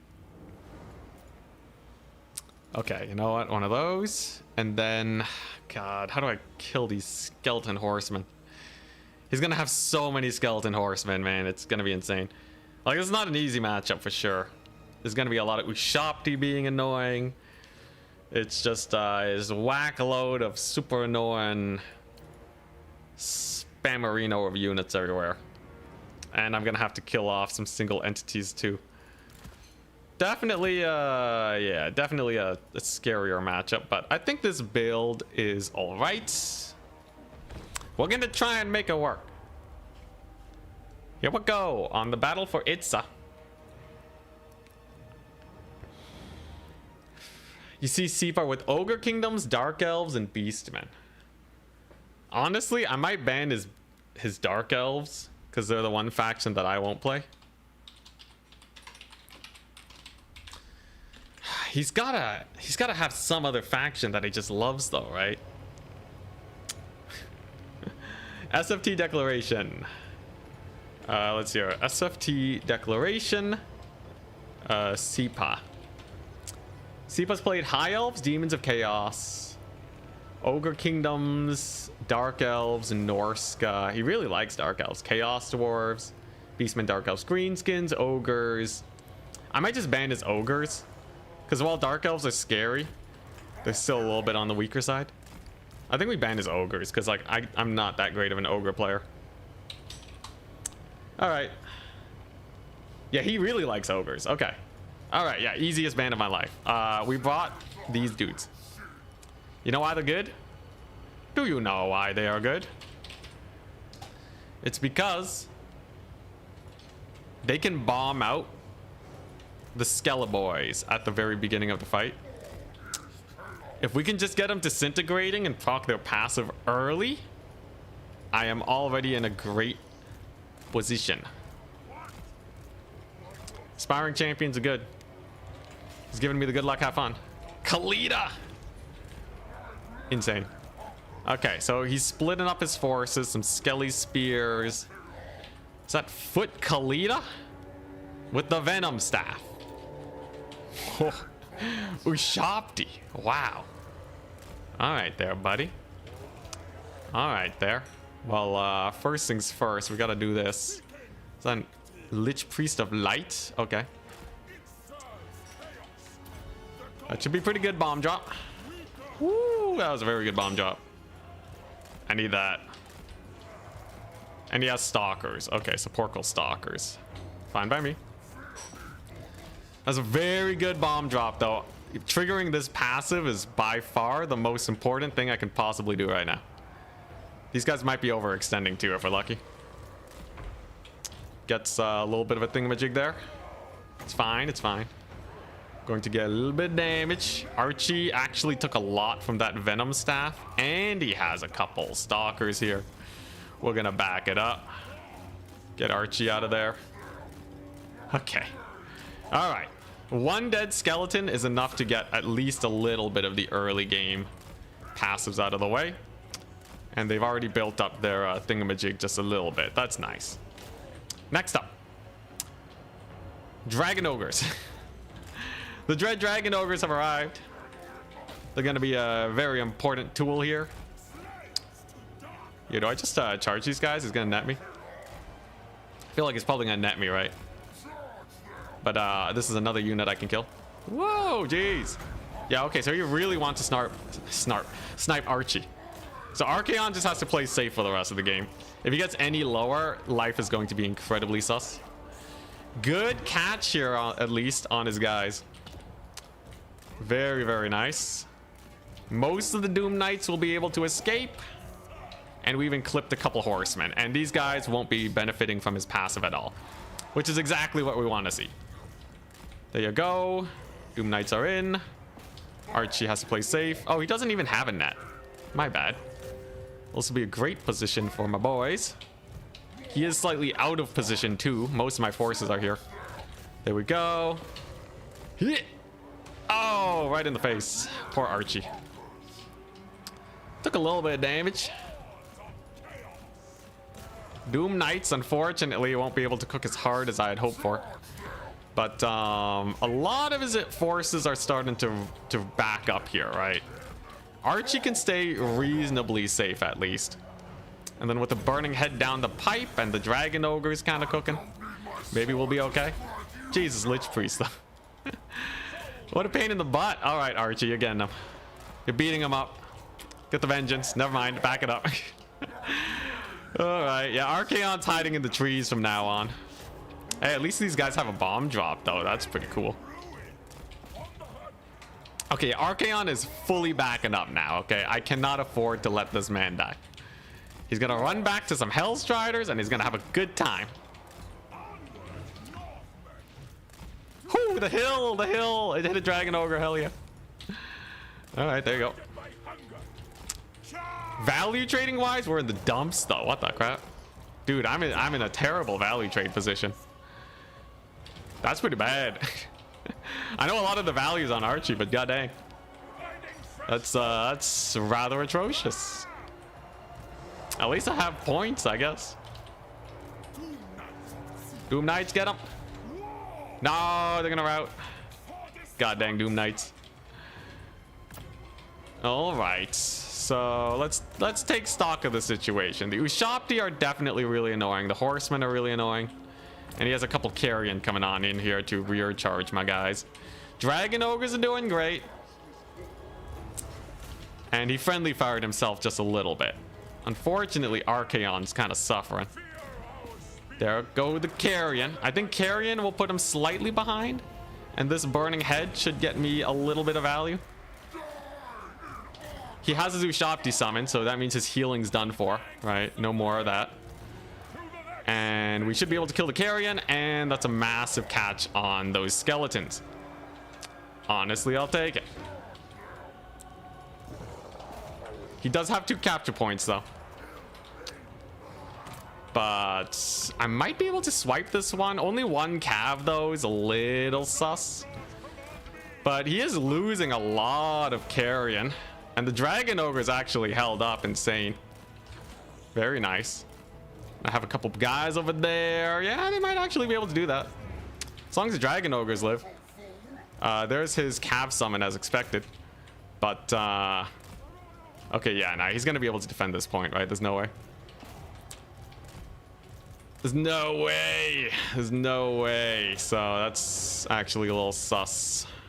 Should I go for the middle then? Dude, Archaon's getting obliterated. Poor Archie, man. He's getting deleted off the face of the planet right now. He has the points. His passive's gone at least. I will have a burning head down the pipe over here very soon. I'll do pretty well. It's just skeleton horsemen. That should be fine. High ground is looking goodies. Let's just summon Ushopti. They're almost gone. All right, they're gone now. Hell yeah. All right. And now we remaneuver. Archaon. God, thank goodness. He lives. What a beast. Oh, what a beast. What a Chad. Chad Archie. Looking good. And those Carrion are going to be hurting him a little bit too. The Carrion can't really do that much. Yeah, I swear if he wins with Chad Lita, that'd be insane. Alright, I gotta secure this point though. We must. We must. Hellstriders are doing great at least. There we go. Forsaken are here. Archaon's completely exposed. That's terrifying. But I do have the points under mild control. Let's go. Oops. Gotta actually capture it. Gotta actually capture it. My bad. Okay, now you just get desummoned here. All right, there we go. Forsaken are there. His forces are crumbling. God, what a close bout. I just need a little bit more here, man. I just need a little bit more. He's sending in the boys, which is solid for him. I just don't know how much magic he has left. He could have a lot here. And he is going for this far point, which I don't very like too much. Dragon Ogres have been cooking, though, I must say. Just give me the point, bro. Just give me the point. Jeez Louise. Can you be more annoying? Okay, there we go. We got it. We got it, boys. Blood Beast time. We're gonna give up this one and just accept our fate.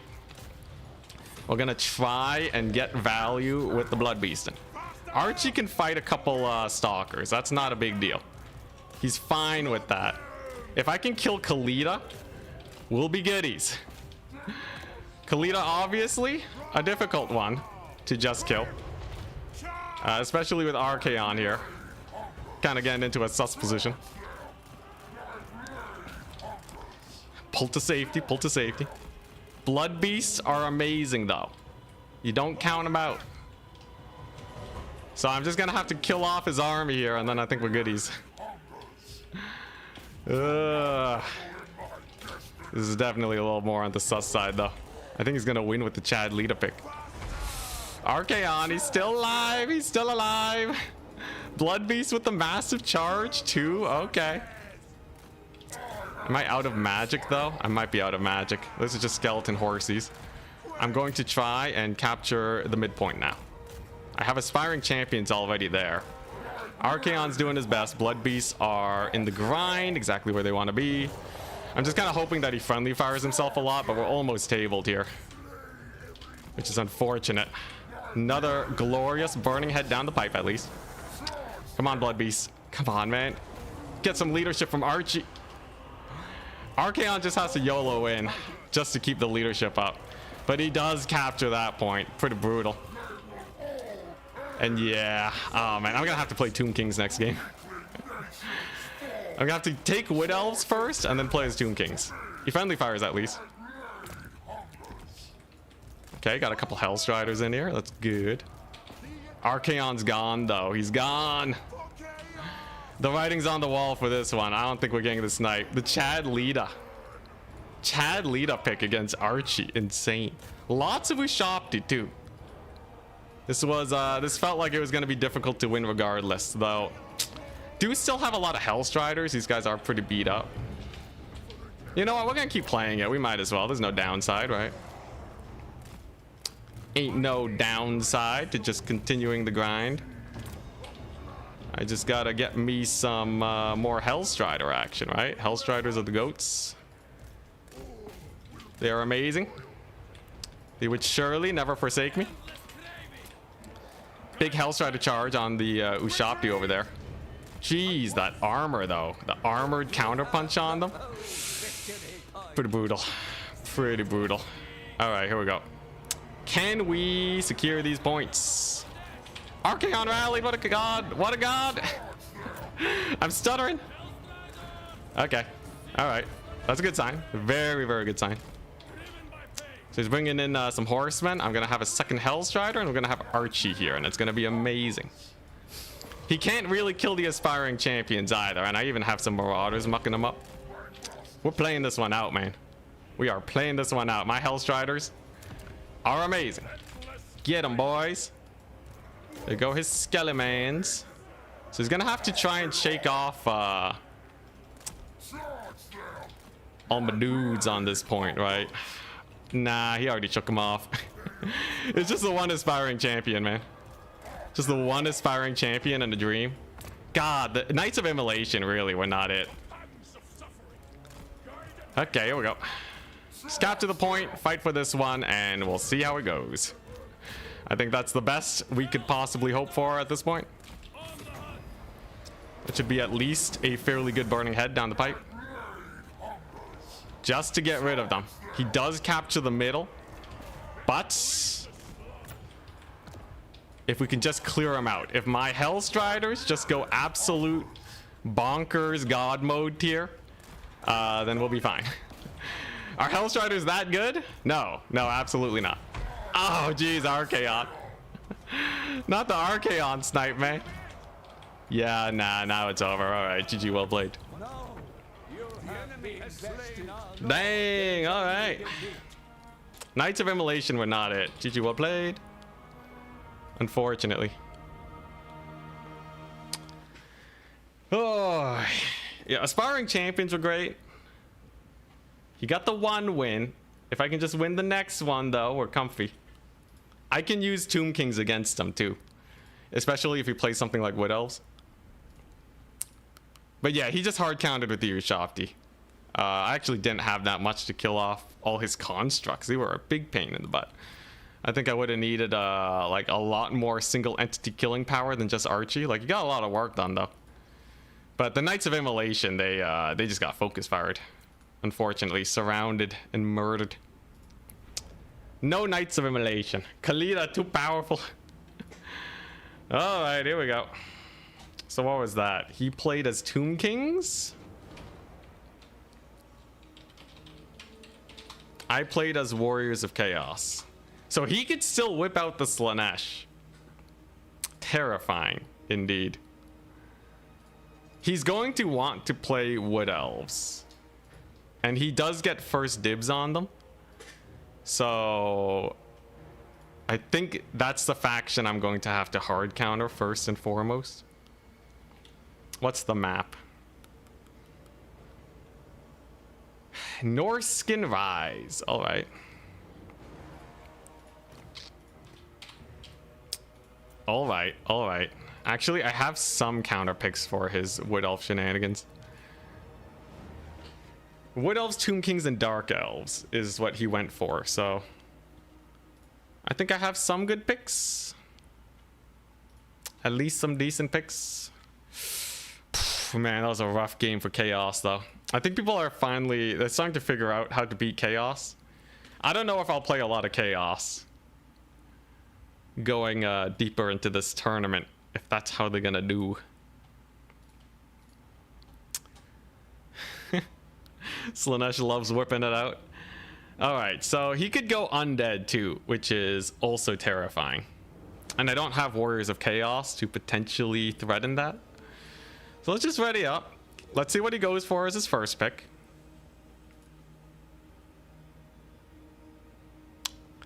Let us see. Let us see. Would Empire have done better? Empire versus Tomb Kings is kind of a toss-up.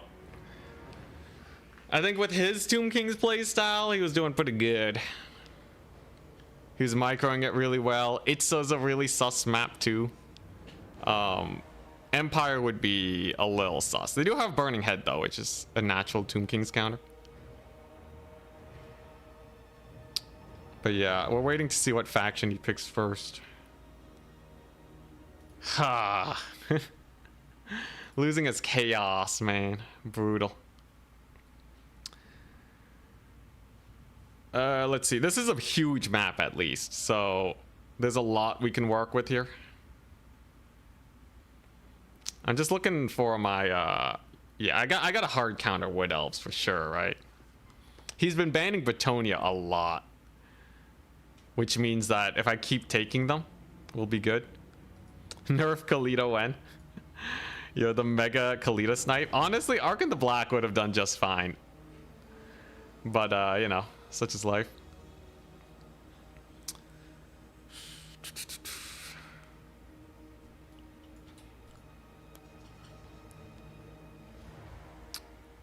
Okay, he's ready. And his first pick, Wood Elves. Sick. So if he's going for Wood Elves, I go for Empire to deny him Empire. And then my second counter to Wood Elves is going to be the mighty Bretonia, I think. Yeah. So Empire Bretonia is a good start. So what's his second faction gonna be? Empire Bretonia. Yeah, it's a series now. Gotta lose one match in all of these series, I guess. He might win the next one too. It's kinda sus.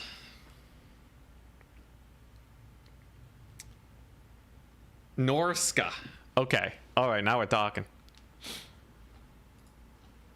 So this should be a pretty good Tomb Kings counter pick, right? He can't play Tomb Kings. And yeah, I think we have most of his factions down pat.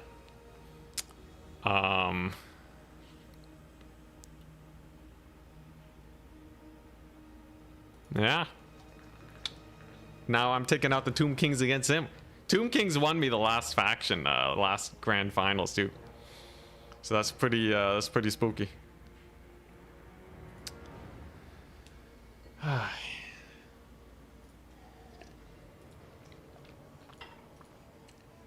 Dwarves. Freaking dwarves.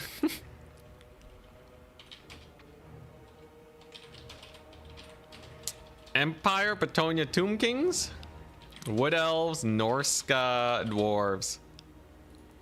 Am I gonna lose the dwarves again? Am I gonna lose the dwarves again? Let's hope not.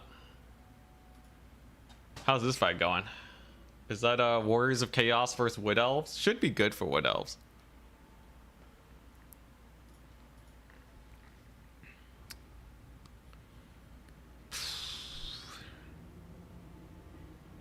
Oh wait, I'm top.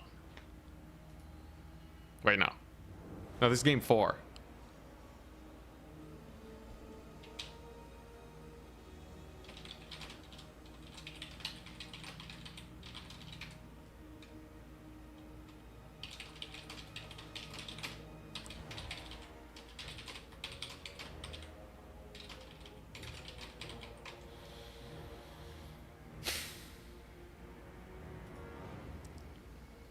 You like the Warriors of Chaos color scheme?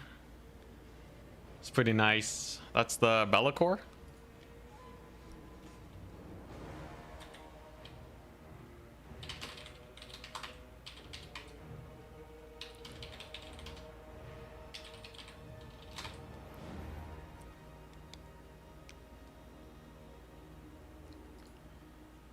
Let's see, how's this going? Wood Elf should have a really nice advantage here. Yo, is it gonna go ace match Sipa versus Charix? That'd be crazy. Ace match Sipa versus Charix is exciting, man. Yo, watching Charix play Wood Elves is crazy too. You like never see this guy play Wood Elves normally. Okay, so he brands Wood Elves and Petonia. Makes sense. Makes a lot of sense. Okay. So I will ban. Let's see here. Empire vs. Norska should be fine. Empire vs. Wood Elf should be fine. Tomb Kings vs. Wood Elf should be fine. Honestly, a lot of these are really great for me. Dwarves, though? Dwarves? Let's not play against dwarves. Screw playing versus Dowie. With Bretonia or for Tomb Kings. Maybe for Empire if I want to really spice it up. Maybe we try again. Empire versus dwarves. What's the worst that can happen, right?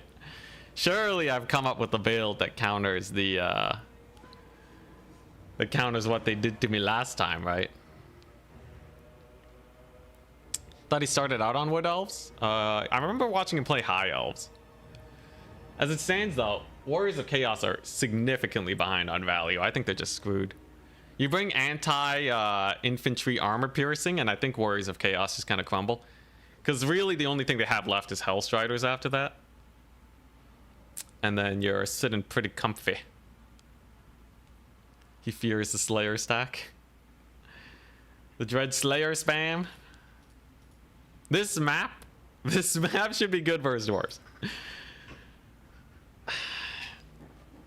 But yeah, I'm not playing Bretonia versus dwarves or Tomb Kings versus dwarves. That's a terrible time. We'll see what we get though.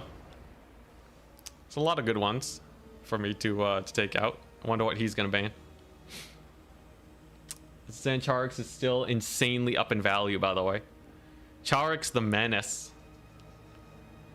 Sisters of Twilight too, dang. That yeah, that Sorcerer Lord I think it is. It's just cowering in fear. Aspiring champions are always going to be annoying, but they're just getting kited. And there's the extremely elite armor piercing infantry that Chaos can't deal with now. I think Wood Elves absolutely win this. Honestly, I think Warriors of Chaos is bait now. I think you take Warriors of Chaos versus like the weaker factions. Because I think the one build that works, people are just hard countering it. Lord Snipe and anti-Hellstrider. And there's not much you can take other than that for Warriors. So I think they're a dying faction. They were not able to survive the meta changes. Own goal, still picking his bands, by the way. Let's take a look. Yeah. So this is a Twilight at full HP. Just a full-on dragon just chilling there. Although Warriors of Chaos is catching up in value. Ticket-wise, it's fairly close. Oh, maybe a sick Burning Head. Nah, it doesn't do that much to the armor-piercing infantry. So he bans Norska Tomb Kings. Makes sense. And he bans Norska Empire. So that means his Norska pick really goobered his position. So what am I gonna do?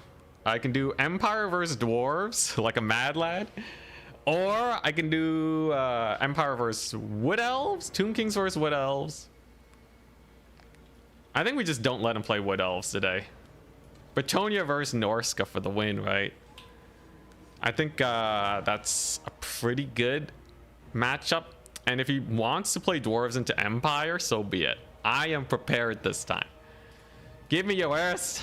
Give me your worst. It's Norsken Rise. It's a pretty good map.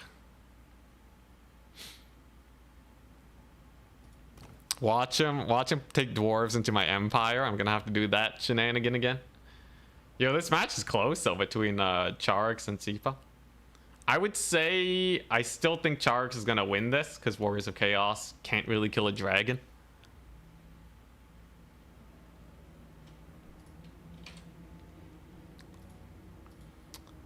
They can't really kill a dragon, right? Yeah, they summoned in a chariot, man. So they're going all in to capture the points, but Charix has 2 victory points right now.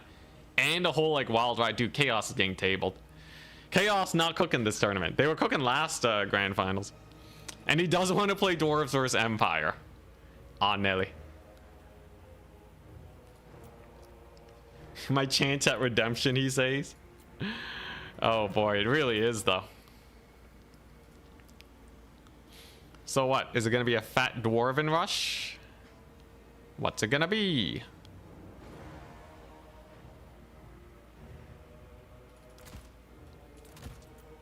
So, Dwarves versus Empire. Did we figure it out? Or have we been goobing it this whole time? Oh, dang, match is already done. Yeah, Charix making Sipa sweat. Let's go. I like it. All right, it's Dwarves versus Empire.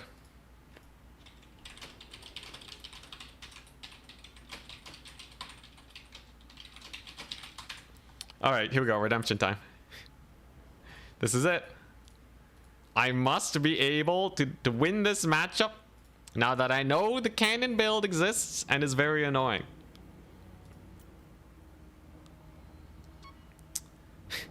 Let's see if he brings 3 cannons and also Malachi to outrange you. He just goes triple cannon again. He's gotta know. He's gotta know that I've been cooking. But he could also be testing me, right? It can always just be a test. Even more cavalry now, yes. If it didn't work before, yet more shall do. Okay. Dwarves and Empire again. Let's see it. Let's see it. Balthazar Gelt. There's no way he actually gets far enough to deal with that artillery. Alrighty. So, yeah. Think about dwarves. They are not unkillable. They are not unroutable. Many options. We have many options. Why can't the tall and short men be friends? One of them is way too strong against the other. Let's see here. What am I doing?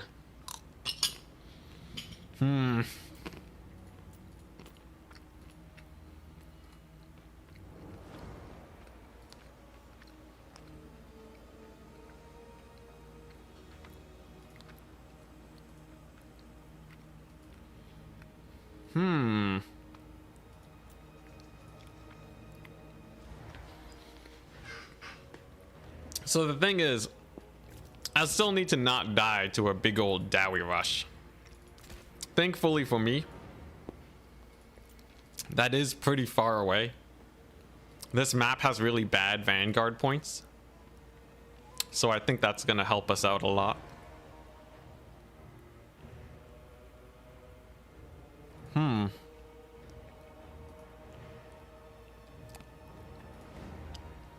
Gotta be wary of the cannon shenanigans.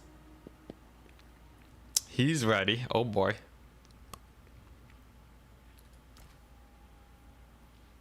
Oh boy, he's ready. Let's see here. And yeah, I think we just don't YOLO into his backfield and I'll probably be okay. I'm pretty sure that's the strat. Just don't be a fool. If I can somehow get on the defensive without getting rushed down, I think that's the big thing.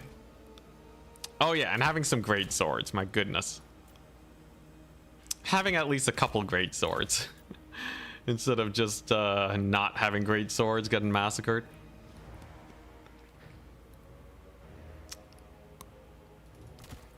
There we go. Fairly good starter build. All I really need at this point is... actually, this is not bad. Ooh, all right. I like this. I like where this is going. All right.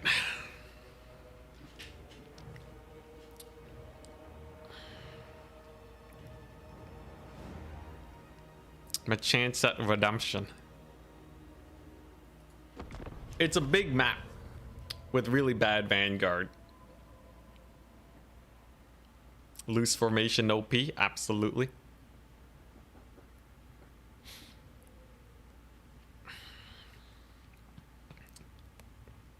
Remember to not get comfy? Yeah. Thank you. Crap. Thank you. I forgot a caster.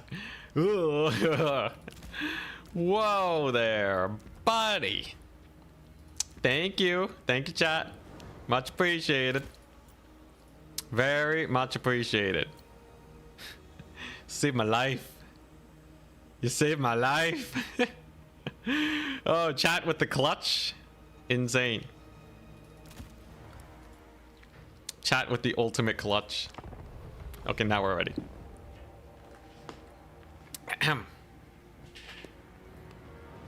So the big idea here is just don't die to a million cannons. I think it's simple.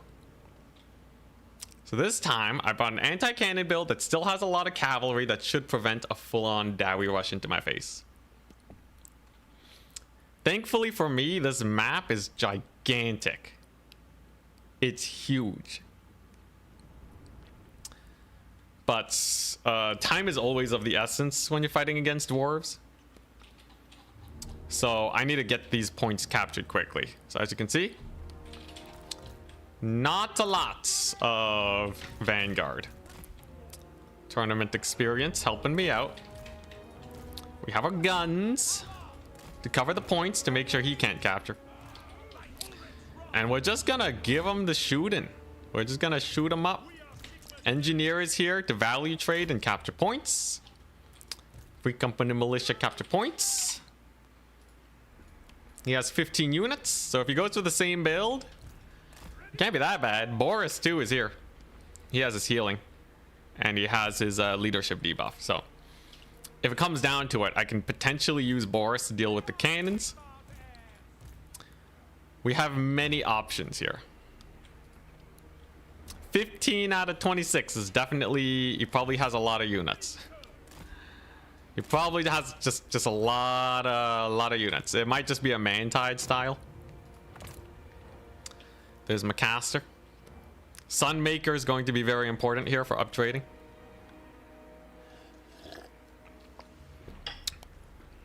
And the reason great swords are important, it's because of Slayers. Slayers died to great swords like crazy. A minor stack. Minor stack is fine. I got 3 knights.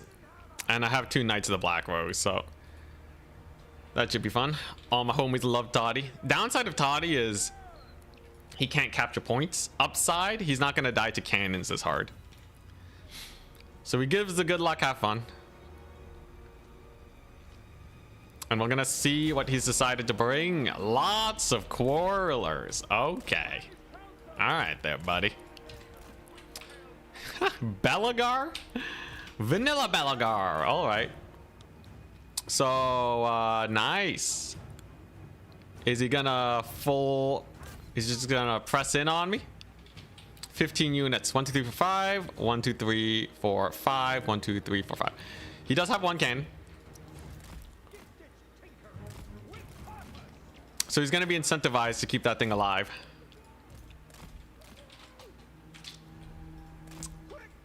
Shoot, dang it. Second cannon. Okay. Alright. Dodging it. Empire Knights, Rod. Okay, and they're safe. Gets a couple clippings on me. But overall, we're doing okay. And we have a triple cap. Okay, here we go. So I gotta threaten the cannons without losing my lord here. He did just summon 2, which is rather extreme, right? But I gotta be super careful he doesn't just summon in like, you know, some like machine gunners or whatever. Mercurial shot will be good. We're just gonna back it up. Get my guns into position. Get more guns. Mercurial shot doing pretty good. Gyrocopters? What the what? Okay there, buddy. So he straight up brings in the gyros. Interesting. That's insane. Don't know how I feel about those guys. We'll see how they do though.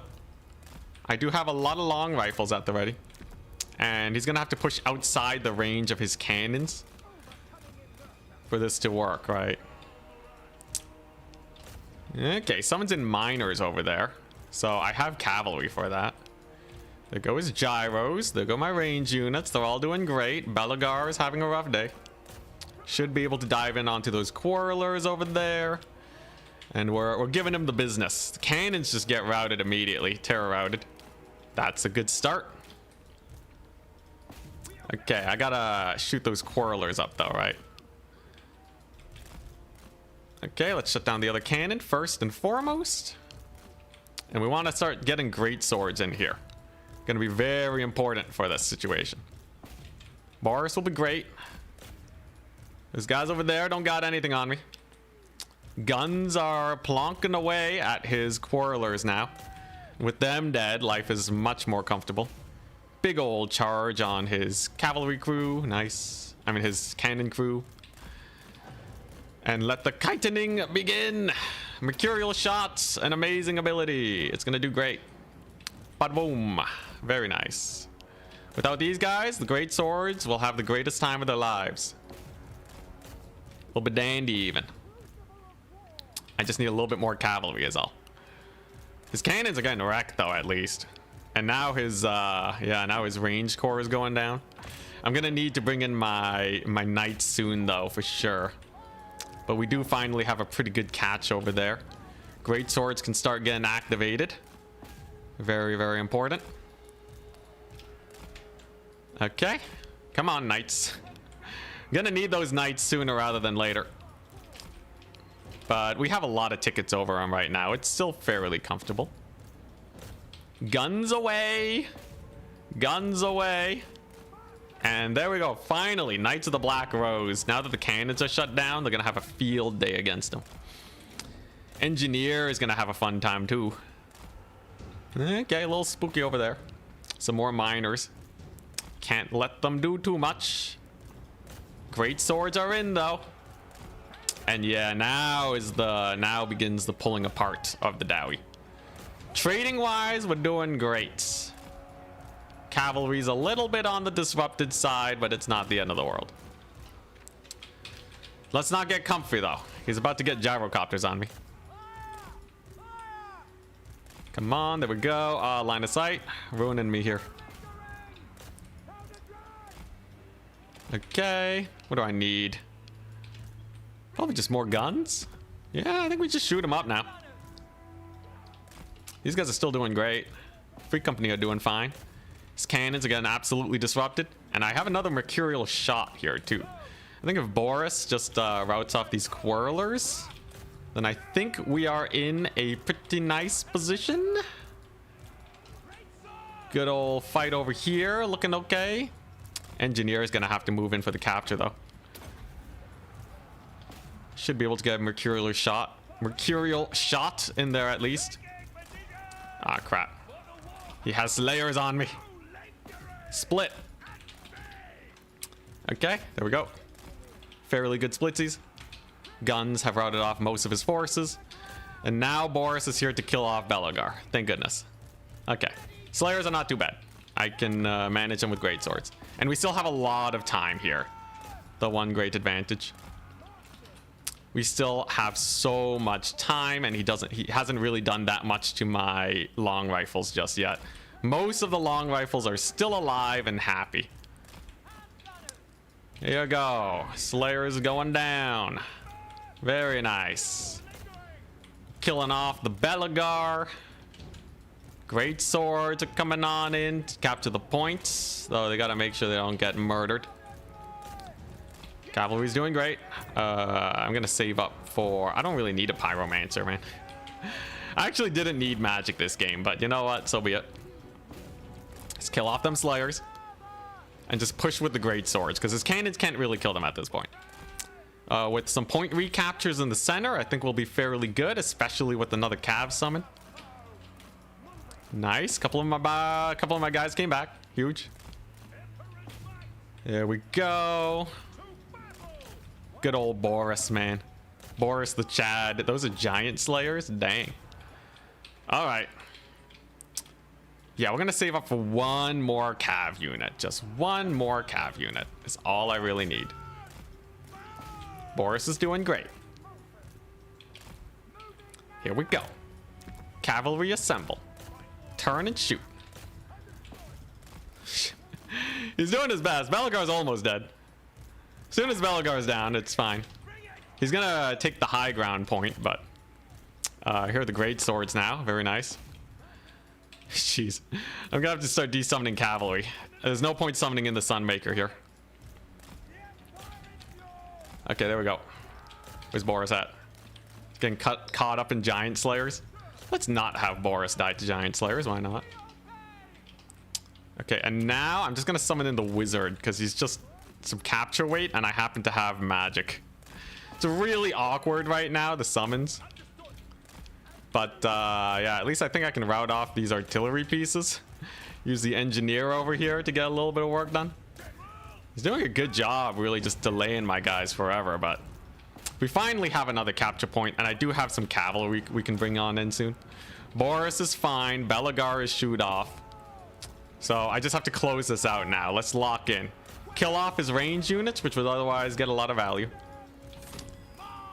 Bring in the pyromancer. Kill off his cannons, who are killing my cavalry. That should do fairly well. Focus fire the slayers. Leave the great swords safe. There we go. Solid. Big ol' route. Let's go. And now we have our Empire Knight spam. They're going to be great versus these Dao units. Unfortunately for me, these guys are starting to run out of ammunition, but it's not the end of the world. There goes another artillery piece. Let's go. All right, let's just mop up these fools. Use my cav. It's killing off the slayers that's the hardest part. They're expensive though, for sure. There we go. Great swords are doing fine, and rear charge on them is going to be rather painful too. Very nice. Yeah, he's pulled back to try and save that point. Hell yeah. Let's save my great swords from the giant slayers. Belagar is almost gone. Just a wee bit more. Just a wee bit. All right, they're out of ammunition. Let's get them out of there. Gonna need more guns for sure. Looks like I should be able to kill off those slayers at least. I think Belagar just died. No, he's still alive. What a Chad. But we do have our double cap now. And yeah, I think a couple more guns will do. Guns abound. Okay, finally killing off the menace, the Belagar menace. Let's get our boys over here, nice and safe. Just get a random burning head over there. Why not? Dude, Belagar does not die, though. Belagar absolutely refuses to die. What a menace. Alright, screw it. He'll run off the map naturally. He's almost out of units. So that's pretty good. We're just stuck spamming Empire Knights at this point, but he can't really bring in artillery. He kind of has to capture points now. So with that underway, I think we're okay. The only thing he has left is he can't bring in the cav, right? And I can bring in some Empire Knights to capture this far point over here. The Burning Head doing okay. Man, magic versus dwarves though, actually useless. There you go, Belagar routes for the last time, I think. God, my neck hurts. My neck hurts. But I think we won this. Brings in more gyrocopters. And he's dead. Thank goodness. Dude, Boris is way better here than Volkmar. As fun as Volkmar is, Boris actually, like, has so much, like, you know, presence. He has a lot of battlefield presence. Wondrous. There's a big route. We have a triple cap coming on soon. Just gotta close out then. Just have to close out. And we're fine. He is actually capturing the point, but we're shooting him up. And I have cavalry here. I just got a value trade because tickets are still fairly close. Do the Mercurial shots too, by the way. Mercurial shot hard carried. There we go. Oh, dang. He's actually, he's on it. He's on the job. Okay. Yeah, that's going to be a little annoying, isn't it? Unfortunately for me, I don't have a lot of cav to resummon. That's the awkward part. I am going to take the high ground point at least. And with the high ground mine, I think we are back in the safety zone. As long as it's actually a double cap, and it is. Check the tickets to make sure it was true. I don't think he can resummon Belagar. And yeah, the guns, they fire away. All right. Maybe I can even start capturing that point. We'll have to see. He's going to make a play for the middle using a couple Slayers. All right, all right. I think those guys might get terror routed at least. Jeez, these Slayers though, man. These Slayers. These Slayers are exhausting. They just don't die. All right, there you go. Those ones are getting peppered. Yeah, I gotta be real careful about the Slayer endgame here. Just killing me. I think with enough long rifles, we're probably fine, but definitely a hard-fought battle. Okay, good old Burning Head. Bring in the cav. I don't think those miners will be able to take that point. And these guys have capture weight, so should be fairly comfortable. Just make sure he doesn't capture back any of these points, and we're good. Like those miners over there, gotta be real careful, right? How's Boris doing? He's doing okay. I have a couple great swords. Boris gonna have to help out though.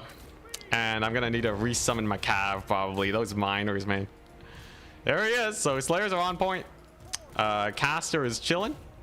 Let's just keep barraging them. And with one more Knights of the Black Rose, I think we finally have defeated the dwarves.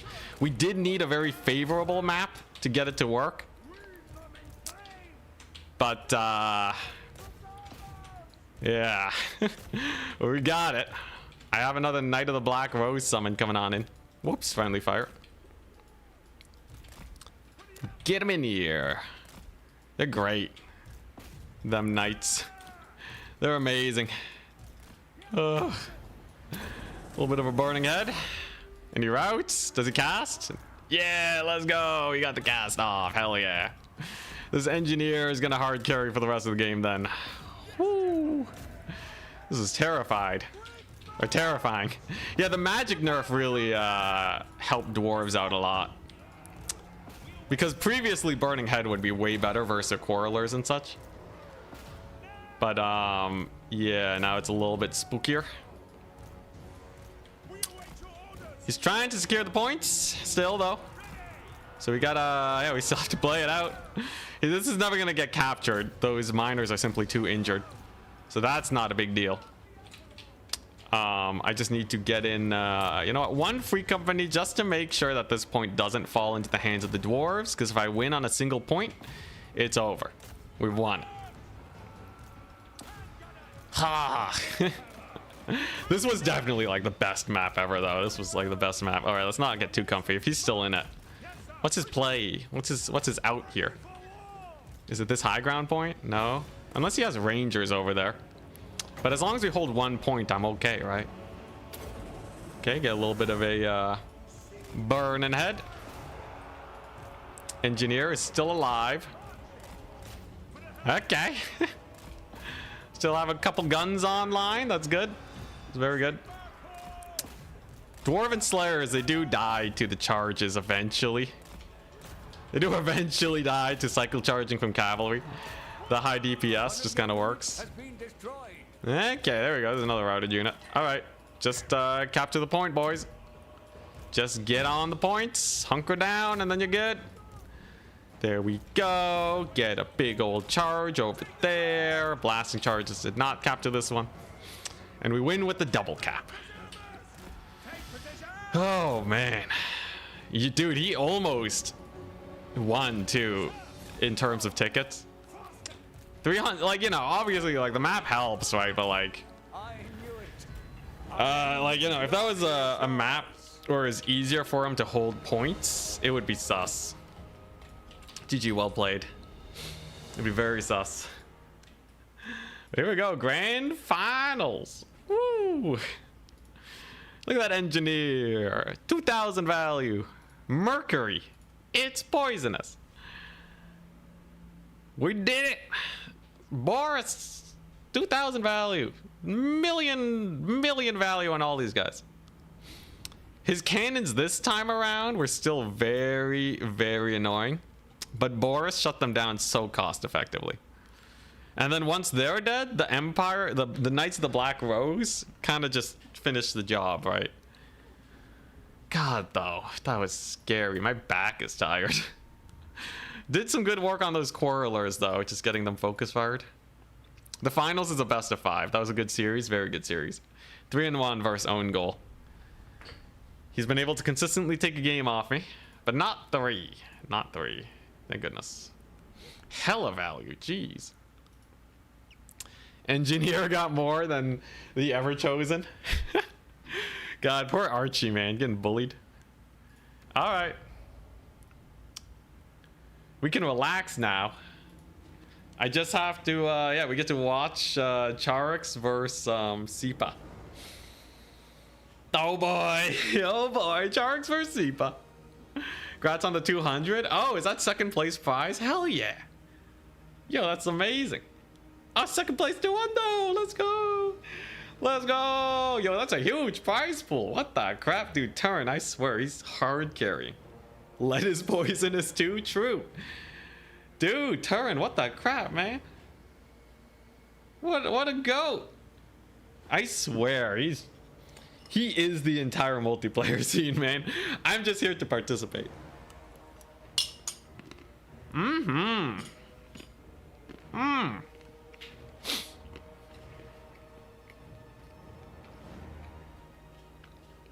Mm-hmm. Mm-hmm. Here we go. I'll be back in a second. I need water.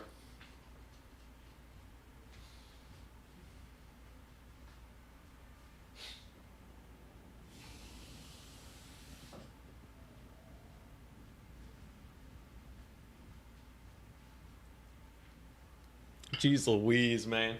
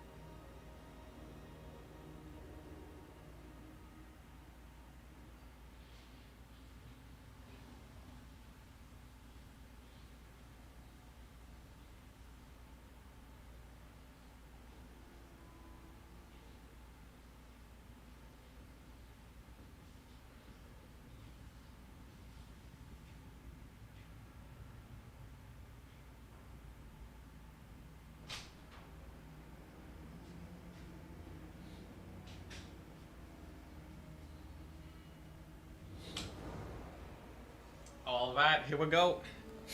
One more best of 5. This is an Ragnarok build. Yo, Chark's is playing greenskins. RTK greenskins enjoyers.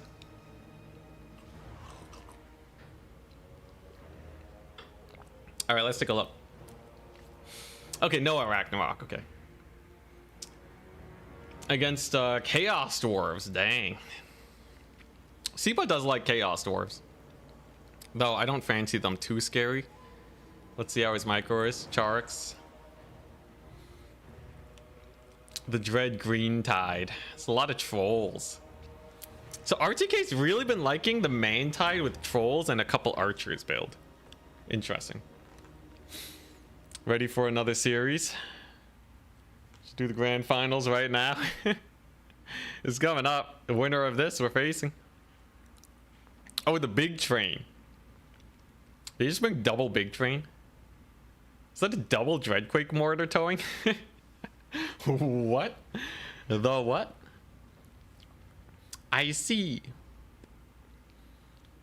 Well, that could just end Charix if he doesn't have enough single entities. That's kind of a horrifying build to go up against. Thought the final was tomorrow. No, it's right after this. The grand finals are happening.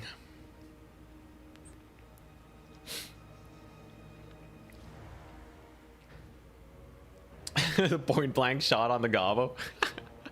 Dude got nuked, man. He actually took damage from that. Unless that was a melee attack on it. Anyway, so he's spamming out infantry now to hold the points. The thing is, Charx went for a melee stack, huh? Yeah, that's not gonna do too well, I don't think. Them trains are cooking, literally.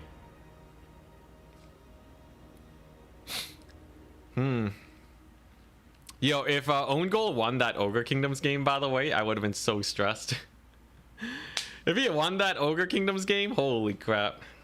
2-2. It's good to know that I had at least a little bit of buffer, so that's not too bad. Oh, I see. The trolls are to kill the trains. Huh, did they do that? Forbidden anti-train tech? You bring trolls of all units? I don't see answers greenskins have to trains. Giant squigs could bully them a little bit. Just cut 3 units of infantry. You have some giant squigs. Keep them modest. Black Orc Big Boss can just stay on their tail and be annoying. Trolls, apparently. A lot of trolls here. The humanity. Sipa just pulling off donuts. Interesting.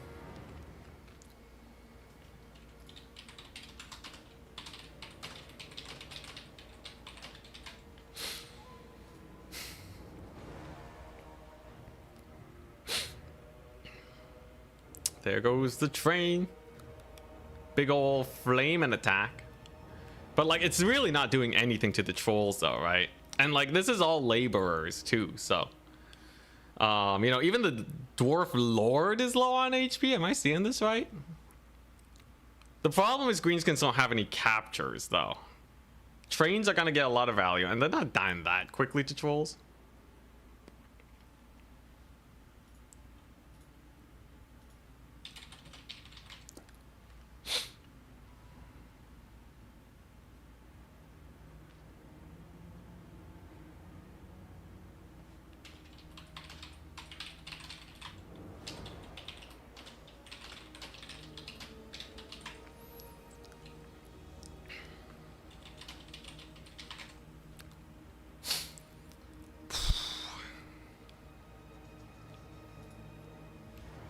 Let's see. Owen Gold's just messaging me, having a good back and forth. Seriously though, there's like nothing here, right? Honestly, an Arachnarok Spider would have been a decent choice versus the train build. Oh god. The humanity. Dude, Chark's getting taken out? I thought he was the big bad. Chark's losing to Sipa. Dang, man. Losing to Sipa. I don't know how much I like that.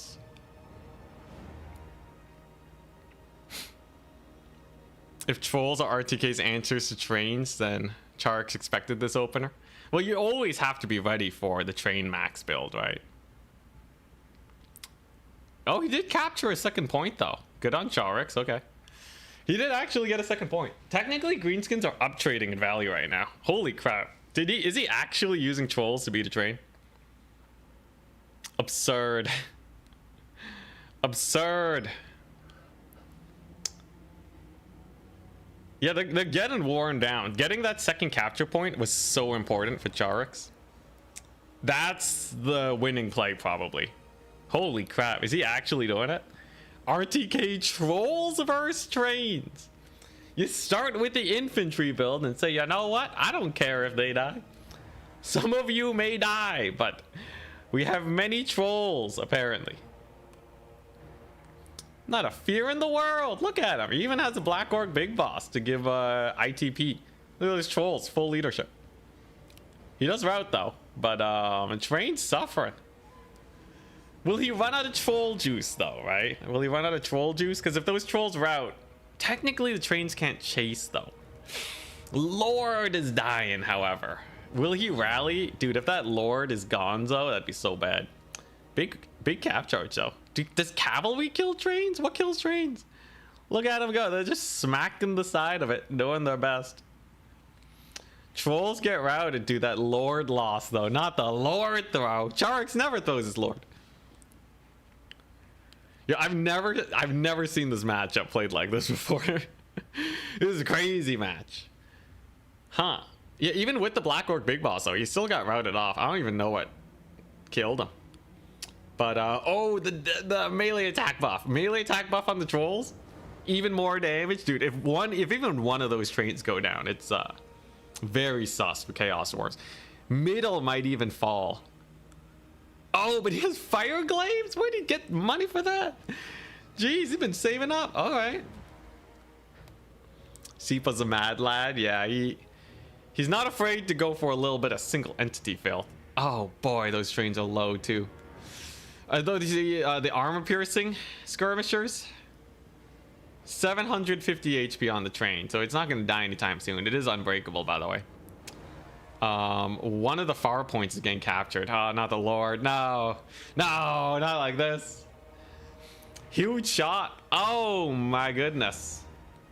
Oh, that was a huge shot. Wow, that's painful, man. That's 450 gold down the drain. I think the train's barely lived. I think they barely lived. Okay, Charx will be able to hold his home point. The back point, that was looking pretty sus. Like, he's running out of juice now. And his Lord just ran off the map. Ah, man. Yeah, he really needed, like just one fighter. No, the Chaos Dwarfs are Spirit Leech spamming. Oh, okay. So straight up, Chaos Dwarves are just, like, single entity sniping, so you can't kill the trains. So you actually have to go really dedicated anti-train to not just get Spirit Leech to death. And starting with that much infantry against a potential train build for Chaos Dwarves is going to be risky. As much as we can say Sipa had a skew build, Charx, I think he really only had the trolls and the Black Orc, right? So I feel like he was obviously way less skewed. He did have like some tools to answer it, just not enough. I'm really surprised we didn't have like a giant squig or something in reserve. Maybe it gets Spirit Leech or something. And it was still close, so like I don't think he might not even have to adjust his build. Imagine taking a Dreadquake train against Charx, dude. You're flipping a coin, really. Sipa really went all in on this. Now that I know that he's capable of such devastation, though, I can prepare for it. But yeah, not even like a Doom Diver or something. Okay, now Charx, maybe he's not completely out of it. His Lord is back. They got to be low on magic. The Sorcerer Prophet. One train is down, and most of this army's pretty slow. I guess another Spirit Leech though. Yeah, there's another Spirit Leech. Oh wait, how many trains are left? Are they both gone? If they're both gone, there's a chance. Brutal volley though. Usually Charix is really on point with those pump wagons. Dude, the fanatics. Oh, and the charge. Okay, all right, there you go. The flanking charge. Oh, most of them get on the front though, but the pump wagons they're the big game changer. Turin, keep looking at the pump wagons. Okay, there we go. Yeah, because they're not braced. Pump wagons just took a quarter HP off. So yeah, maybe Charix can do it. Oh my gosh, the flaming ruins of the greenskins. Come on, let's see. Oh yeah, those pump wagons are cooking. Rampage. They got no melee defense now. They should just die. All right, Charix, come on, you got this. You got this, buddy. His trolls are here too. Value trading is really close, but he's been healing, right? Night Goblin War Boss in melee. Oh, if he kills a Dwarf Lord, that's huge. Oh my gosh, this is such a scuffle. What? There you go. There you go. He's probably not going to kill a Dwarf Lord though, right? He's just a gobbo. As much as I can appreciate the strength of gobbos, it's yeah, we'll have to see. This is going to come down to trading in the middle for sure. Oh, dang. I didn't even see. Okay, I didn't see that flank. If he gets a quick recapture and doesn't down trade horrifically in the middle, Charix can actually pull back. He unsummoned both trains, not just the one. He probably didn't get that much money back off of them either. The problem is actually trading well in the middle. It all depends on those trolls, right? If his lord dies in the trolls route, it's over. But they are sticking around. If they kill the Chaos Dwarf Lord, it's also over for the Chaos Dwarves. Oh my god, they're really gonna stick to it. Neither of them are blinking. Holy crap, they're both just like, you know what? This game's gonna come down to RNG between two lords fighting each other. Sipa's like, aha, I got a second lord. And that causes Charix to disengage. Holy crap. Dude, if they were actually gonna roll, if they were just gonna go and roll for Lord Melee RNG, I was gonna flip it. And get some in-game audio. No, this is Turin's stream. This is Turin's stream. He lets me stream so that I'm not just sitting around doing nothing. He lets me restream. Thank you, Turin. It actually is really much appreciated. Oh boy. There's a Spirit Leech on the Gobble Lord. Did he die? Who wins? Dwarves need 400. So that's 800 tickets. Greenskins win on a double cap. Greenskins could even resummon their lord, whatever, man. And finally kill off the Dwarf Lord. I think he killed off the Greenskin Lord, though. Oh, jeez. Okay, he's been saving, though. He's been saving for trolls. Oh, yeah, Turin's right. Sipa has been saving a lot. Is he really going to bring in another train? If he summons a train, Sipa's insane. Don't resummon the train, man. It has 3 capture weight. It's not going to kill the trolls. A train resummon is like insta-death. Oh, he brought something in. It's a I can't see it. Bull Centaur renders. Okay, yeah, it's over for Charix. What a scrap. I think it's totally over though. I believe it is over.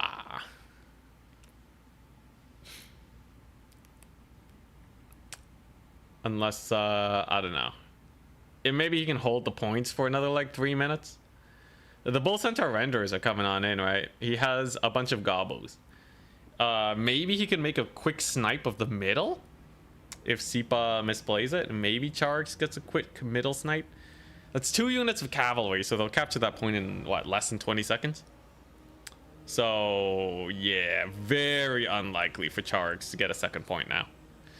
A proper scrap. Yo, I don't know. Yo, this whole greenskin business, I don't know. He definitely scrapped it out really well.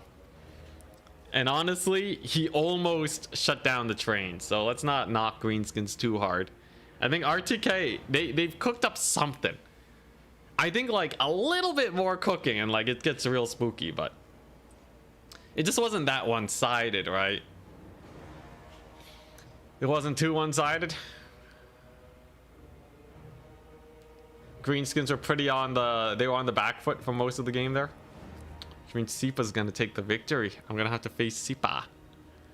It's looking scary for you, Ent. Sipa is an unknown player to me. We haven't seen him that much. Time to do research. SFT declaration. High elves, demons of chaos. Ogre kingdoms, dark elves, Norska, chaos dwarves. Yeah, he likes chaos dwarves. He likes his Norska dark elves. I think ogre kingdoms is the spookiest faction. Dark elves, if I can beat his dark elves, that's a faction he really likes getting defeated. That would be great. Dark elves Skaven, ogres beastmen. He also plays beastmen. Greenskins, dark elves, high elves. Oh, they're an elf enjoyer, an elf and ogre enjoyer. The thin and the thick. A lot of ogres though. This guy's every SFT, like 50% of the SFTs, he's playing ogre kingdoms.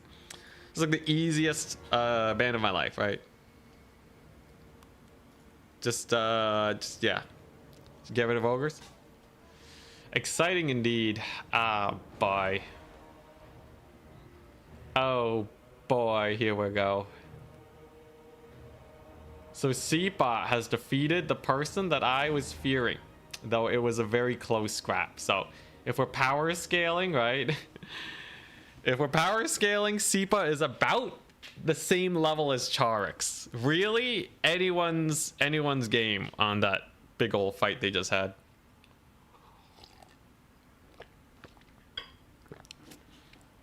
He's doing the long con, knowing that I'll ban ogres. That would be pretty crazy. He just edits all of his SFT declarations so that it's just ogres everywhere. The mad lad. All right, yo. Sepa. Oh. Writers subverting expectations. They definitely made this tournament pretty scary. Hopefully they don't subvert it again. Although who knows? Who knows who is supposed to win this? Like, I've been playing a lot more games, but like Sepa, they've been around, man. I think they won a lot of tournaments. I think they won a lot of grand finals previously too. Let's get this party started though with our bans. So we both get one global ban, with which we can prevent the faction from being played.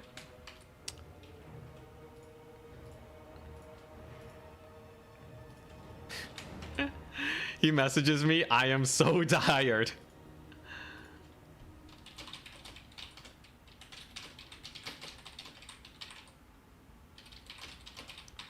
I'm letting him know that he can message Turin that he can take at least a small rest. Playing a best of 5 versus Charix must be exhausting.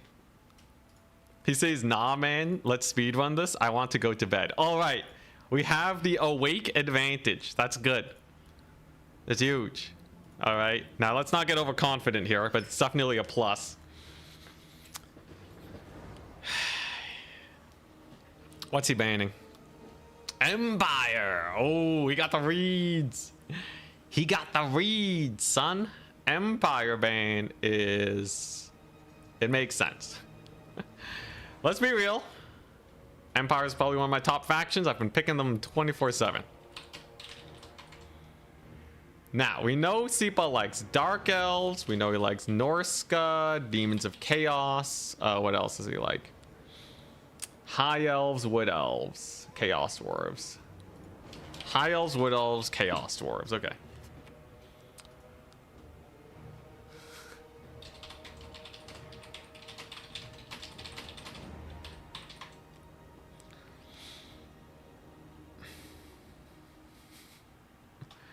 He says, I'm a Dark Elf main. Why does everyone ban ogres?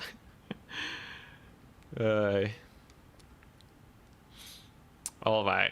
So, Dark Elves, ogres. Okay, yeah, so ogres are gone. So he really has Dark Elves, Norska, Demons, High Elves, Wood Elves, Chaos Dwarves. I know some factions that do well against all that.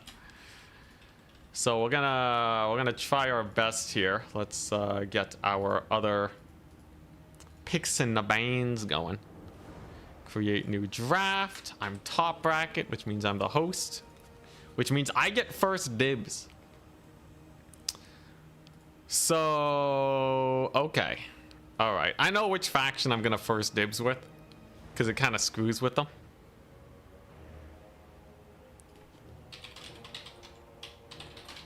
He asks what maps. Whoopsie daisies.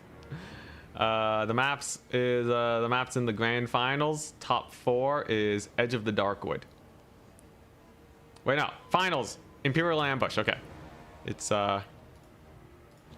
Imp Ambush. All right, Imperial Ambush. I know what faction I want for this map. It's great.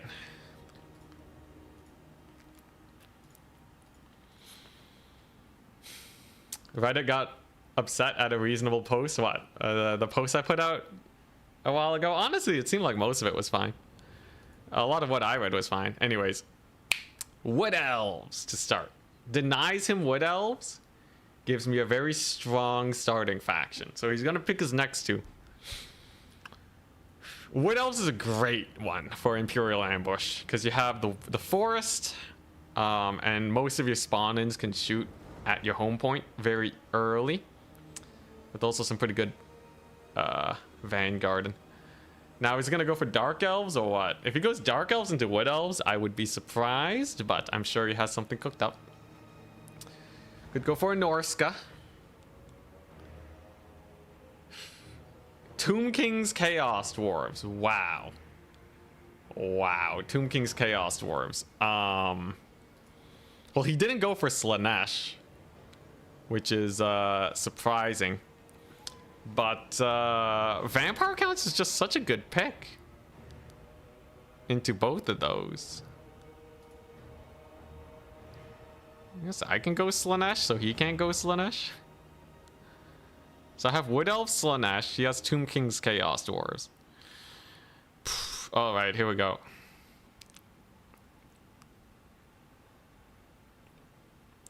What will his last faction be? Oh boy.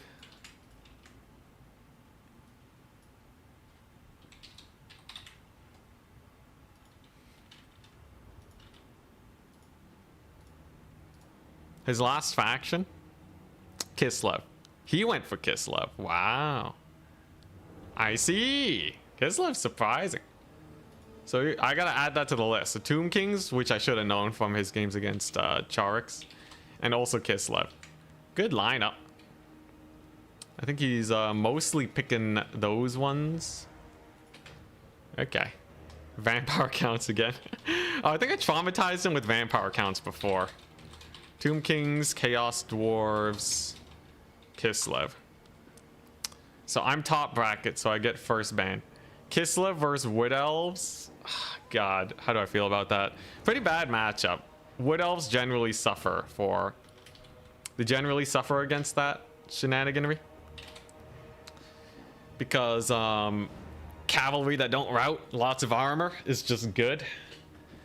So we don't want that. A solid start, indeed. Long con confirmed. Yo, we'll see. We'll see how his Dark Elves are. They are pretty spooky. There's a lot of strats you can do with them.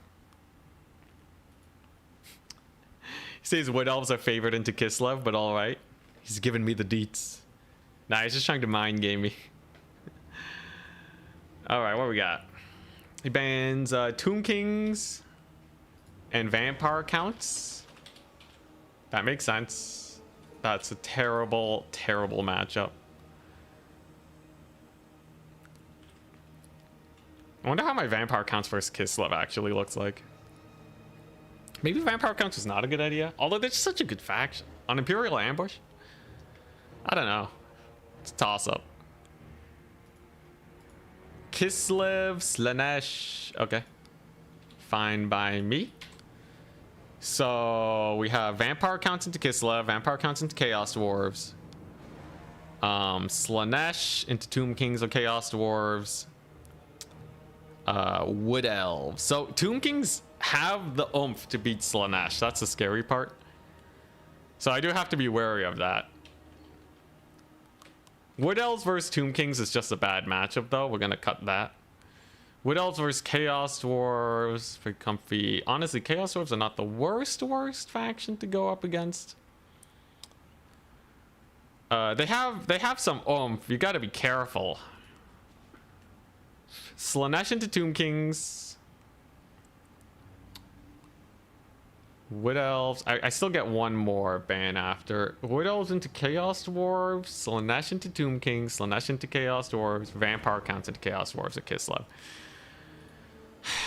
Do I really fear the Kislev that much?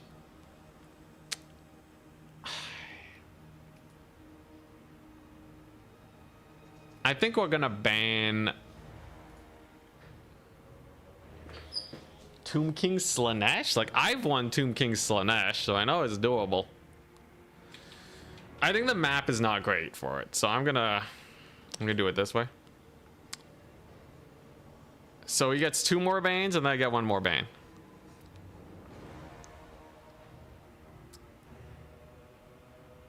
I did that. That, then that. Okay, here we go. It's terrifying. Semifinals are on. The semifinals are here. Regardless, this will make a great video for sure. This will make a wondrous video. This is the finals, the grandest of finals. How often do you fight Kislev? I feel like I never see them. People very rarely play Kislev.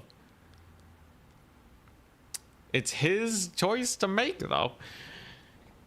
Chaos Dwarves versus Slanesh, Chaos Dwarves versus Wood Elves, or Chaos Dwarves versus Vampire counts. I can't fear the Chaos Dwarves forever. I gotta face them. Like, you know, he might have something, but like, I just have to go for it, right? Otherwise, I'm just gonna be just banning those matchups forever.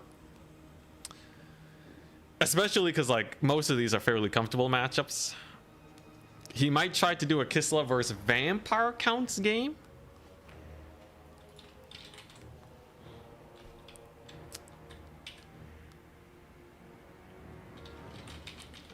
Banned Slanesh versus Tomb Kings, and I think I banned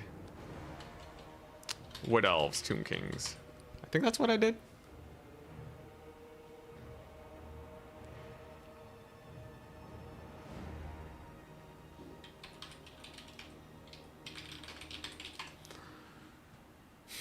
Wait.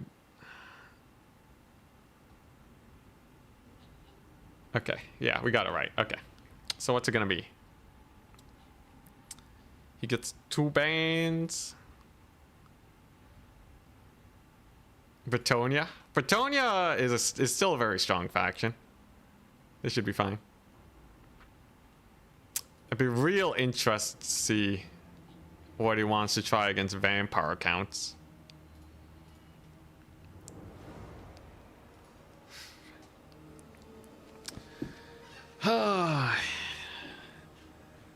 There's 2 Vampire counts matchups that he might go for. And then there's Chaos Dwarves versus any of my factions. He's thinking. You think Chaos Dwarves versus Wood Elves, Slanesh, or counts is good at all?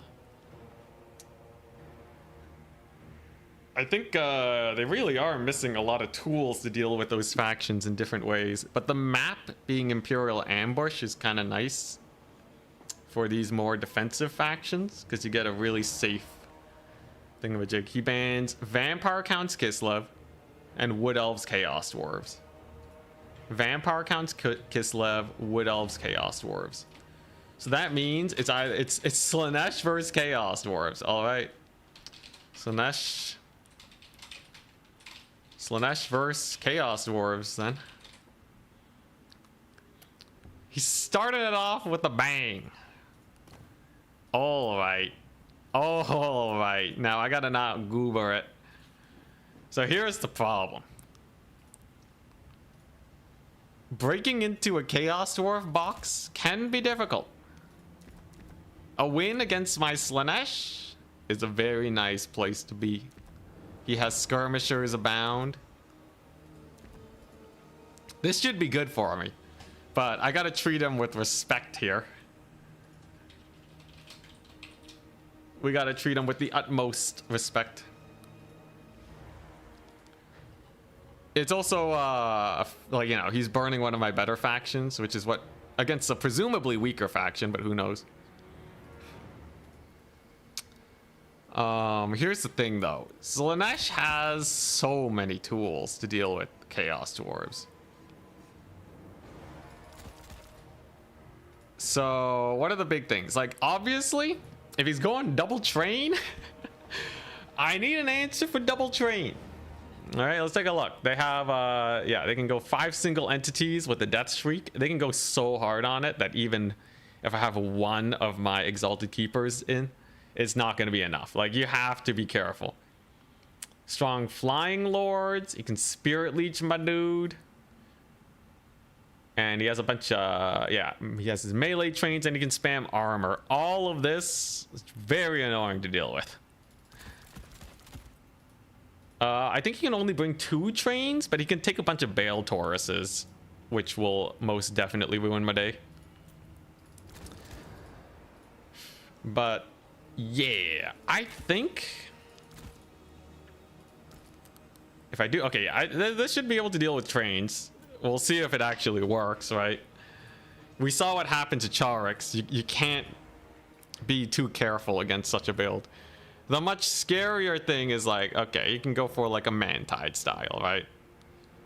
So you're gonna need to deal with that. He can have artillery plonking away at you forever, and that's very annoying. He can have the shotgun dudes. It's pile driver on you.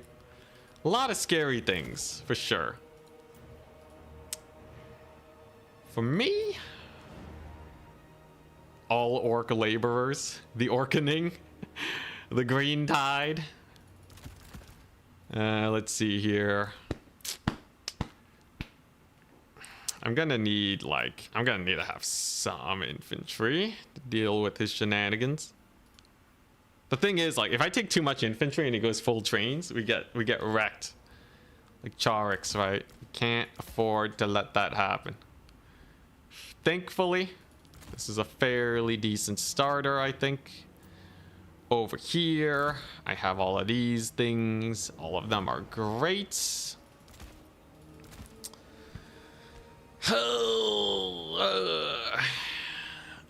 Let's see here. Oh, he's already ready? Dang.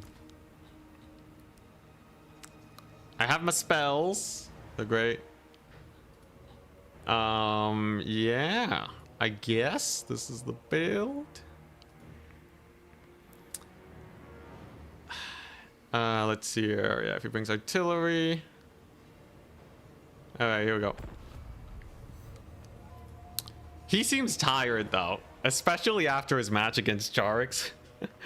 Just every Discord message he sends, but we're not gonna get baited. We're going all out. Double train? Maybe he does go double train. I don't know.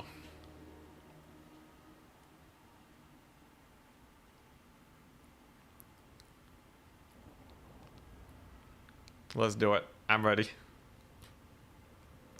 Sporticus lives. Oh yeah, that was the Greenskins versus the Chaos Dwarves. Classic Sporticus. Let's take a look. I think I've covered all my bases here, but we'll have to see.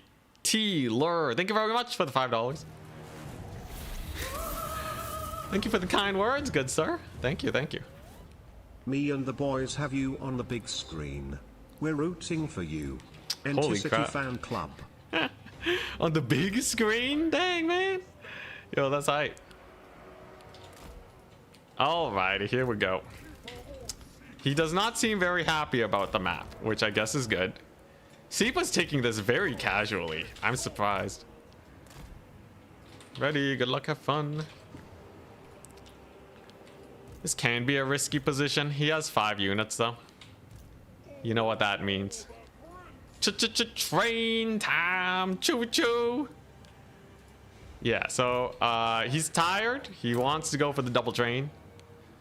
All I gotta do is keep my lord alive and away from spirit leeches while using my skirmishers to chunk him down. It's gonna be a difficult one though, and we're gonna need the Marquis of Masochism as my big single entity to take him out. So let's see if we can do it. He says he's ready. There they are. Sorcerer Prophet Odeth. Demon Smith Sorcerer Odeth. Yeah, all right there, buddy. So you want to train me, eh? He wants to go for the big train build. That makes a lot of sense. I'm going to ignore the fight, keep my lord safe, and never ever actually go for the big dive. Because screw that business. We're just gonna capture these points. There you go.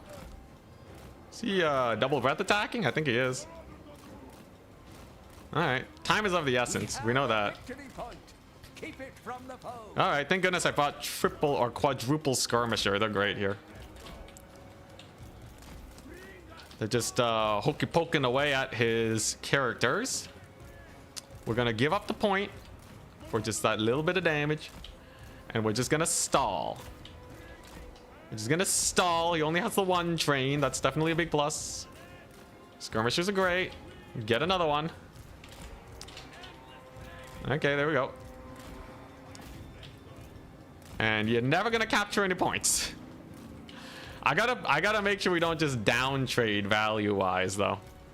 Yeah, okay, there we go. Let's just disengage. I need the value, right? We just have to play for hard value here. My lord is super afraid of getting spirit leeched. So they're just gonna, yeah, just chill. Gets one Hellstrider for his troubles, but 200 tickets is not bad for that. Alright, here we go. Hellstrider crew will come back. Can I bait out a shot? My lord's underway. Woo! Run! Run! Alright, they're fine. More skirmishers, surprising. Alright. If he wants the mobility fight, we'll give it to him. Just never let him capture the points. Forsaken will take forever to kill without the train, so that's definitely a plus. What is that going? Is that going for the Forsaken? I think it is. Back it up. Oh, he hit his own dudes. He just punched him in the face. Holy crap, that poor Castellan. Oh, humanity. All right, that's good. Ain't over just yet, though. I got my lord on the business. Jeez, that's painful, though. That poor Castellan. All right, here we go. Damage mitigation continues. Let's see if we can use our Forsaken here to just keep them busy for a little bit. I do still have a lot of these guys. And the stalling is continuing, right? We just want to stall them essentially forever here. There we go. Hellstrider sacrifice. At this point, with so many tickets, I can be a little bit more safe about this business. Gets the Spirit Leech off. Gets the shot in. But he's going to take a lot of damage with the Hellstriders coming on in now, right? Plus, I have all these guys here. So that should do fairly well. He's going to try and Lord Snipe here. I just got to be careful and make sure he doesn't. We're just going to make sure he just doesn't while stalling out his boys.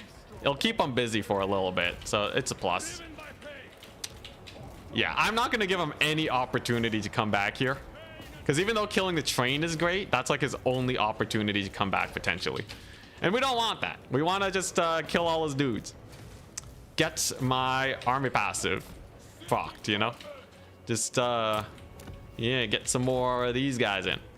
He's spamming out the what's-its, but it really is not a big deal. Spirit Leech spam. He's never gonna catch my lord. You know, it's just yeah, just running for the hills. To the corner with you. To the faraway lands of the corner of the map. Catch these guys for free. That's good. I also have Fiends of Slanesh. They'll be perfect for this situation.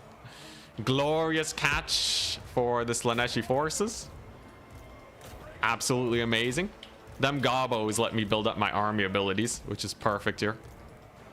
And we're almost out of ammunition, but I was never going to kill the train anyways. So it's honestly fine. Couple goblin laborers. I got to make sure I don't like run out of troops though, right? If we run out of troops, we could potentially just outright lose if I'm not careful. Lord Death would be crazy. But I think if we bring in Fiends of Slanesh, it really feels like he doesn't have much to deal with them. His train's stuck in the forest too, which is pretty awkward. We're hunkering down. We're going try hard. I'm giving him no quarter right now. There will be no quarter. Look at that. Big old blob over there. Very nice. Castling. Oh, he just friendly fired his dudes. That's painful, man. He just annihilated his own infantry corps. Well, I guess I can't chase them off.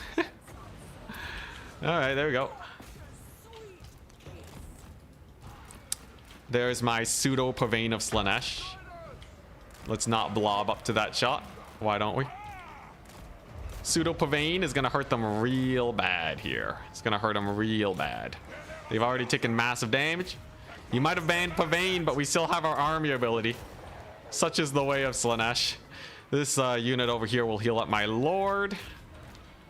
Very nice. That's a fat charge on his boys. We want those fire glaives dead. He can't shoot. There are too many friendlies in range. Oh, he shot anyways. What are you doing, man? He just nuked his own forces again. Well, such is life. Let's see. My lord is healing up. Marvelous. Jeez, man. The friendly fire nuking. It's brutal. Okay. He summons in a cav unit. I have a net. I have... Like, honestly, once you maximize the army abilities on Slanesh, they become indestructible. Lord's just gonna keep healing up, as they do. Skirmishers are fine. We're not gonna give him a single ticket. Unless I really need to uptrade again. Let's pull these guys away before they get shot to death. Yeah, there it is. Who's he targeting? Oh, he's targeting the fiends. Ah. Pretty painful, pretty painful. Lord's still doing good, though. All right. And here come the boys. So, what's it gonna be?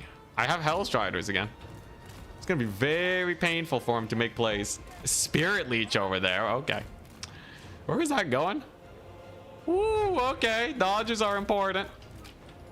Dodge is very important. Let's just kill this unit because it's expensive. There you go. There you go. I don't even need to, yeah, that net lasts longer than, like, Aranessa's net. It lasts longer than Aranessa's net, man. Who cares? They're never gonna escape. All right, let's pull back over here. My lord is speed boosted. All right, sick. Glorious. GG, well played. Yeah, he faced the Slanesh. Yo, he went for it, but yeah, we were ready. We saw it. Slace, thank you very much for the prime sub.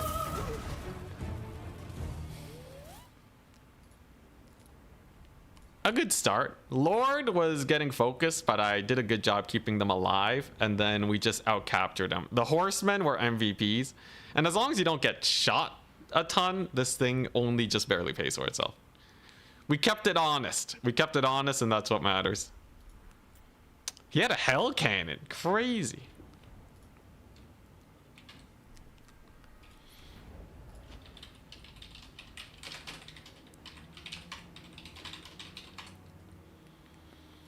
Okay. Easy prime sub. Love your end. Thank you. It does genuinely help a lot, good sir. Hope this has been a very entertaining day. I've been playing my heart out. If you couldn't, if you couldn't tell based on those wins and losses, it's very spooky games. But an early win is good. So he's played Chaos Dwarves. I played Slanesh. We're down a very powerful faction. But all right, let's take a look. So yeah, he's host now and I'm guest. Thank you. Sixth Lime, thank you very much for the prime sub.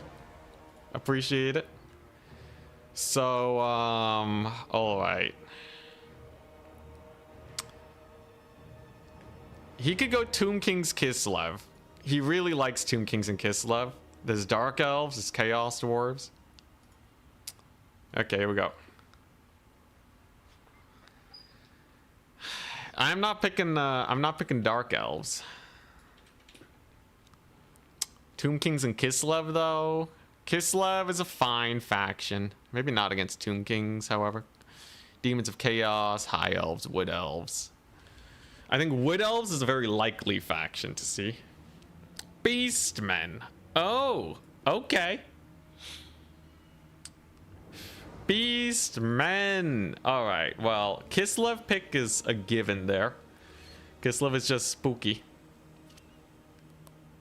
And then, God, my second pick is probably vampire counts. There's no more. Well, I don't know. He can hard counter it twice, but yeah, I'll just take his wood elves. Force him to play like dark elves or something, right? Kislev wood elves is a great lineup. Very scary. Wood elves is very high, like high tier. Kislev has some super counters. His second faction is Tomb Kings. Okay. Straightforward pick and ban.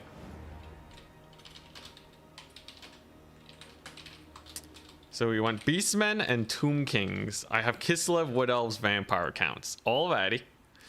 And his last pick is going to be Dark Elves. Who would have guessed? I picked Vampire counts. Vampire counts are great into Beastmen and Tomb Kings. Rift at World's Edge. Not a lot of travel distance between points. He bans Beastmen versus Wood Elves. Already a good start. Wood Elves versus Tomb Kings is terrible. So we're getting rid of that one. And Tomb Kings versus Kislev, we're going to get rid of that one. So now it's either Dark Elves, his favorite faction, versus some 3 very spicy factions. Or Beastmen into Vampire counts or Kislev. Or Tomb Kings into Vampire counts. Tomb Kings into Vampire counts is straight suicidal. Which he knows. He bans it, just like last time. Makes sense. He also doesn't want to play Dark Elves into Wood Elves. Also, makes a lot of sense, right? It's just... You're going to get shot to pieces. Which means we have Vampire counts versus Dark Elves. Which I don't really know, so I'm just going to ban that. And then we're going to ban... Kislev versus Beastmen, Kislev versus Dark Elves. I could just face as Beastmen with Kislev or Vampire counts. Seems like a fairly... Yeah, okay.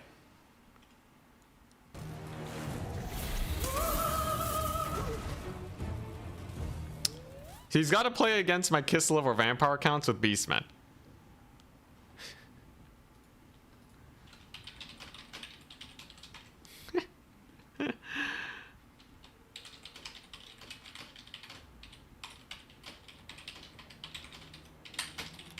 He's asking why I keep banning his Dark Elves. Alright, he wants to play Beastmen Kislev. Oh boy. Oh boy. Alright, Sipa. Now this is one that we played recently. Thank you, Robo Popsy, for the Prime sub. Helps a lot, helps a lot. Then tell me, are we gonna see the famed Golden Knight strats? Ah, yes. Totally, totally. Yes, yes. Golden Knight, most meta unit. All right. So here's the dealio, right? He knows that we're gonna have some filth here. Or does he? Are we gonna go for the filth? Do Beastmen survive the filth? They actually do have a lot of tools. When it comes to like fighting it. Should I flip a coin? Should I actually just flip a coin? Do I have a coin somewhere? Or do we mind game them? Do I know? Technically, Nash Equilibrium, I should probably flip a coin, right? Definitely go for the filth. It's always worked. That's the thing. It's always worked. Filth has never failed me before. All right. Well, like, you obviously have to take at least a couple Frostworms. Use Google coin flip. Oh boy. All right. Well, let's just start off with a little bit of normie stuff, and then we'll figure it out from there. Because he can go for... He can fight it. If Beastmen know what build you're bringing, they can absolutely still fight it. So you gotta be a little careful. The filth is funny though. He just got dumpstered going small. Natural human reaction as he goes wide now. Oh my gosh. We're trying to psychoanalyze Sipa right now. That's is that what we're doing? All right, let's see. I think I have a good idea here that can't possibly go too badly for me. So yeah, I go for this. And then all I really need afterwards is like... let's see here. What do I need after this? Like this is a solid start. And how do I round out this build? How do you get it to a point where it's like super comfy, you know? This is probably fine. I think it's probably fine. Oh god. Don't forget a caster. Thank you. Thank you, Twitch chat. My chat, you guys are the best. All right. Technically, all right, this is like I'm getting free coaching. I'm getting free coaching between games. Actually should get banned. Let's see here. God, I hate having 650 extra gold left as Kislev. Cause what are you supposed to do? Take a snow leopard? Actually insane. Alright, that looks like a good starter build. And then in my reinforcements, we definitely need at least some of these. I've played this on both sides of the coin, so we know generally what we're looking to need here. I just have to, yeah, I just have to be a little careful. Make sure we don't do a mega throw. And I think we are sitting pretty comfortable. This build looks like a great build. I have a caster. I am missing one thing, however, and that's going to be this. Now it's looking like an amazing build. Actually indestructible. Very nice. All right. Fingers crossed. Fingers crossed. A 2-0 lead would be huge. Not unlosable, but it would be huge. Ha. Ah, here we go. Grom. A little bit of Grom action, maybe. I'm locked in. He's getting tired, too. We know it's getting late. Wherever Sipa lives. If I just stall for longer, right? Nah, I don't want to be a bad sportsman. We're going to win this. We're going to win it legit. Mm-hmm.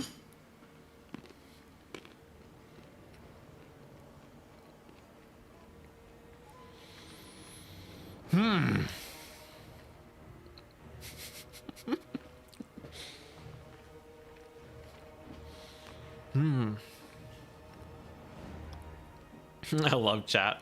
Nash equilibrium is predictable. My gosh. Oh boy. Let's drink some water so you don't hear me chewing.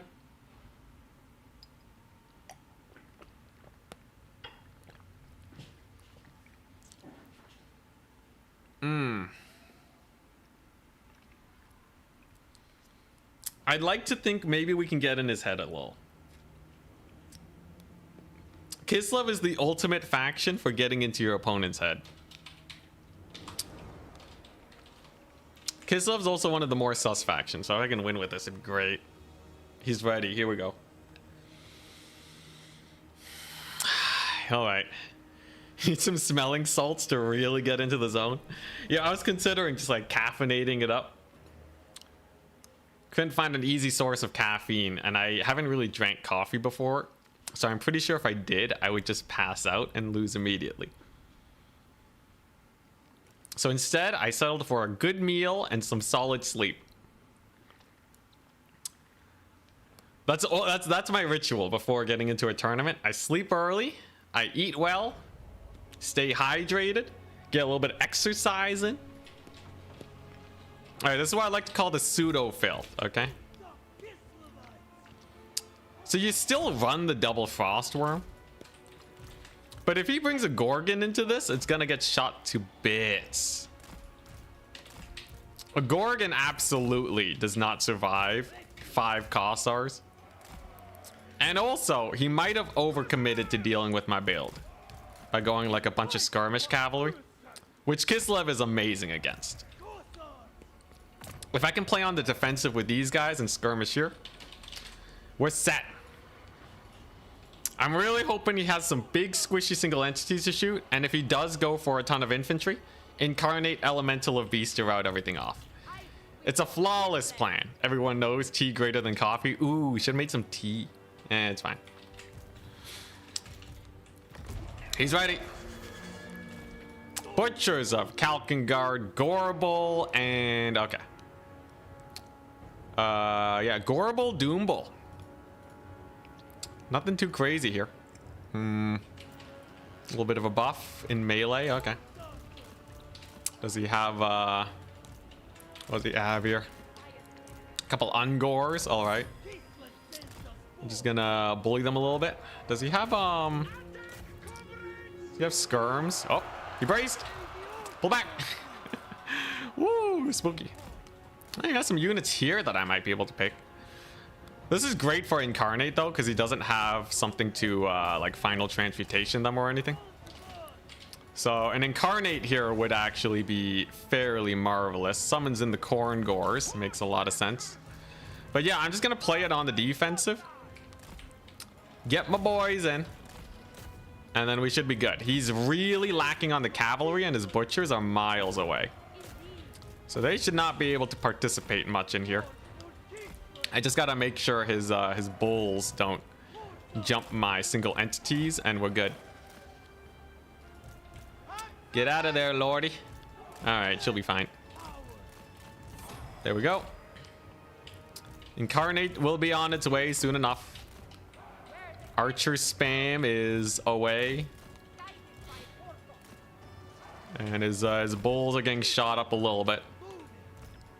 It's a decent start. That's a Bestigor herd.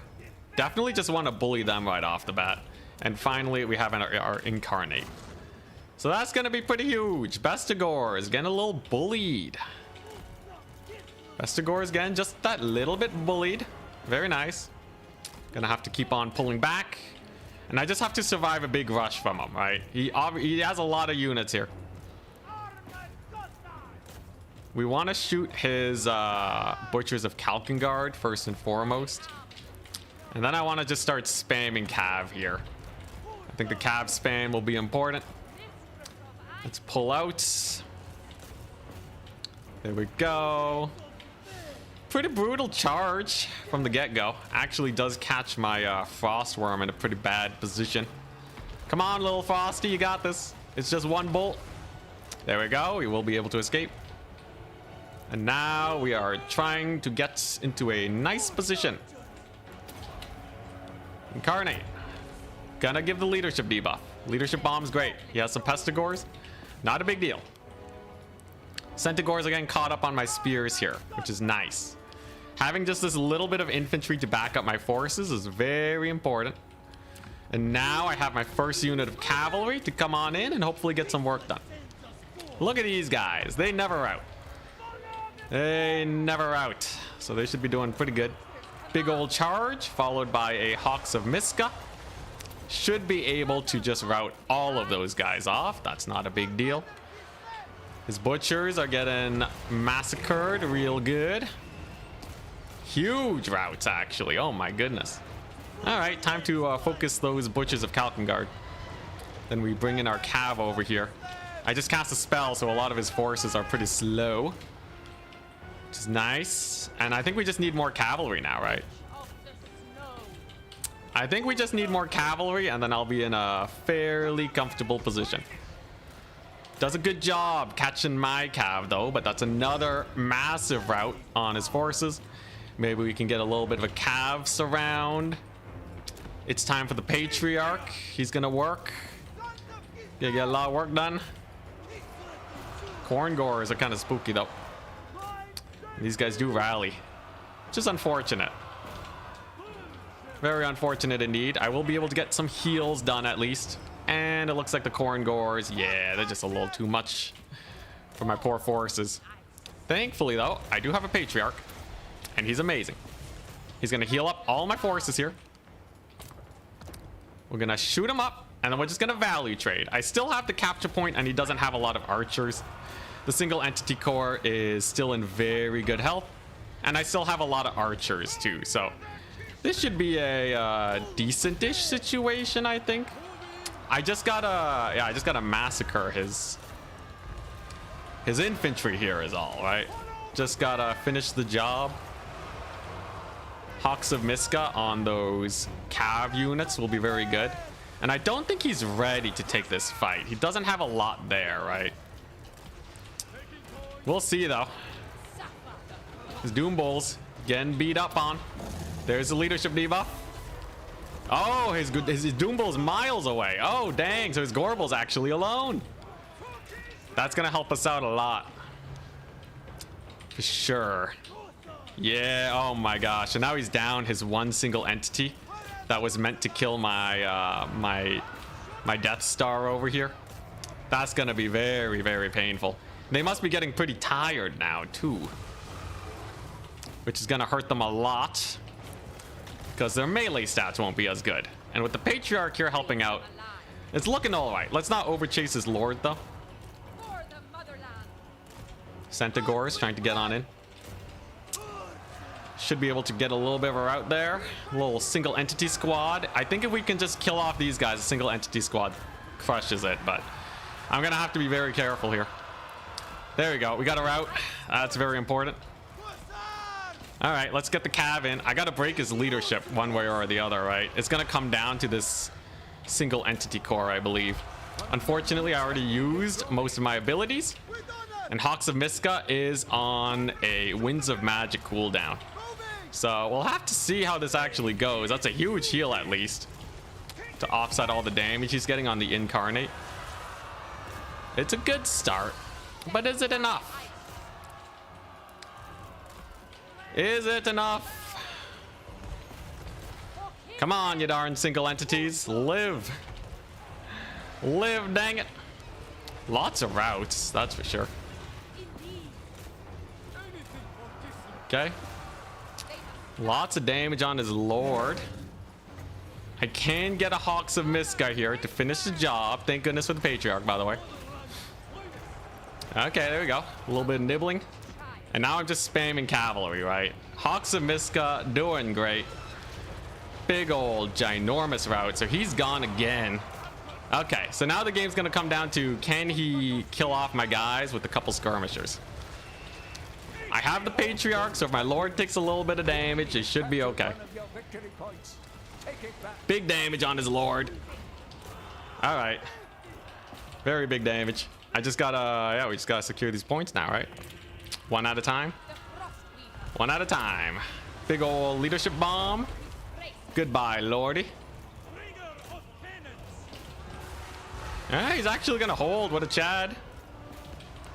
Here's Agora in. Come on, Patriarch. One more ginormous heal is all I really need. One more giant heal. His Lord's routed, though, so if I just chase him off the map, I think it's over. Come on. Big old route over there. Uh-huh. I'll use the Frost Worm to chase him off. That should do. There we go. I need a... Yeah, I got to pile on in again. Come on, Patriarch. Heal. Incarnate lives. The Elemental lives. Come on. Nah, it's going to crumble. It shall crumble. Oh, boy. I don't think even a charge will save it. I will be able to capture the point at least and get myself out of a triple cap situation. But definitely a little sus. Maybe I can kill his caster. He's going to try and win by tickets now, I think, too. So we actually have to, yeah, just try capturing these points. Routes off the Frostworm, too? Jeez. How good are these axe throwers? My goodness. Okay, he doesn't have a lot left, though, right? His Lord is at, like, 0 HP. So despite killing off most of my single entities, I think we're still in the clear. Mostly. I just have to, yeah, capture these points. Get a little bit of a charge in there.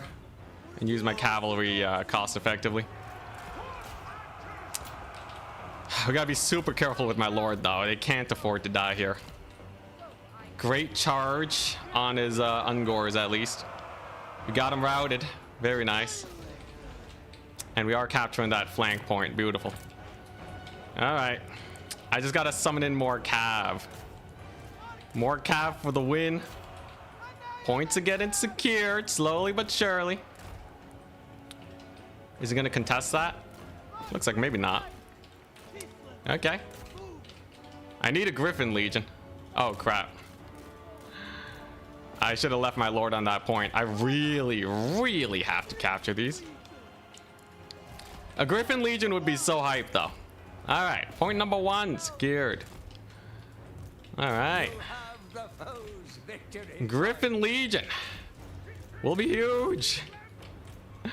Glorious, glorious. Patriarch doing his job. He gets the point. Let's go. Jeez, all right. There we go. Korngors are dead. And I have a Hawks of Miska here. These guys are going to be getting shot up. And Miska at the same time.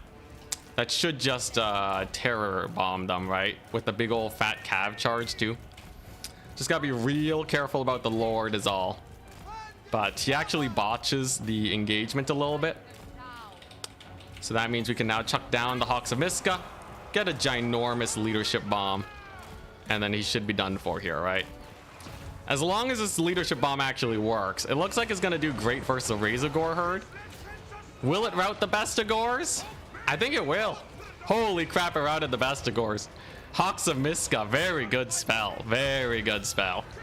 Jeez. And we barely routed them too. There you go, there's a little bit of a vigor boost. His bull's getting murdered. And I think we have this one. Close match. He made me fight for it, for sure. He made me fight for it. Routing off a Bestigor like that, though, is definitely the backbreaker. Summons in another one of those guys. We're going to use ambushers. They're potentially a free win because they just have a net. Okay, very good charge. Very good charge on these Ungors. He's really suffering the leadership penalties now. Very much so. She's that Lord, though. How's he still alive? He refuses to run. All right. As long as this guy doesn't come back. I think I just need to make sure he doesn't get the points. Actually, I should have summoned melee cav. What am I doing? This whole skirmish cav business is not going to do it, right? Though if I route off all these spears on the flank with the Hawks of Miska and a fat charge, that should be the end of him. That's about 700 gold that we just acquired. Archers can kill his caster. Hey, there you go. Big route, big route. Dude, Hawks of Miska, man. Beastmen really suffer to leadership bombs. I say it every time, and it proves true every time. They really, really suck against the leadership bombs. And having slightly more single entities than they do. All right, just got to hold this last point. Should be pretty easy with all these guys here. Huh. Here we go. Ambushers are in. They'll actually be really good because I can just net them. Shouldn't be able to capture that point. And then a resummon of the Frost Worm should make things impossible for him, right? There you go, looking good. And the cleanup crew is here. Winged Lancers, very fast Kislevites cavalry. We've used all of our magic. Very nice. So they're gone. Let's just double back to keep those ambushers alive, but he taps out. Boom! Kislev! Pretty good. Pretty good. Yeah, the Death Blob is always good. I was safe and didn't go all in on it because I thought he might have tried to hard counter it. And he brought some tools, but it wasn't enough. Lots of value on this caster, though. But the Bestigors, ooh, the Bestigor value. We countered the Bestigors really hard. They got summoned in again later on. So to see the Bestigors with the Hawks of Miska route, it's huge. One more versus Sipa. Here we go. Yeah, double Frostworm Patriarch is insanely strong. It's crazy. The vigor resets, and then you just clean up with your superior cavalry. Kislev's a scary faction, and I still went for an early Mantide, going for a lot of Kossars. Had he gone for a full-on hard counter like Blood Brute Behemoth, he would have lost to the Kossars, I think. At least it would have made it very difficult for him. Exapol 2, thank you very much for the sub. Appreciate it, good sir. Here's to the victory. So the next map is Borderlow Landing. All right, all right. If I can just win this, I don't have to stress anymore. Let's not make it a series. Let's just make it a complete questioning. So I'm top bracket, so I'm the host. Take a short nap after you win? Absolutely. Absolutely. All right. So here we go. He's down Beastmen and Chaos Dwarves too. Deny him Dark Elves the whole tournament, and then we're set. Not a single Lord throw. Yeah. What happened? Not one Lord throw? I'm telling you, it always happens because I look at chat. I blame chat, even though it's totally my fault. Get that mother son, yo. Is the $500 is pretty nice. Remember, it's American. That's like millions of dollars Canadian. I always make this joke. Here we go. Mass Vigor reset. Nurgle should have some. Dude, Nurgle really deserves it. It's crazy that Patriarch just outpaces Nurgle so hard. Okay, so he's ready. So he doesn't have Beastmen anymore. The faction that I want to go with, so there's no Empire. But I think against most of his factions, Tomb Kings are a good counter, and it denies him a Tomb Kings pick. I think that's a solid start to go for Tomb Kings, because now he's really running out of factions, right? Played his Chaos Dwarves, played his Beastmen. He's gonna counterpick with Norska Dark Elves. Okay. Norska Dark Elves. You will... God, I actually have a really fun pick here. It's so sketchy, though. It's so sketchy. I'm not gonna go for the susness if I can find a better pick. Norska Dark Elves. They lose to Petonia. Petonia's a safe pick. Petonia's a safe pick. I don't have to worry much about that. Norska is incredibly safe. My secret pick, though, my third pick, might be able to Recaroni him. Though we will have to see. A really fun pick. I'm trying to think, because I'm running out of factions too. Technically, I can also pick Beastmen though, but Norska's not bad into Beastmen. I might actually just want to save him. Dark Elves Norska can fight against vampire accounts too. Okay, but obviously I gotta go Wood Elves, right? He goes Greenskins. Doesn't even go for the Wood Elf pick. Okay.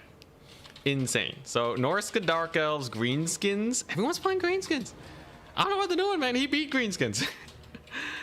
He beat Greenskins. I don't know. All right. I almost wanted to go Tzeentch, because Tzeentch has some really good sniping potential, but it's so much safer to just play the strong factions. So I'm going to ban Tomb Kings Norska. Tomb Kings is like just such a good faction, though. I think they do well against like all of these guys. Petonia, though, I'm gonna... God, all right, you know what? We're gonna ban Wood Elves Greenskins. That's the most obvious. That's the most obvious one. Wood Elves are terrible into Greenskins. Greenskins do great at killing ranged factions. If he brings Greenskins into Tomb Kings, he's insane. Imagine a 3-0 in the grand finals of Tzeentch. Yeah, but we're tryharding today. We're going for the filth. Kate. Yeah, we're not falling for it. I almost fell for it. But no. Why would I go Tzeentch over Wood Elves? Wood Elves are like such a beat everyone into the ground type faction. He bans Tomb Kings and Greenskins. Makes sense. That's also a terrible matchup. So because you guys can't see it right now, factions are Norska Dark Elves Greenskins, Tomb Kings Petonia Wood Elves for me. He bans Tomb Kings Dark Elves. Nice. So he actually banned 2 Tomb Kings matchups, which means that Tomb Kings was a great pick. So I'm either playing Wood Elves into Dark Elves, Wood Elves into Norska, The Wood Elf Norska matchup is weird. They have a lot of slows, and they can kind of just bum rush you. Bretonia Greenskins is also kind of a weird one. But am I really just gonna ban Greenskins across the board? That's 2 Greenskin bans for him. Tomb King Norska should be good for Tomb Kings. Tomb Kings is just such a good faction. What's the map? Borderlow Landing. Oh, that's so good for Tomb Kings. I actually think Borderlow Landing is... Bretonia versus Greenskins is a bad one. And Bretonia versus Norska. I think I'm gonna have to forsake the Bretonia pick. Because the map doesn't really favor them. There's not a lot of maneuverability on Borderlow Landing. This is some good map knowledge saving me.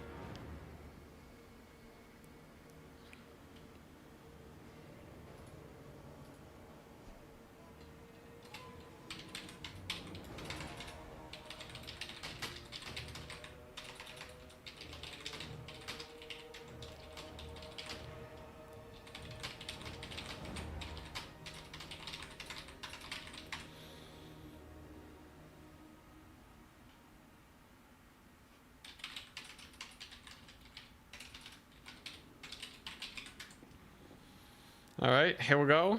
He bans Dark Elves, Wood Elves, Wood Elves, Norska. So Wood Elves, Norska, Dark Elf, Wood Elf. Okay.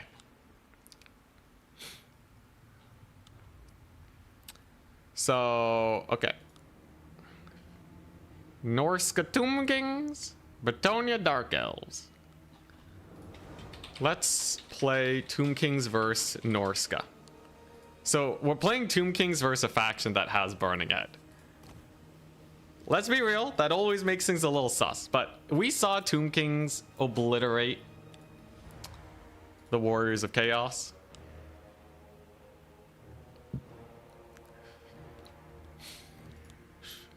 So we should be fine.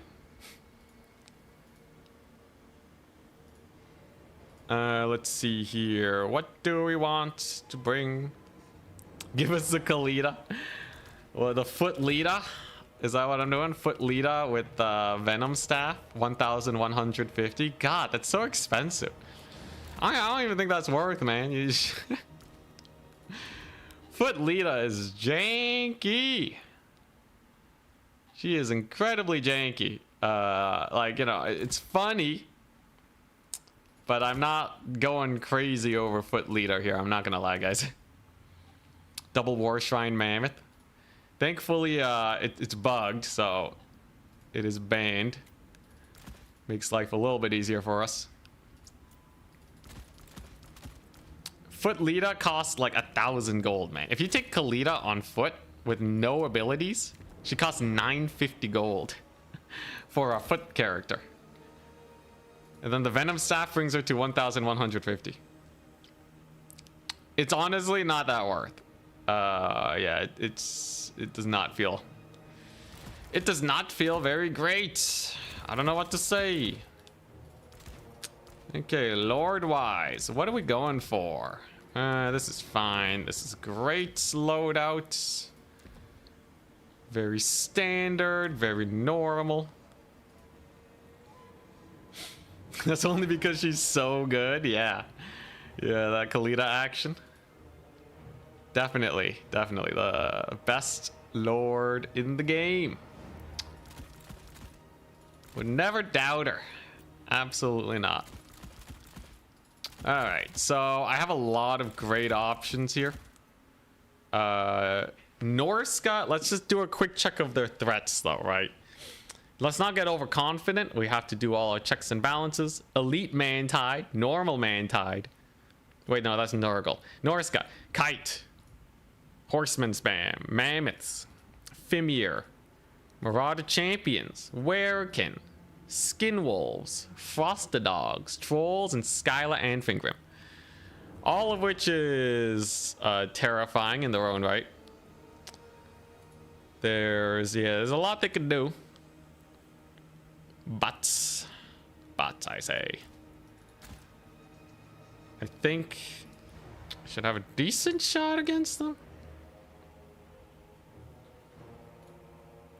Let's see here. Sure, I'll just take one of these guys. Alright, is this the build? What I should do. Alright, let's see. Let's get rid of this, take this. Whew. Oh, actually, I can do this too. There's some funny business I can do. I'll explain it once we get into the game, but it's legitimately a good strategy that should hard carry if my opponent's not ready for it. Though we will have to see. My main armies, my reinforcements is looking good. My main army's looking good. I think I'd probably just swap out one of these for one of these. And then I think we're fine. Norska versus Tomb Kings. Let's see what he has cooking. Kalita's banner. What does it even do? Can't believe Kalita wasn't banned in this tourney. God, I can't believe I lost to Kalita of all characters. Kalita, the High Queen. All right. So the great thing about this map is that flanking is nigh impossible on this. There's a similar map with a very similar layout with the forests, but it's way bigger. The crazy thing about this map is that Tomb Kings can make an entire wall in the middle with their infantry swarm. So that's the goal. Take a look-see. Lots of spears, lots of skeleton warriors, couple skeletons, and Ushapti. That will ensure my front line does not die. Secret tech, necrotech. Permanent debuff. It's a permanent Helm of Discord. If done correctly, it's great. So if I just do that, then it should be, in theory, pretty difficult for my opponent to push through. His monstrous units probably can't make a lot of headway here. Cetra's a god. So we got lots of spells along with his healing passive. Timbers have been shivered. Is this best of 7? Best of 5. We win this, it's over. And we get 500 big ones. Let's not get too excited yet, though. We can't see his army. So I'm just going to hold on my summons, and we're just going to play the value game. He's gone for a Skinwolf Werekin. Makes sense. Cetra's going to have his work cut out for him, but these Ushapi are great. Just one Skinwolf Werekin. Some Marauders. Alright. But yeah, you see how much these guys can actually cover? In terms of that front line. Pfft, quad Ice Wolf Chariot? What in the... What is that? Alright. So he's gone quad Ice Wolf Chariot. Interesting. Quad Ice Wolf Chariot. What? Well, Horse Cetra's gonna have his work cut out for him, that's for sure. Alright, gonna need to use my Ushapti here to defend against that madness. It's gonna take a while for them to kill everything here, but it's definitely menacing. I am thoroughly menaced. Burning Head? Yeah. Alright. So Ushapti are just gonna shadow the chariots and make sure that they don't jump me. Cetra does get the capture point. Let's go. Big old volley over there from the stalkers. They do have charge defense, so they should be okay in theory. Though we'll have to see, right? Maybe I'm completely wrong here. Cetra's getting in there. All right, just pile driving in with the Ice Wolf Chariot spam. All right, Necrotech can get in there, and yeah, we're just gonna have to see how it goes. Ushapti are in. Cetra's doing his best.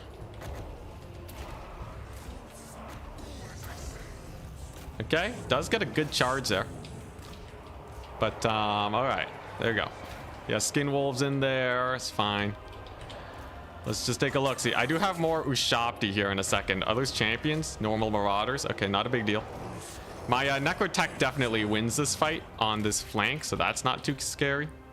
And Setra's doing pretty good against the chariots, I think. You get a massive heal for my forces. And one chariot's already gone. So I think the chariot build did not cook very hard. But we'll have to see. He's still... We gotta be wary here. That was a pretty good charge over there. Necrotech's doing his best, at least. And there's another heal. Great stuff. Great stuff. All right, Cetra, just kill those chariots, man. He's doing his best. Shopti are trying to kill Throg to the best of their ability. Some cavalry on the chariot should do pretty good. There's another heal for my forces. All right.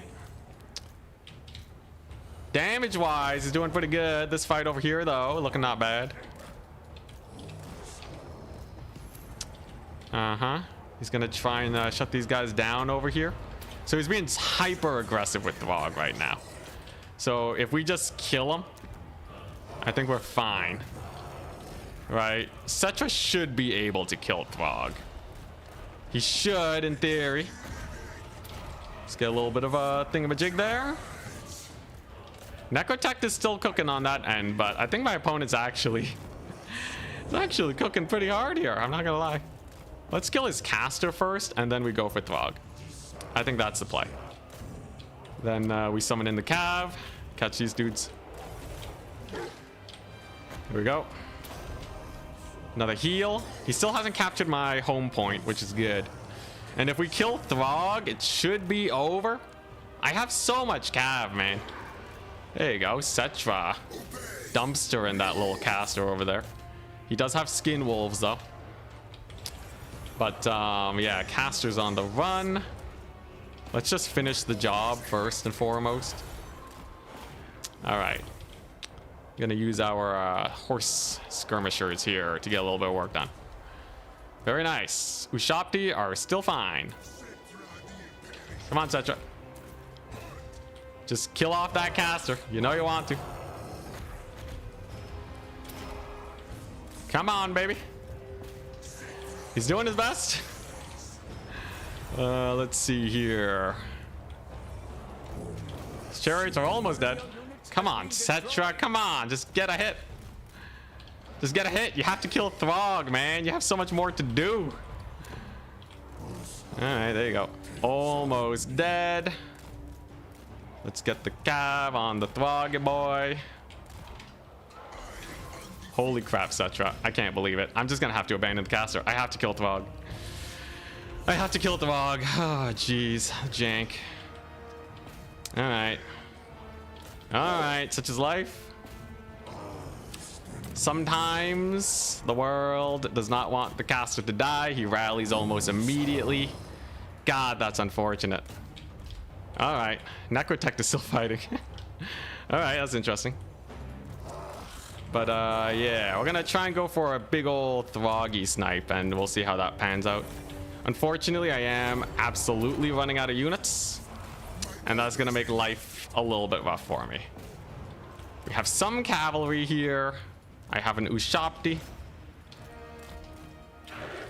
But, yeah, this is looking bad, actually. Get a little bit of a damage boost there. Cetra does not serve. Yeah, he's not going to let me tell him what to do. That's for sure. Necrotech actually capturing the point, though. Oh, crap. Didn't use the heals on him. That's a big misplay. I don't have any sources of terror either. Yeah, I think he got me with the chariots. Crazy strat, though. Absolute insanity strat to just spam chariots here. But yeah, unless I can kill Throggy, I don't think we got him. Dang, chariot cleanup crew. New Norskin meta. Chariot stacking for the win. Throg kills Cetra. Holy moly. All right, is there any crazy comeback play I can make here? Let's see. Maybe if Setra somehow kills Throg by some miracle. Nah. Alright, GG, well played. GG, well played. There is only Dang. Alright. Alright, we have a series. A little stressful. Yeah, so you had to build for it this whole time. So what? He played as Norska, I played as Tomb Kings. Nice, nice. They actually didn't get that much value. It was more so, well, they got a lot of stuff crumbling.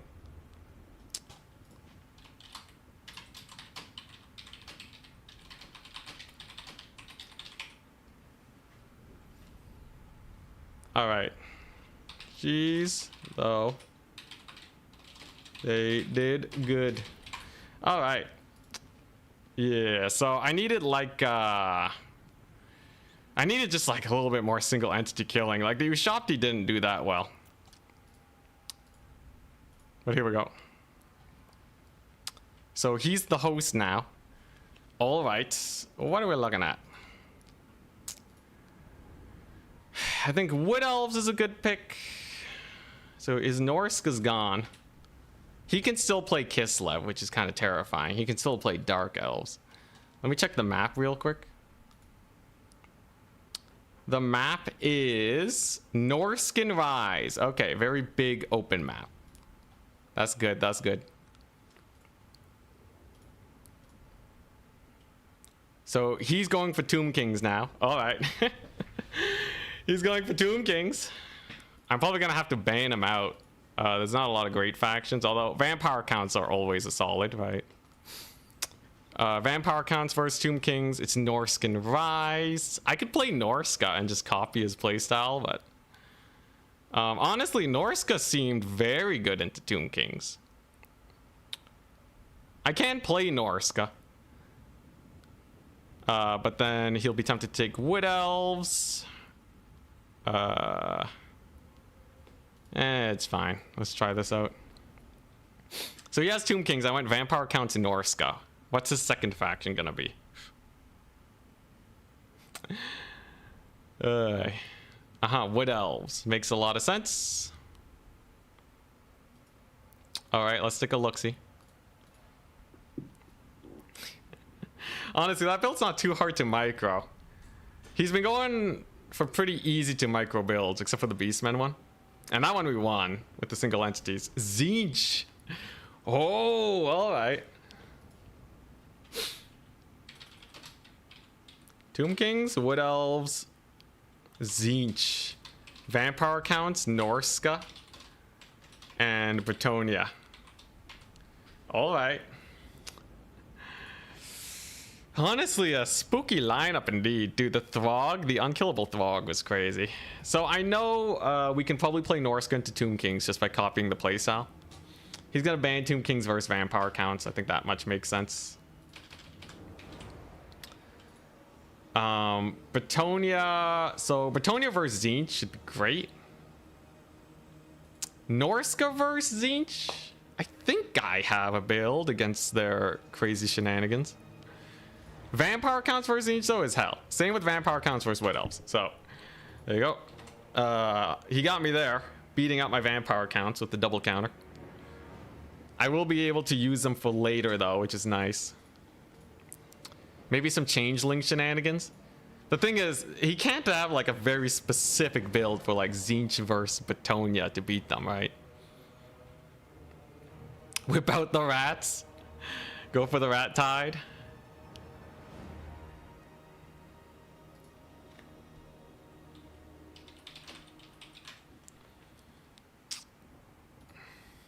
He bans Norska Tomb Kings. Makes sense. And Bretonia of Zinch. Alright, that makes sense. Norska Tomb Kings, Bretonia Zinch. So it's Norska versus Wood Elves. Which is sus in general. Norska's a very strong faction, but I think Wood Elves are a little bit spooky. And then I can ban Bretonia versus Tomb King. So it's either Norska Zinch or Bretonia into Wood Elves. He would be insane to play Wood Elves against Bretonia, right?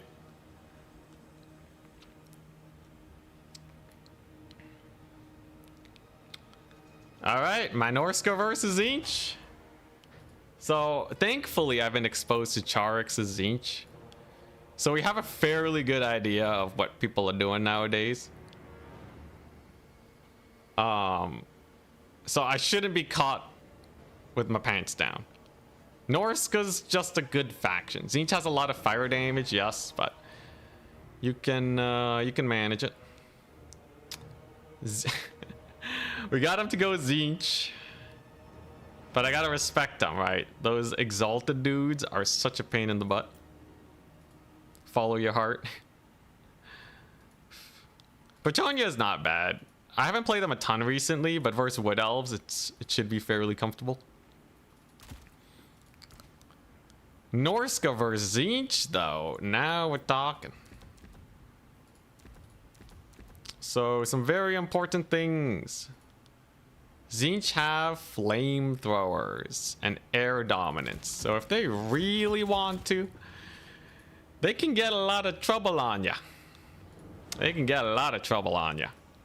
They also have a lot of cavalry, which are a pain in the butt to deal with. So we must be careful today. Yeah, he could just go for an air dominance strategy. But, it's certainly very expensive, which helps us out. Okay, so that's going to be fairly good. The biggest thing is just don't die to Changebringers, essentially. I think this whole matchup is going to... It's all about them Changebringers. Like... you know. You could go for like a normal army, but that's kind of what Norska is comfortable against. So I don't think that's the biggest issue in the world. Changebringers, though, they are spooky. Let's see here. Yeah, I just have to be super careful, make sure that I have all the goods that I need against them. Zinch has some pretty nasty Lord snipe, too. So I'm going to have to be ultra careful with my Lord. Just make sure that they don't die. Let's see what else is there. Just gotta be super careful with the Lord. Zinch versus Norska. My Norska.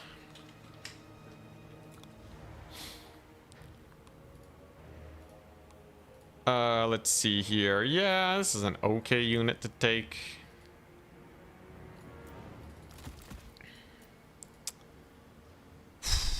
Alright, here we go. Actually, nah, screw that. I don't need that unit. Oh boy, this is stressful. Stressful, he got one. Don't let the blue turkey distract you, yeah. Definitely not worth going for. He will not die, ever. Big old blue turkey refuses to die. So Zinch can bring, let's see here. Mantide with Ushopti. No, that's Doom Kings. Lord Snipe, he can go Green Knight, actually, which is kind of funny. Do I have an answer to Green Knight? Yes, like, not really, really. I can bring an answer to Green Knight, though. Let's see here.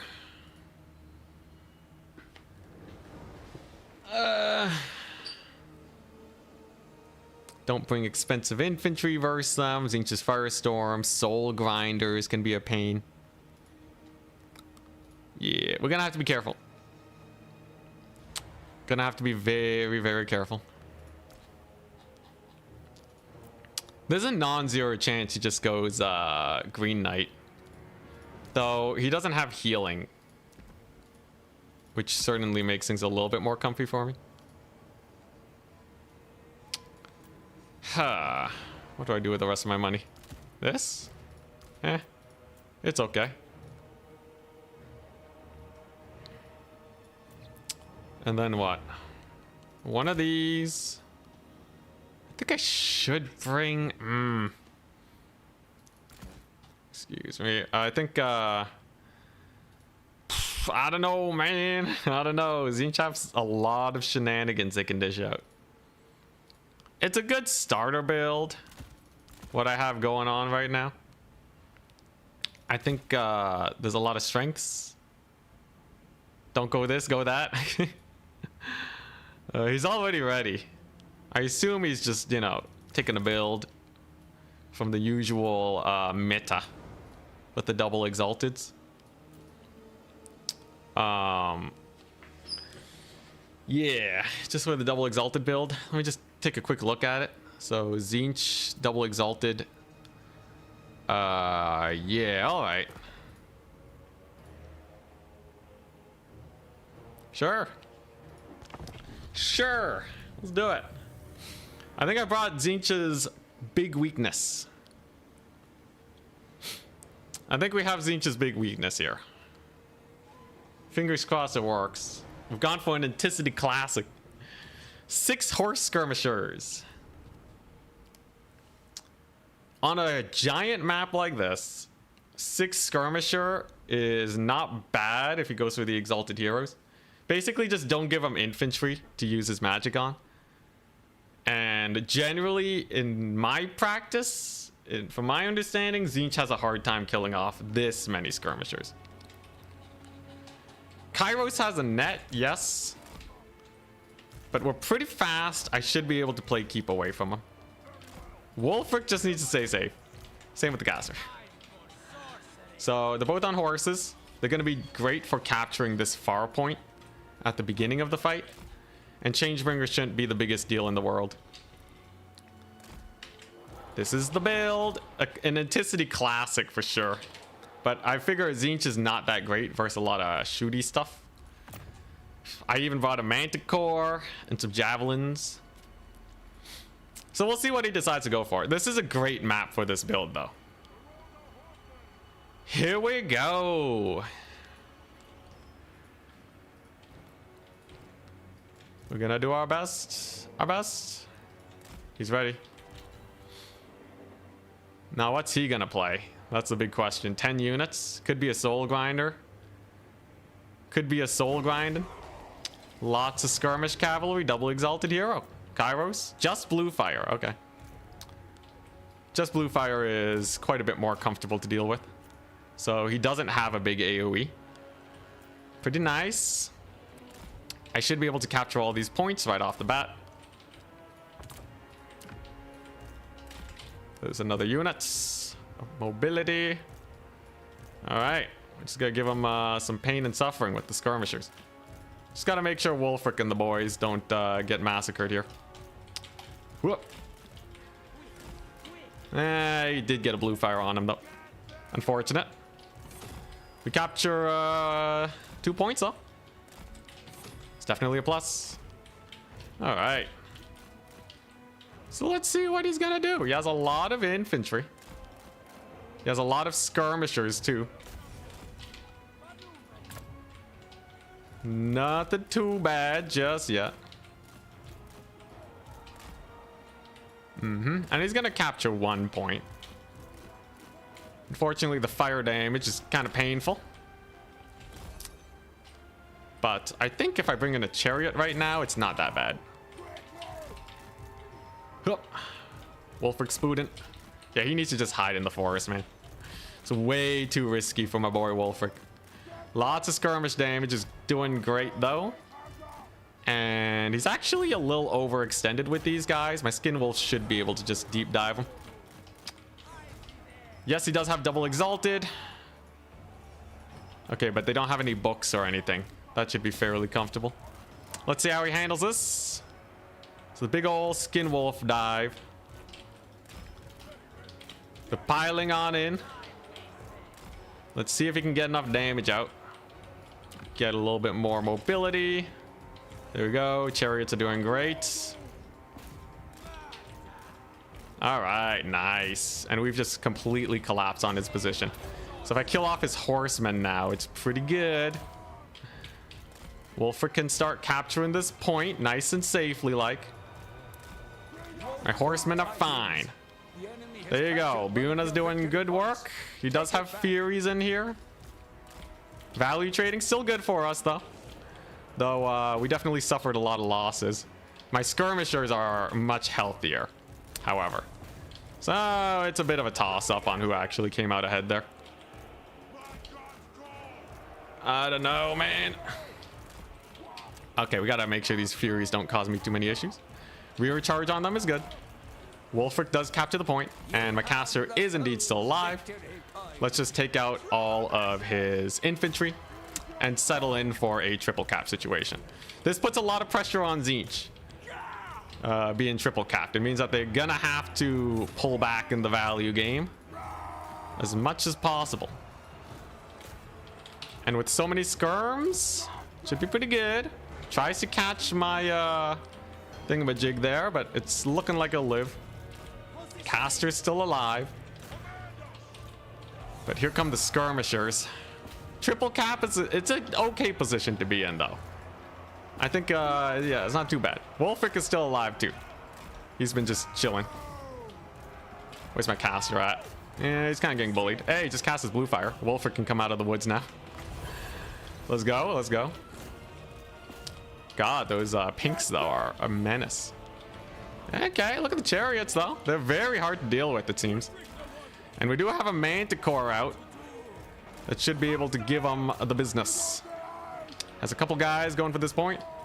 Trading wise, it's very close too. But his pink shall eventually fall, and the Manticore on his chariot dudes is a good one. Let's get another one on him. Should go fairly well. Chariots doing a good job. I think this is a great position for a boat. Wolfric can also participate in this fight against them. And we even got some skin wolves back, which is very important. There you go. That's a very good boat. That's a very, very good boat. All right, here we go. I gotta kill off one of these exalteds, right? One of those exalteds gotta go down. Getting that spirit leech on him.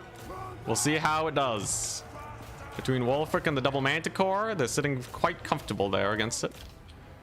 He does have a blue over in the distance, though. So he's getting ready to capture another point. We'll have to see. I'm gonna need another skin wolf here soon enough too, if we're gonna make this work. Kairos kind of being a menace. We're still doing okay on the value trading at least. You know what? Sure. There you go. They're gonna retreat. But if they can't participate in the fights, it's pretty comfy for us. Skin wolves over here. To hunker down. I have my single entities. And his exalted is going down pretty hard right now. He shouldn't be able to kill my caster anytime soon. He's on a horse, which helps. No idle units. Okay, we're good. And that should be a capture over here. We still have a ticket advantage. Caster does go down, though. That's unfortunate. At least I have double Manticore on the job. Double Manticore will be pretty difficult for him to manage, I think. Because the terror and the fact that they can keep on fighting here. That's a good one, though. That's good blue fire. Yeah, Manticores are doing fine, at least. Okay, here we go. He's really trying to go for this point. Ah, Wolfric with the net, too. All right. One Manticore is, oh crap, where are my Manticores? All right, they're over here. Wolfric on Kairos. Manticores are doing okay. Wolfric's doing okay against Kairos. It's a little sus, though. I'm gonna need my caster to come back if we're gonna do well here. Okay, thank goodness he comes back. All right, Spirit Leech. Spirit Leech, oh so very important. So that's gonna kill off one of his single entities. Huge. Kairos is looking a little sus too, I'm not gonna lie. Kairos actually getting bullied by the Wolfric. Okay, nice. And there's a great opportunity for another skin wolf. They do great at killing these blues and such. Caster needs to stay safe though, he's going for him.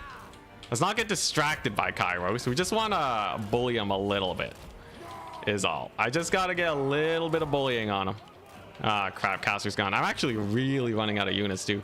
High ground advantage is taken, though. And I do still have skin wolves there. That's going to help me out. Wolfric is in a terrible position, however. And both Manticores get routed. Oh god. All right. So I'm gonna need to capture this point, and Wolfric's gonna need some saving. For sure, right? Manticore is doing its best to get back in there. He gets terror routed? That's not very good at all. Probably gonna have to try and bring him back then. Yeah, we're just gonna have to save up and bring him back. That's a little unfortunate. If I can get this capture point at least, it's gonna... I can stall for points, actually. I think that's my new win con. Stall for points. Play it comfortably. Wolfric rallies, what a god. Get the boat. Okay, here we go. So which point is he gonna go for? Is the big question. Our Marauder Horsemen are doing great. There's a capture. I do still have one Manticore alive. Okay, he's going for that, for the high ground. All right. Checks out. Definitely checks out. We have stalling power at least. Wolfric's gonna take a while to take out, and I could potentially just resummon him if the absolute worst comes to worst, right? All right, here we go. We got some Furies over there. I'm just gonna pretend we're holding this, but really I want to go for a big capture on the middle, because it seems like he doesn't really have much there to stall the middle against like a little chariot shenanigan. Especially if I summon like double Skin Wolf on him. Crap, he got Fury charged in though. All right, here we go. So he thinks I don't have a lot of units, but we do. And just like that, we're going to go for a chariot and 2 dogs. It's gonna be very hard for him to defend this, I think. He did net my Skin Wolves though. If they get terror routed, that's bad. Wow, the horsemen can't really participate here. Yeah, they're still netted. That's brutal. All right, here we go. All in on this point. He's not going to take the high ground. Skin Wolves, they do rally from the terror route. All right, let's stabilize their leadership just a little bit by charging them forwards. And then with these guys, I should be able to capture this very quickly, I believe. Doggos over there, looking good. All right, Skin Wolves are kind of cooking. I did catch his Marauder Horseman. All right, get another one over here. And nice. All right, in his panic, he has taken a bit of a bad engagement on that far end. That's definitely a plus. But we're going to need to actually secure these points here, right? If we want to win this. Where's my chariot at? Yeah, just keep cycle charging. Just keep cycle charging. Over yonder, it looks like he will be able to probably get that point. He's probably going to get this point too. But if we can just capture this, we're okay. Terror routes abound, though, is such a pain in the butt. He's doing his best. High ground's kind of sus too with the Furies and everything. Oh, this ain't looking good, man. This ain't looking good, guys. I think he's barely going to hold here. He's barely going to hold. He gets a Buna or something over there. I'm gonna have to hold this top point. That's not good. I was really hoping we could just steal it. Should have waited for him a little bit longer. But he really brought in full force over there. Dang. All right, I still have a Hail Mary, and that's going for the high ground. Jeez Louise, though, it's gonna be tough. So he has some chromatic aberrations over there, right? Remember, we do win on a 1 cap. That's my main advantage we have going for us here. And my chariots are distracting him fairly well. Chromatic aberrations are trying to get in for the line of sight. They do. Kind of friendly fires the Furies, though. That's good. All right, here we go. Okay. The final hold. The final hold. I'm gonna have to hold this for like a long time, though. It's gonna be ages. Gonna be bloody ages here. I can even resummon Wolfric. It's gonna take so long. All right, leadership is back at least, and he committed with his cavalry, which is very nice for me. We even get some Skin Wolves back to potentially save our butts here. And Kairos is in a little bit of an awkward position. So that's a good start. It ain't over just yet. And I'm going to have to pressure this this point over here for sure. But it's a good start. It's a solid start. All right.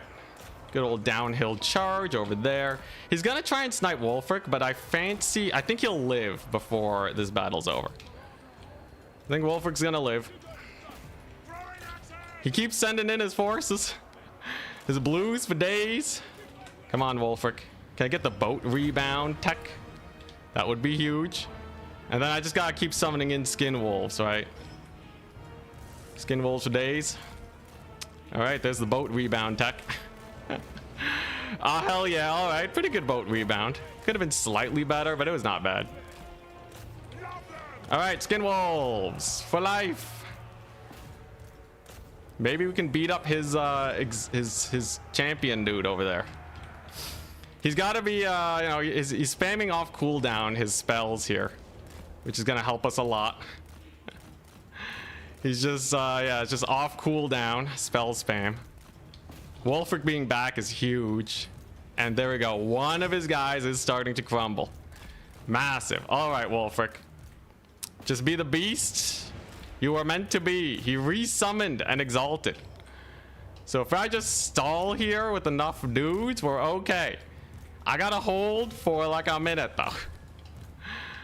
Wolfric's gonna have a hard time with that. That's good blue fire too. Do get a nice old nasty charge with my doggos.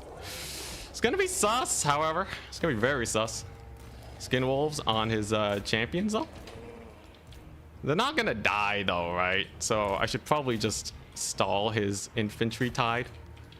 Crap, my doggos are routed. Okay, here we go. Gets a big charge there. I'm gonna need to like swarm recapture a different point, aren't I? I think that's the only way we do it. Or we just keep hunkering down here. But he has 2 units and he has his exalteds.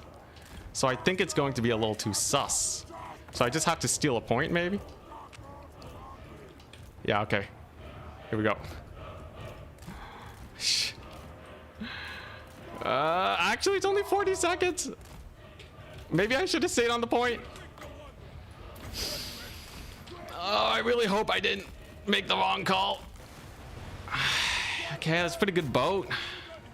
It's a pretty good boat. I have one guy over here. All right, here we go. Wolfric's doing his best. He's stalling it. I should have sent one more unit here, though. Okay, it's Wolfric and my cavalry corps. So he's sending the boys back to try and save this home point. Come on, Wolfric. Just stall it. Oh, we did it. Whew, all right, I should have played for that point, but whatever. GG, well played. Oh, God. Oh. God, that map saved my butt. That was a very spicy Zinch play. Not even close, baby. 3-1 versus Sipa with the Norska. Didn't need to whip out Bretonia today. Yo, we won. We won. I guess I'm the best player in the world there. That looked illegal. I can't believe that won. That was so close. Oh, God, holy macaroni. Jeez. That was by seconds. Thank goodness I captured those points early on.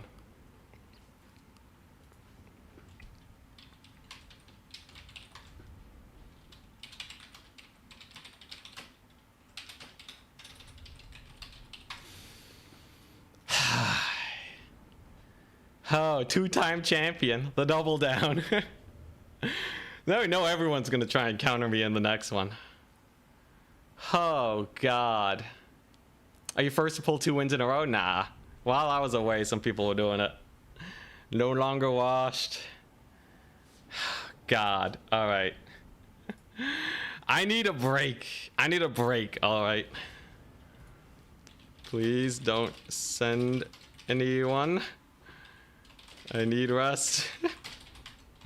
I'll send. Are you still streaming? I can send people. Oh god. Jeez. Yeah, I need a nap. That boat with the resummon. I can't believe the Wolfric boat was what stalled it for just enough seconds. The god dang Wolfric boat. The boat rebound tech too. Kind of hit my own units though. Oh god. Well earned, thank you. Yeah, 30-minute post-game interview time. Yo, we did it. I just won 500 American. Jeez. Still nail. Still kneel. Thank you very much for the 5 sub.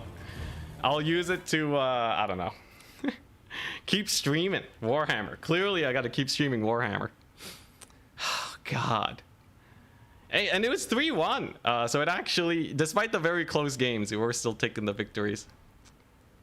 I'm surprised you didn't bring Fimir. I was really worried about him just like deleting them with single entities or something. They're just too slow, you know. Yeah, Changebringers. So you see the double Changebringer?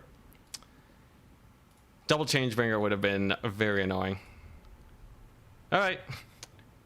Yeah, we're gonna buy some meat. God dang it, he raided. I told him not to raid. God dang it, Turin. Well, all right, fine.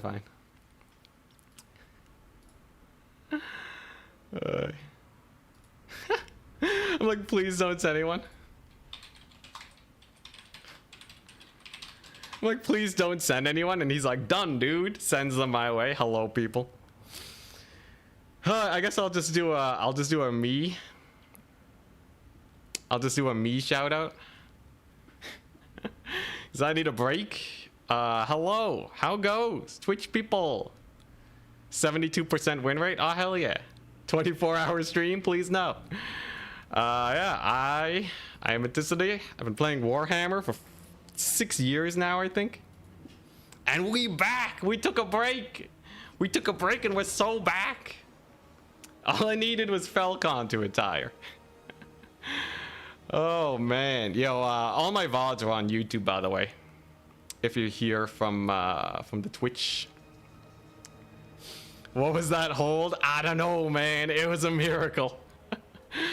Oh man, yo, if you want to see my POV, my YouTube channel, we multi-stream on Twitch, so shout outs to myself, I guess. Why not?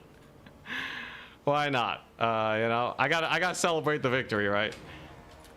Yo, Falcon was such a dark lord, but there's the link. I sent my YouTube channel to my YouTube chat. What am I doing? Anyways, you get to see my POV. It's all in the VOD. It's all in the VOD. I desperately need a break. But there you go. I also have an Instagram now. It turns out you need an Instagram to get sponsors.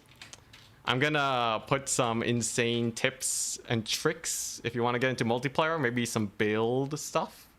So if you want to play multiplayer, follow me on Instagram. It's really just to get sponsors though, but like I'll try to make it worth your while.